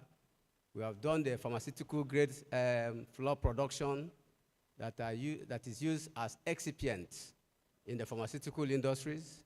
We have produced a lot of the glue, a lot of products from the cassava commodity.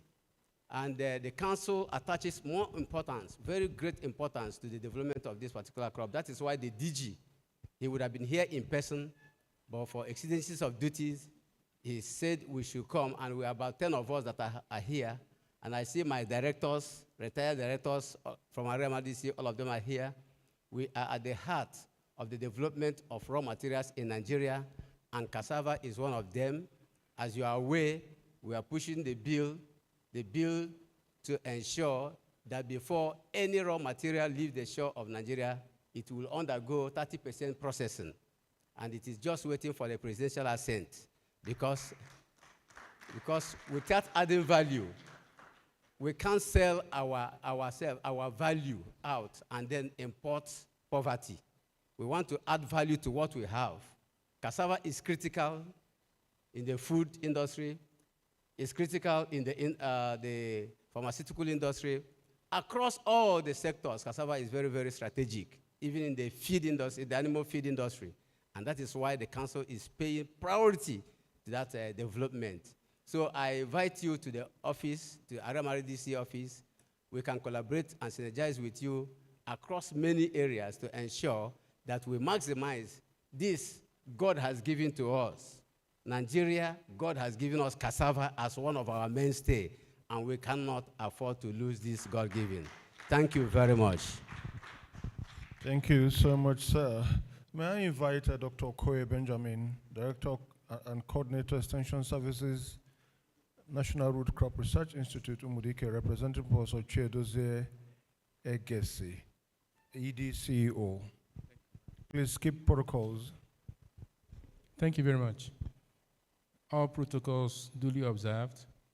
Goodwill message delivered by Professor Chiedozie Egesi, who is Executive Director, National Root Crop Research Institute, Umudike, at the Africa Cassava Conference 2025. It is a honor and privilege to deliver this goodwill message on behalf of my Executive Director of National Root Crop Research Institute, Umudike. I warmly welcome all our distinguished delegates, particularly our international guests, to Abuja, the heart of our nation. We are pleased to host this vital continental dialogue on the future of cassava in Africa. The theme of this second edition, Building Sustainable and Quality-Driven Cassava Industries in Africa, is both timely and strategic. It challenges us to elevate our focus from production volumes to the broader transformative agenda of quality, value addition, competitiveness, and market-led industrialization. It calls us to evolve from a continent that merely grows cassava in abundance to one that builds resilient, innovative, and globally competitive cassava-based industries. At Umudike, an institution that has a century of leadership, we just celebrated our 100 years of existence in 2023. We recognize cassava as far more than a staple crop. It is a pillar of African food security, a driver of rural industrialization, and a proven pathway to inclusive wealth creation. Nigeria's position as the world's largest producer of cassava provides a strong foundation, yet the full economic potential of the crop remains largely untapped. The future of a globally and quality-driven cassava industry will rest on our collective ability to stay ahead of emerging biotic and abiotic threats. At Umudike, we are shaping that future through advanced breeding, genetic engineering, and gene editing. We have worked closely with our partners, especially IITA. We have developed more than 50 improved cassava varieties. These varieties combine high yield with enhanced drought tolerance, resistance to cassava mosaic and brown streak diseases, reduced cyanogenic potential, and specialized industrial attributes, including high beta carotene, high starch, and high dry matter content of cassava. Quality must begin with the genetic integrity of the planting material placed in farmers' hands. However, even the most advanced varieties hold no value if they do not reach the farmers. Sustainability demands that we close the gap between research innovation and field adoption.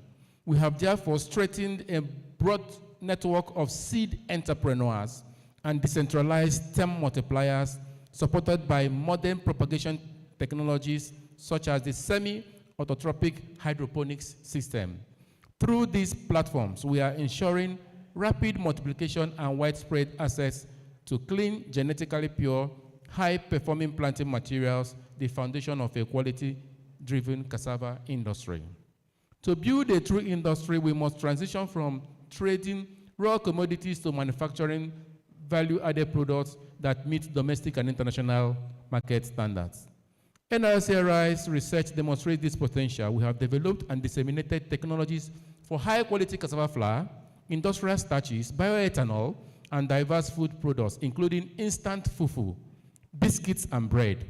We have also introduced improved post-harvest management solutions, such as technologies that extend garish shelf life to over 1 year, drastically reducing losses and strengthening export readiness. A sustainable industry is one where every root counts and where post-harvest waste is minimized. The scale of our ambition requires robust collaboration. Researchers must work with policymakers to create the right regulatory and biosecurity frameworks. Government must create incentives that attract private investment into processing, storage, logistics, and market infrastructure. Development partners must continue to catalyze research and industry growth. Most importantly, farmers and processors must remain at the center of our interventions as co-creators of the solutions we seek. NRCRI stands ready as a committed and capable partner. Our century-long legacy, modern scientific infrastructure, and skilled team of scientists and researchers are open to the continent. We are committed to sharing our knowledge, technologies, and germplasm resources to advance the African cassava sector collectively. As we deliberate over the next 3 days, may our discussions generate actionable insights that move our sector decisively forward. The future we envision is attainable, a robust cassava industry that nourishes our people, creates dignified jobs, drives rural and national prosperity, and positions Africa as an influential player in the global bioeconomy. Together, let us seize this opportunity and build the cassava future of our continent. Thank you for your kind attention. Professor Chidozie Egozie, Executive Director, Stroke CEO, National Root Crop Research Institute, Umudike. Thank you. Thank you so much, sir. The sound of instant fufu sounds like instant noodles. Does it work the same way? Your Excellencies, distinguished delegates, just one more information that we also have lunch. But you're going now on a health break. While you're going on the health break, you make sure you have your tea. But the lunch, we'll take it after the paper presentations, and we all go from there. And I promise you, we won't keep you longer than planned. Thank you so much. And see you on the other side of the tea break.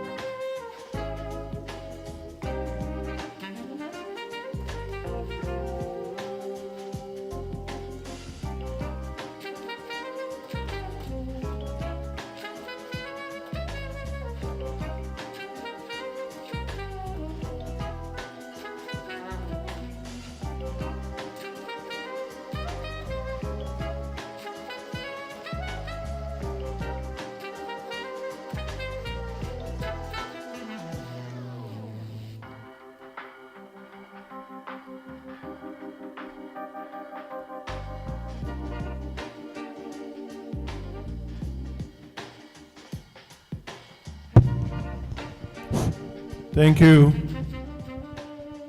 Thank you, distinguished delegates. Owing to how we started in the morning, we have to make necessary adjustments to our programs. And if you return to the hall quickly, we will kickstart so that we won't eat too much into your time.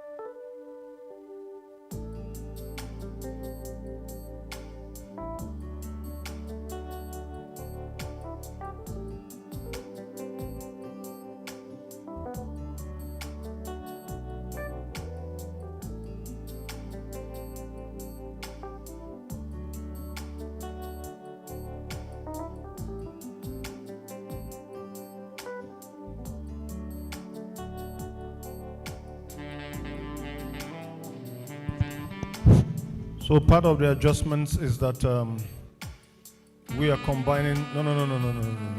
We are combining the tea break and lunch. So you may as well go for your lunch so that when we come back, we fire on all cylinders.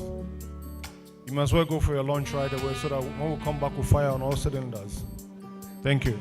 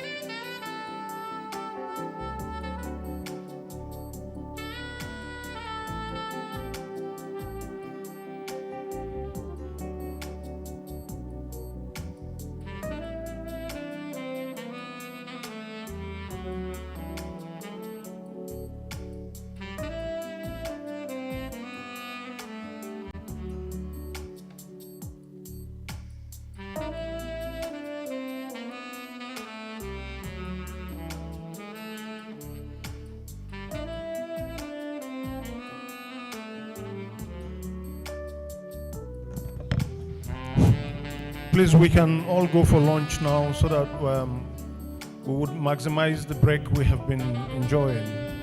Let's go for lunch now, please.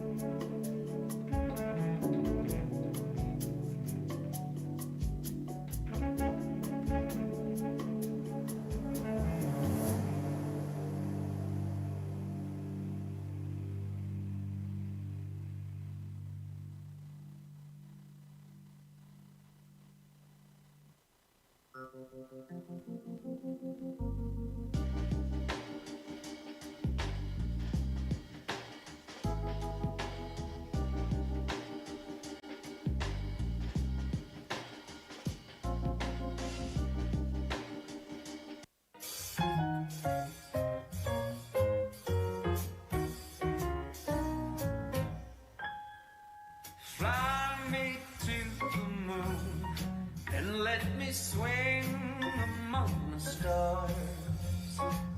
Let me see what spring is like on Jupiter and Mars.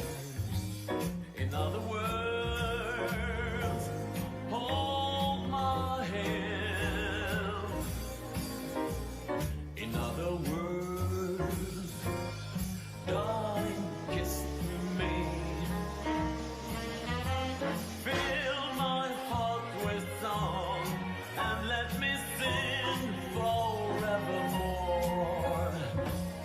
You are all I long for, all I worship and adore. In other words, please be true. In other words, I love you.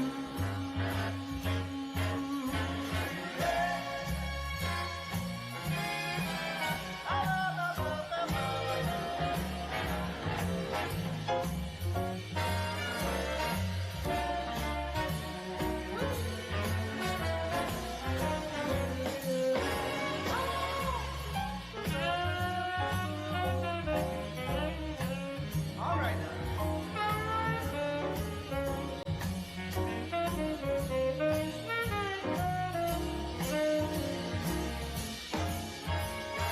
Fill my heart with song and let me sing forevermore. You are all I long for, all I worship and adore.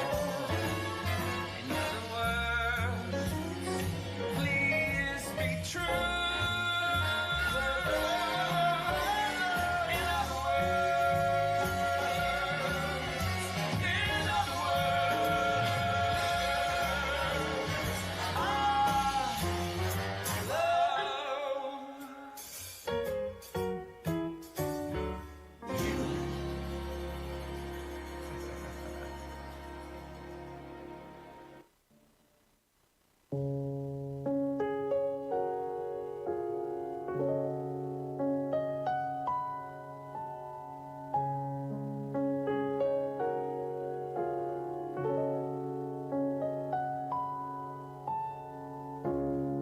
When I fall in love, it will be forever, or I'll never fall in love.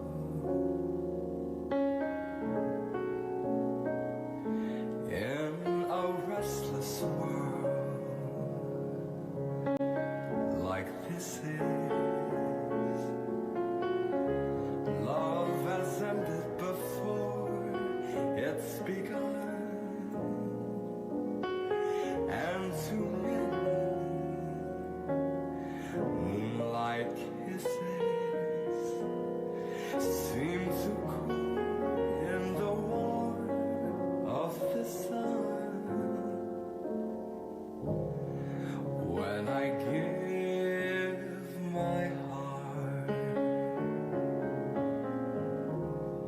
it will be completely, or I'll never give my heart. Hello, distinguished delegates, Your Excellencies. Welcome to the second part of this auspicious occasion. Welcome to the second part of the Africa Cassava Conference 2025. We apologize for the mix-up of things earlier in the morning, which is responsible for the present delay. But I promise you, you will not regret any part of it. As the second phase of the event today begins, if you look at the agenda for today, you can see that we have a few more items to run through, but never bother yourself about that because we're not going to take all of them. We are going to shift a whole lot of them to tomorrow. But for the intellectual richness of the lectures we have lined up for you today, we will have those lectures, and quickly too. So if you have a paper to present, I will advise that you make that paper available to the media so that they can help you roll it on the screen while you make your presentation. So there are two sessions, Session A and Session B. And Session A would be on sustainable cassava production, and we'll be looking at the influence of agroclimate parameters on sustainable cassava production across the climate belts of Nigeria. And the presenter is Okoye NN of the National Root Crops Research Institute, Umudike, Abia State. Then there are poster presentations under it. Those poster presentations will be shifted to tomorrow so that we would have enough time to deal with the papers and go have enough rest to resume bright and early tomorrow.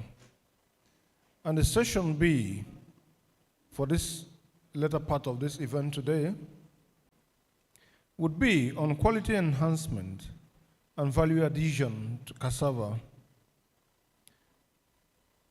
And the title of that paper will be Sensory Profile and Consumer Preferences of Agbeli made from cassava varieties, biofortified with provitamin A. And the presenter would be Noel Akiso of the University of Abome, Calavi, Benin Republic. So you can see that we have a whole lot of intellectual part of cassava production and value addition. These presenters will take us through this intellectual feast to complement all the glitterities that we have been exposed to today. And I urge you to be patient just a few more minutes, and we would have ticked this day as a very successful day. And day one of the African Cassava Conference would have come to an end. So I don't know much about cassava, but I have taken my time to travel almost all the West African coast. I wasn't able to get to Côte d'Ivoire, but I went by road through Lagos, and I feasted my eyes on the coast till I arrived Benin Republic, and all the way from Benin Republic through Togo. My eyes were on the coast. And from Benin Republic, I ran into Ghana. And I headed far, far, far into Kumasi Kingdom, the Ashanti Kingdom. And I made a visit to the palace of the, what's his title again? He's from Ghana here. Akwaba. He's from Ghana here. So they are coming. They will tell us the title of the Yeah, I'll try and recall. So the beautiful thing about this movement all the way through the West African coast is that you see the beauty of agriculture. The moment you step into Ibadan, heading all the way to Badagry, heading all the way to Seme, heading all the way to Cotonou, and heading all the way to Aflao, you will see a whole lot of varieties of cassava, either in the flowers, the one that we use to make fufu, or what is essentially referred to as tapioca on that axis. I understand is a very nutritious, very lovely byproduct of cassava, and it's pricey as well. So by the end of this conversation going on at the present Africa Cassava Conference, we will be able to know additional products that could be made from cassava and also extend the frontiers of the usage of the ones that are already made. So, what happens to Nigeria happens almost all the way through the West African coast. We're told today that if you throw away the stem of cassava in your backyard, 9 to 12 months after, you're going to get some beautiful tubers. You don't need to add any effort in doing that. We've also been told today that the improved varieties of cassava could require fertilizer assistance to give you maximum yield. I'm not a cassava farmer. If I could pick this little, I wonder what those who are deep into cassava farming would have derived from their attendance to this conference. So, Your Excellencies, ladies and gentlemen, if you know anyone who is outside, beckon on him or her to make haste. If you missed this part of this conference today, you missed it all. So I don't know whether the paper presenters are available now. Are they here? Can I see your hand? Oh, thank you. Would you want to wait for 1 more minute for them to come in? Or would you want to start speaking? Okay, can we put it to vote? Voice vote. Those who want the paper presentation to begin now, say aye. Aye. Hold on, I've not finished. Let me tell you something about voice vote.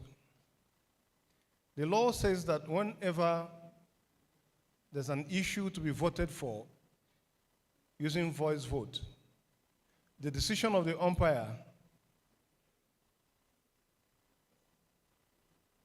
do you understand what I'm saying? The umpire's decision is the final. So if the umpire says, if all of you shout yeah, and I say the nays have it, you have no right of appeal. Unfortunately, that's the law. So let's take it again. Those who want the paper presentation to begin now, say aye. Aye.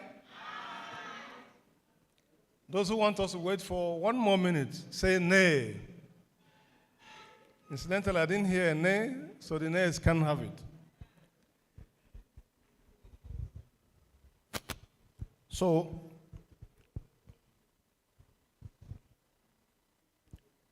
if I can get the profile of the first speaker, I would do justice to that so that we can start. Let me have the profile of the first speaker. Let me introduce you officially.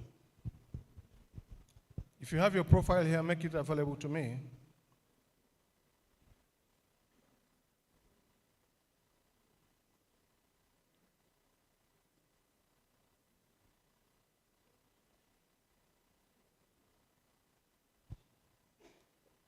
Is anybody planning to give that to me? Okay.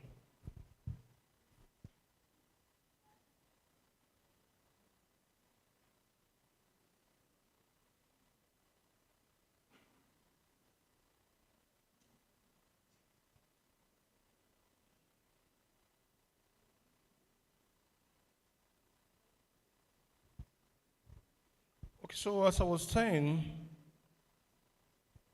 the beautiful landscapes that we have in West Africa, and I think the same also is applicable to East and Southern Africa.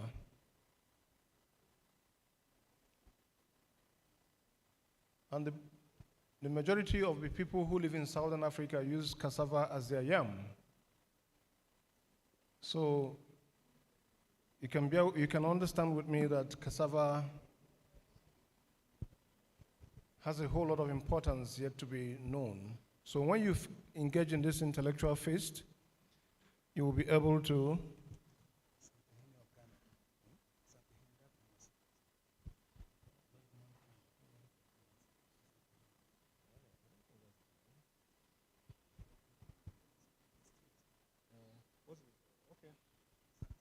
Asantehene of Ghana. So thank you. So let me invite with all due humility Dr. Okoye Ndukwe Nkiruka.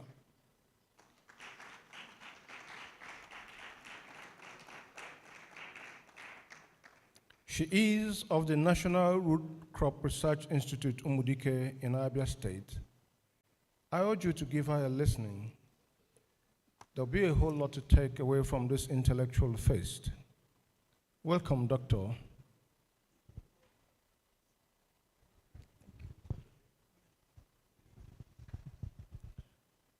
All protocols duly observed.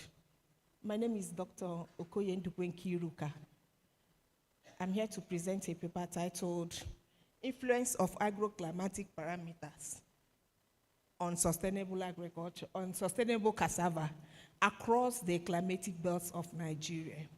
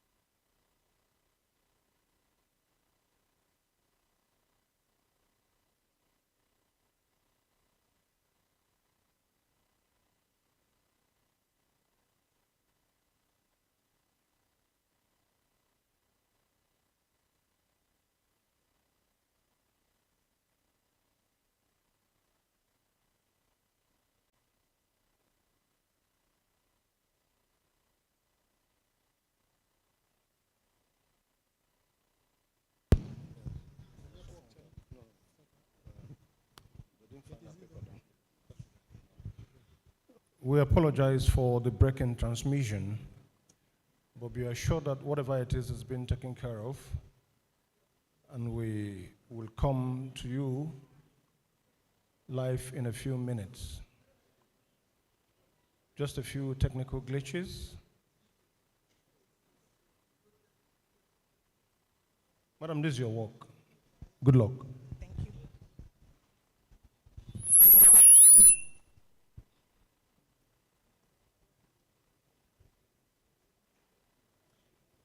Please, sorry for that glitch. My name is Nkiruka Ndukwe Okoye. I'm here to present a work titled Influence of Agroclimatic Parameters on Sustainable Cassava Production Across the Climate Belts of Nigeria. As climate of Nigeria varies over space and time, so it is expected that successful cultivation of this cassava will respond to this variation. Which one? Problem statement. There is depth of information on influence of agroclimatic parameters on sustainable cassava production across the climate belt of Nigeria. The similar informations that are on this very topic are either on local government, state, or regional. Hence, the study for me to find out the influence of these parameters across the 4 climatic belts of Nigeria.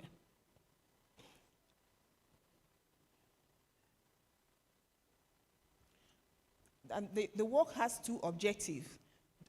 The first objective is to find out the characteristics of rainfall and temperature trend over contrasting climatic belts of Nigeria. In this work, rainfall and temperature are being used to determine the temperature of Nigeria, because these two variables does not only act as elements of climate, but they act as determining factor, because they determine both relative humidity, soil temperature, and other variables. Then the second objective is to assess the relationship between cassava crop yield and trends in climatic variables across these climatic belts of Nigeria from 1980 to 2019. The work is done in Nigeria. If you look at the map, according to Coping's classification, he classified Nigerian climate into 4. The first one is tropical monsoon, second one is tropical savanna, the third one is semi-arid, then the fourth one is warm desert climate. If you look at for each of the climate belts, the tropical monsoon, 3 states were selected. Because of how vast this, tropical savanna is, about 6 states were selected so as to give a better coverage, a better and spatial coverage of the work. Then, in warm semi-arid, 3 states were selected. Then in warm desert, because of how small the location is, only 1 state were selected. The data used is secondary data. Both the climate and the crop yield data were secondary. Results.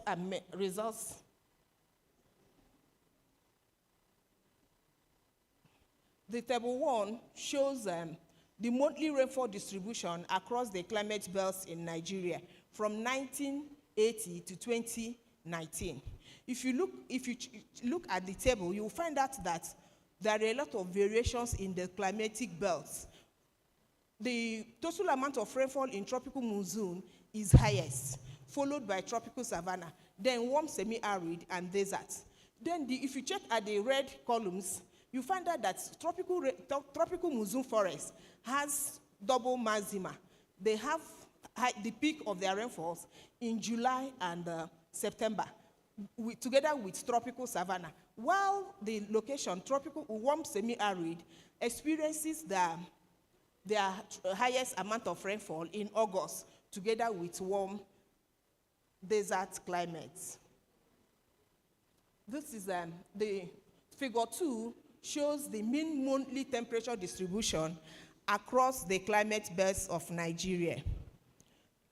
If you look at the graph shows that it is only warm desert climate that the temperature varies, and this particular climate starts to experience high trend from the month of April till month of June, when it meets the other climatic belts. But even at that, the 4 of the climatic belts, the climatic trend still indicates that they are increasing. Then this is the figure 3. It shows the rainfall and temperature time series and anomaly plots for the tropical monsoon belts. Remember, the second objective is to find out the relationship between the 2. So when we look at the black bars shows the annual rainfall, while the red line shows the trend, shows the centered mean line. Then the dotted lines shows the trend. From the trend, we can find out that the annual rainfall is increasing slightly, not too sharp. Then when you look at the anomaly is to sieve out excesses, either when the rainfall is lower or when the rainfall is higher. Then the time series plot C is the temperature time series for the same tropical monsoon. It shows that if you look at the graph, you find out that the temperature is moving, but not as slow as rainfall.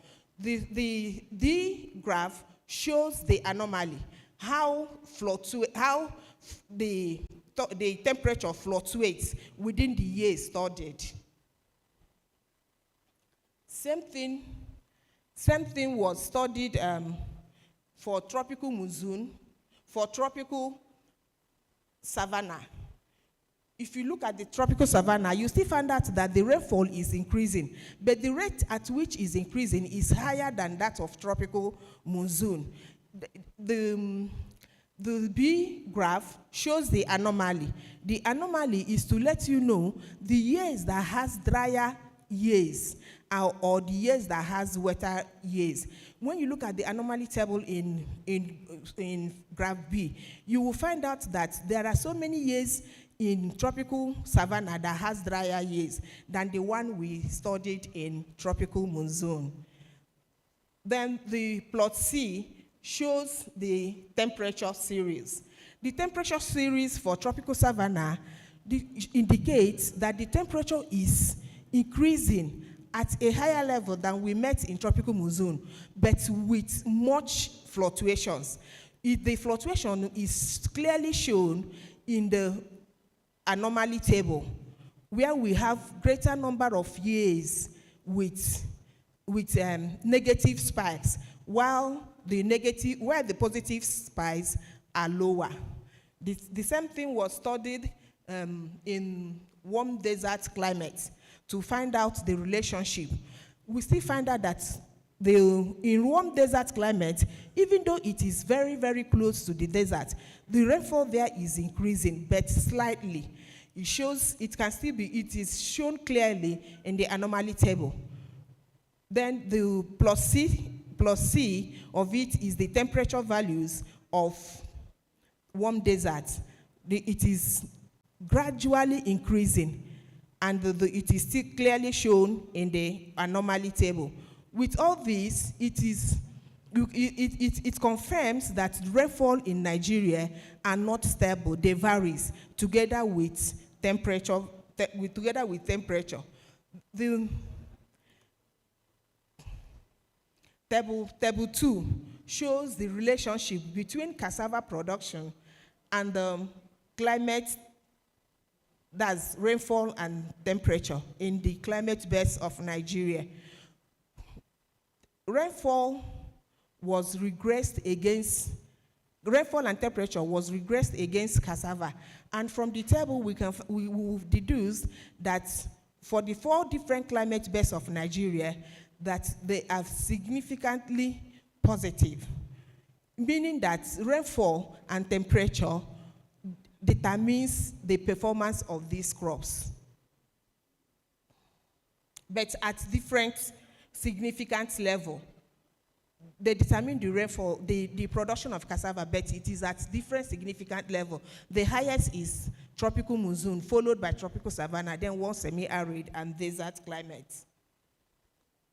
Conclusion and recommendation. Over the 40 years period studied across the climate belt, we can observe that a new season is emerging as tropical monsoon climate belts recorded rainfall all the year, and temperature of the 4 belts are increasing. Ordinarily, we used to think that rainfall in the tropical monsoon maybe starts around March, but from the table we observe that rainfall is all through the year, together with tropical savanna, which means that a new season is emerging. And if a new season is emerging, the farmers ought to be thought about it so that they can change their dates of planting, for them to be aware that what they used to know in time past about planting dates, that it is no longer like that, so that they will not have loss of yields. Then secondly, increase in climate variability makes it harder for farmers to predict the best planting times and manage their crops effectively. Also, the relationship between temperature and cassava yield during the period studied is statistically significant at varying level. The study recommends innovation specific to agriculture.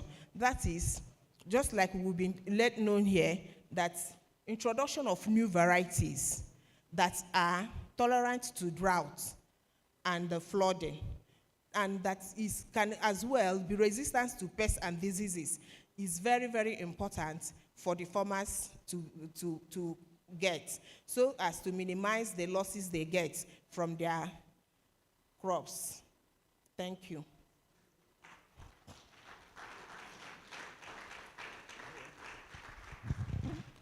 Thank you so much. Thank you so much, Dr. Okoye.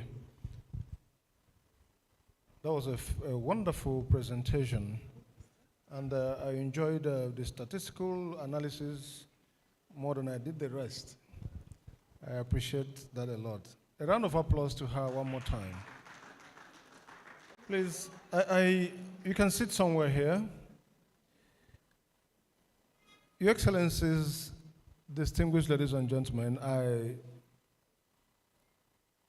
let me welcome to this side of the table for the paper reviews Dr. Ebirekwe Seb. Is he here? Please make him welcome as he comes up this way. A round of applause for him, please. As he's coming, may we also have Dr. Mohamed Buga. Is he here?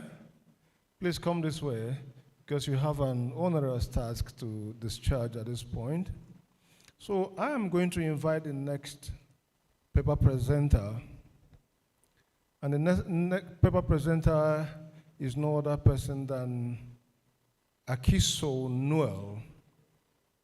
He is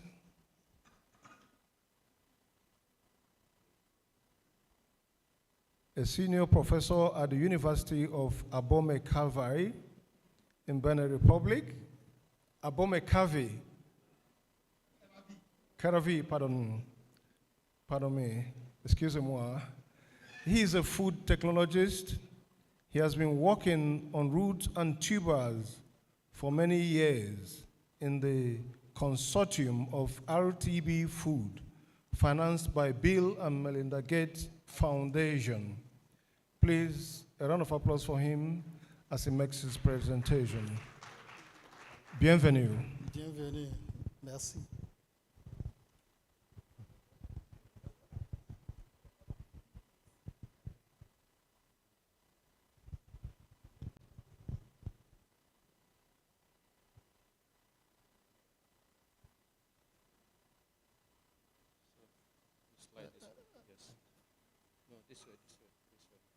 Yes. Huh? That is the hand. Go to the yes. Good afternoon or good evening.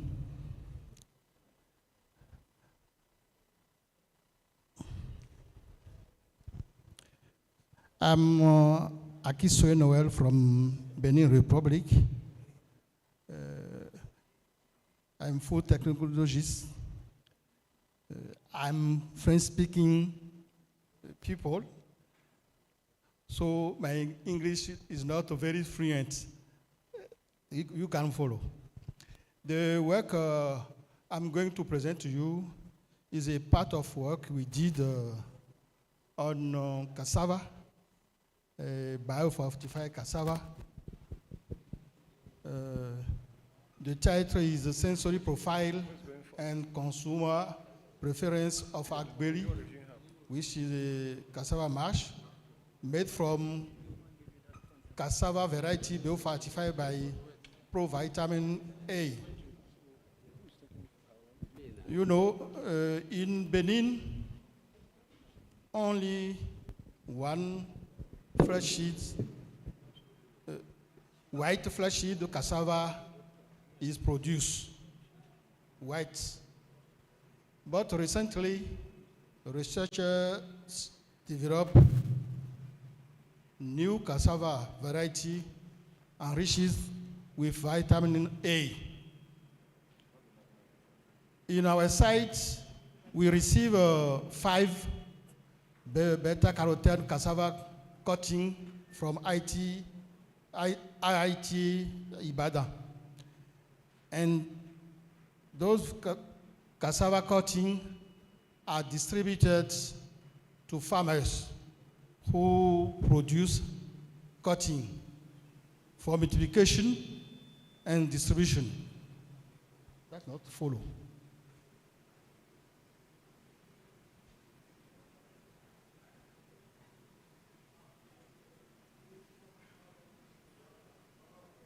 The picture you observe is a seed producer farmer who receive cassava cutting for multiplication, and then after this, they will distribute the beta-carotene cassava. So it is important to see if those new varieties will be accepted for food, basic food, such as lafun, this is for such as lafun or agbeli or boiled cassava. So the work we did is to study the acceptance of those cassava variety for making agbeli. The work I want to present is only on agbeli. Those other products is not considered here. We see also the intention to buy the biofortified agbeli. To do this, as I was saying, we test 6 cassava variety, 5 biofortified, which is yellow. The yellowness vary from light yellow to yellow. And we have a control, which is a white fresh seed variety. Those varieties were processed into agbeli. So we evaluate the fresh agbeli, also the cooked agbeli. And the production were done on 2 batch. So the tests we did on those concern the hedonic test, the rate all data apply test, the ranking test on key attributes, and also we evaluate the purchase intention of consumers. The key results we obtain concern the acceptance score. We observe in this table that all the 6 samples receive a positive rating from 6 to 7 on the scale of 9 points. That is the good. We observe also that all biofortified cassava show a good consumer acceptance compared to traditional. It is, if we should note that the control gave the highest value of acceptance. When we look at the difference between and within cassava varieties, we observe that the variety number handed by 39 was not suited for making acceptable quality cooking agbeli, because it is almost yellow. It is the least rich in starch. It is the richest in the fiber, and least attractive, also least extensive when cooked. The other variety, we observe that we have 4 top performing varieties. The control is among the control is among the top performing variety. We have the variety number handed by 24, which has characteristic of prepare it in both fresh and cooked form, and have got purchase intention, high value of purchase intention. The variety number handled by 12 is has excellent sensory profile, and also have higher consumer acceptance. And then the other variety number handled by 90 had good overall rating, and the purchase intention is also very good. When we did a classification clustering, we observed that the 4 top performing variety belong to the same cluster. So they got a good promising intention and good promise characteristic for agri making. For purchase intention, we observe that the 4 top promised variety got a high purchase intention, but the variety handled by 39, as we observe, had low purchase intention. The key conclusion we can we draw from this experience, we observe that both fortified cassava variety show promising consumer acceptance. We can point out 3 points. The first, we observe that 3 of bio cassava variety, bio fortified variety, demonstrate excellence profile, sensory profile compared to the traditional white variety. We observe that variety yellow cassava number handled by 39 was not recommended due to its poor sensory attribute and the low extensibility observed when cooking. Also, consumer purchase intention supports the selected the 3 biofortified cassava variety we observe in the results.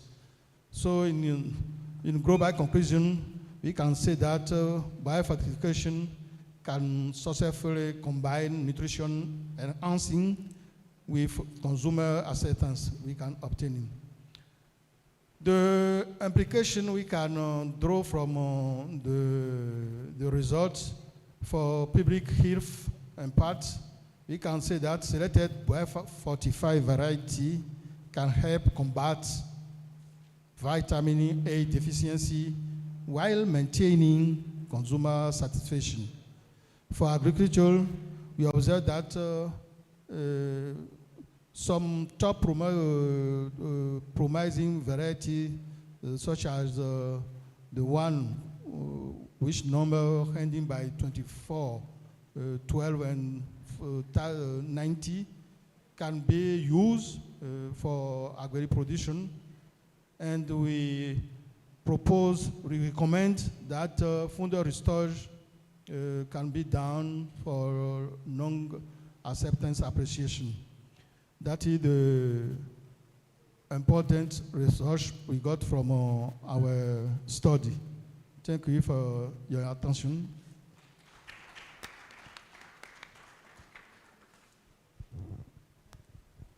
A round of applause, ladies and gentlemen, for the presenter.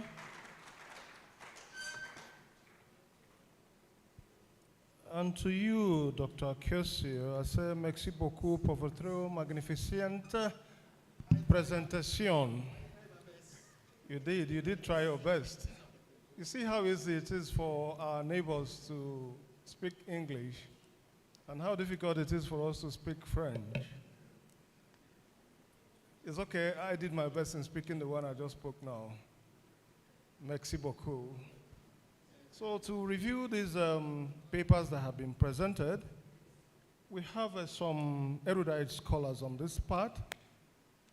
And the first to go will be Dr. Ebirekwe Serb, and we'll be reviewing the first paper presented by Dr. Okoye Ndukwe Nkiruka.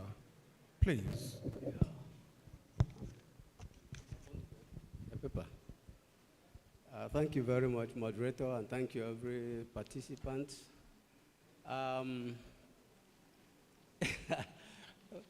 It's not easy to review a professor's paper in 5 minutes, but I'll try my best. In the Igbo land, I'm reviewing now. There's a Ohafia man. I don't know whether we have Ohafia from Abia State. Good. When they are doing something in a public function, a public gathering, people will come and support with money. This person will say, I give 100,000. This one will say, I'll give 30 million. So one distinguished scholar that has a lot of intellectual property, he came up there and said, I give moral support. The MC said, moral support, optra ikoyole. So what that means, he said, moral support you want to give, other people are giving money and you want to give moral support. How much does that translate into? How much is it? Can you quantify moral support? So, and that is what I want to do now.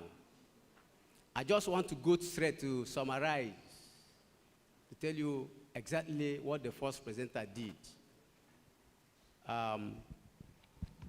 She looked at the influence of agroclimatic parameters on sustainable cassava production across the climatic belts of Nigeria.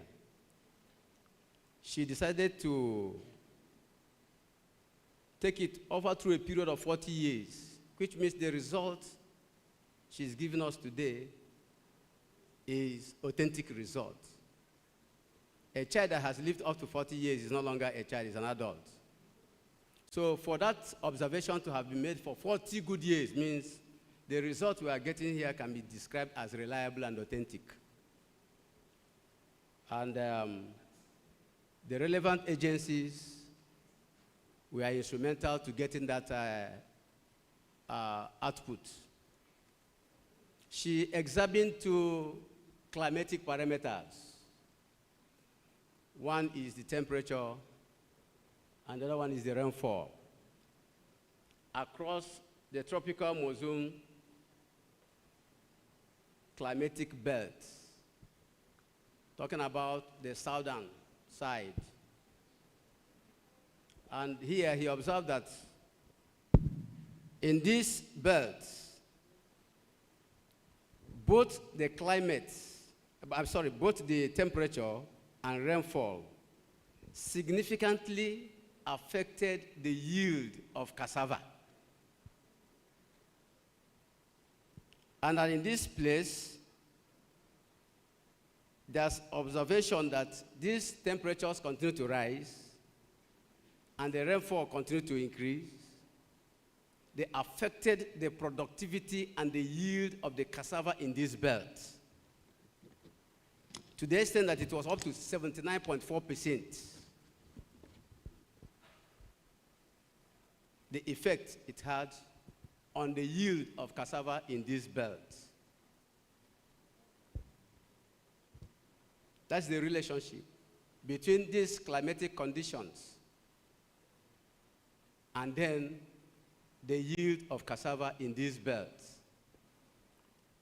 Then in the tropical savanna climate environment, she also observed, the paper also showed us there was a positive relationship between rainfall and temperature and the yield of cassava, which means correlated. You see that temperature and rainfall significantly impacted on the yield of cassava, but here only to the extent of 58.1%. Now, she also went off further to analyze the warm desert climate that also rainfall and temperature significantly predicted cassava yield.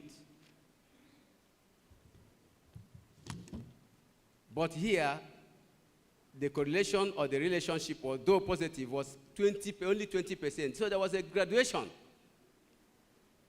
in the influence or the prediction of the output or yield of cassava, ranging from the monsoon climate belt through the tropical savanna to the warm desert climate.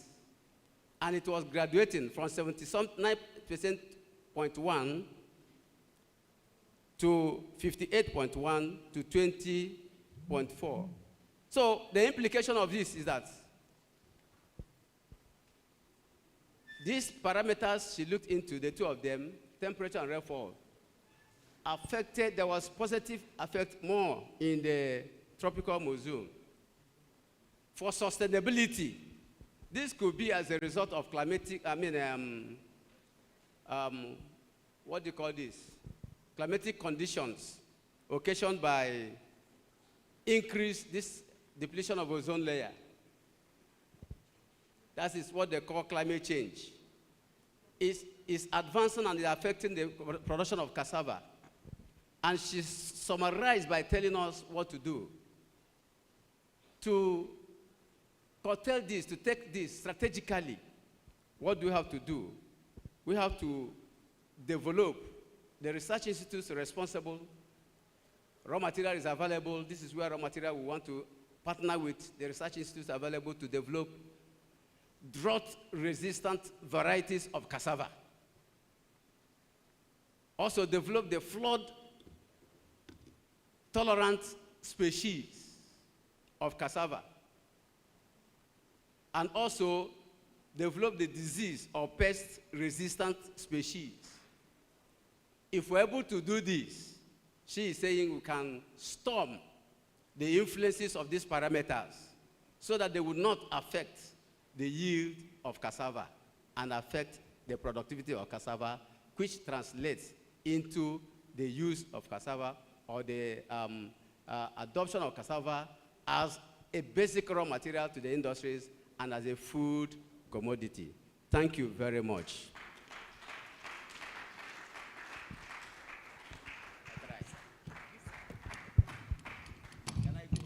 Thank you. No. Don't let your neighbor feel lonely there. Thank you so much, Dr. Ebirekwe. When he was coming out with a smile, I knew he was going to do just exactly what he did. Many years ago, I was at a conference where a professor was invited to review the work of another professor, and he started by saying that this is an empty work. Why did we waste our time here? So to review the presentation made by Professor Akiosu Noel of the University of Abome, Calavi, to review his magnifique presentation would be Dr. Mohamed Buga. Dr. Mohamed Buga, you have the floor, please.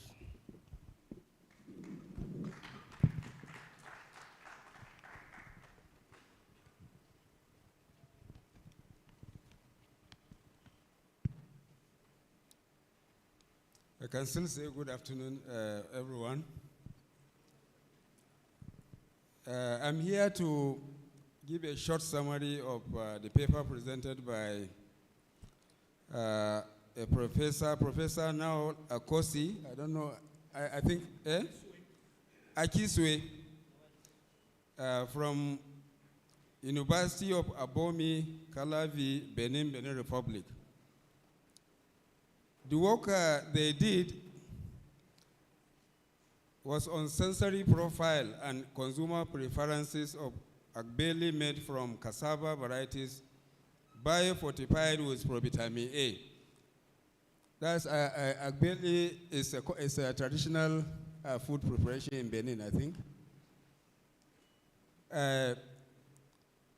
Biofortification means improving the nutritional characteristics of a food product. In this case, cassava was chosen by them.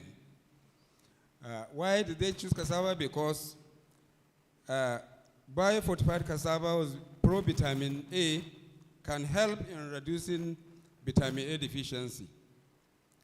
So that's the reason why they choose to do that. And traditionally in Benin, only white flesh cassava varieties were cultivated. But recently they started cultivating yellow varieties, which were introduced to them from 2019 to date. And there's no data to evaluate the consumer preference of the yellow pro-vitamin A fortified cassava variety over the traditional white cassava variety they are used to. Hence, they embark on the study. And part of the aims of the study specifically was to evaluate sensory profile, consumer preference, purchase intention related to this traditional food they call agbeli, which is derived from vitamin A fortified varieties. They use 5 varieties of cassava, and they use control. But the lesson here to learn is that the yellow variety of cassava that has been fortified with provitamin A has more functional and nutritional characteristics and has been accepted based on their study by the consumers over the white variety. And so, in a way, this particular variety now is recommended to farmers and also recommended to the consumers so that vitamin A deficiencies can be treated where they occur. So that's the summary of the whole work. And for further research they want to do is based on further consumer acceptability of this product. Thank you very much. In summary, that is what the paper is talking about. Thank you so much, Dr. Mohamed Buga. That was also a magnific review. Your Excellencies, ladies and gentlemen, let me remind us there is a poster event going on outside. The moment we are done from here, if you're part of it, quickly go to that place and we will come and view your posters, and we advise you to let them stay there so that we can continue with the poster presentation tomorrow. So saying thank you to you, I ask you to please come one more step forward so that we can have a group photograph. And I invite your Excellencies at the high table to join them. And where is the DG Pulse Me? And the chairman of the local organizing committee, where are they? Get them join the group photograph. Your Excellencies, please. Your Excellency, I honestly didn't take your note of your name from Abia State. Prince Enweremadu, Chris Enweremadu, I think I know you now. I offer services to Clifford University, so I'll pass your house. I think there's also need for us to do a production review of yellow cassava in Abia State and Imo State. It was introduced to my own village, and I came back and noticed that Abu had a yellow color. And we didn't understand how that happened. And somewhere along the line, that yellow cassava fizzled off the market. Come, Shulamite, can you join them, please? And if we do that research, we may be able to come up with a reason for people to continue the cultivation of yellow cassava in the southeast. Thank you. I'm also part of this panel team, so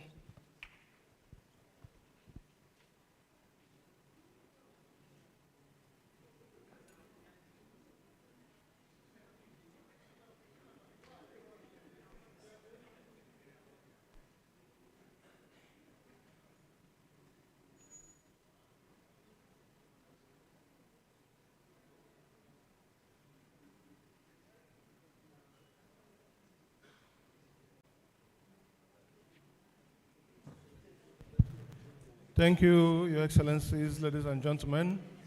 You can see that our wait was not in vain. So we will make our way to the poster presentation now, and we will go home from there happy to report back here tomorrow bright and early. And I promise you, we will endeavor to keep to time tomorrow. It will be profitable for us to be here on the scheduled time for tomorrow because there are no more ceremonies. We're going straight into business bright and early tomorrow. On that note, I want to say thank you to you for paying attention to all that has happened in this place today. And I bring you good wishes from my team. And my name remains Professor C.V. Odeme. I'm not a professor of agriculture. I'm just a professor of law. But agriculture is the foundation for all professions. So see you tomorrow, bright and early. God bless Nigeria.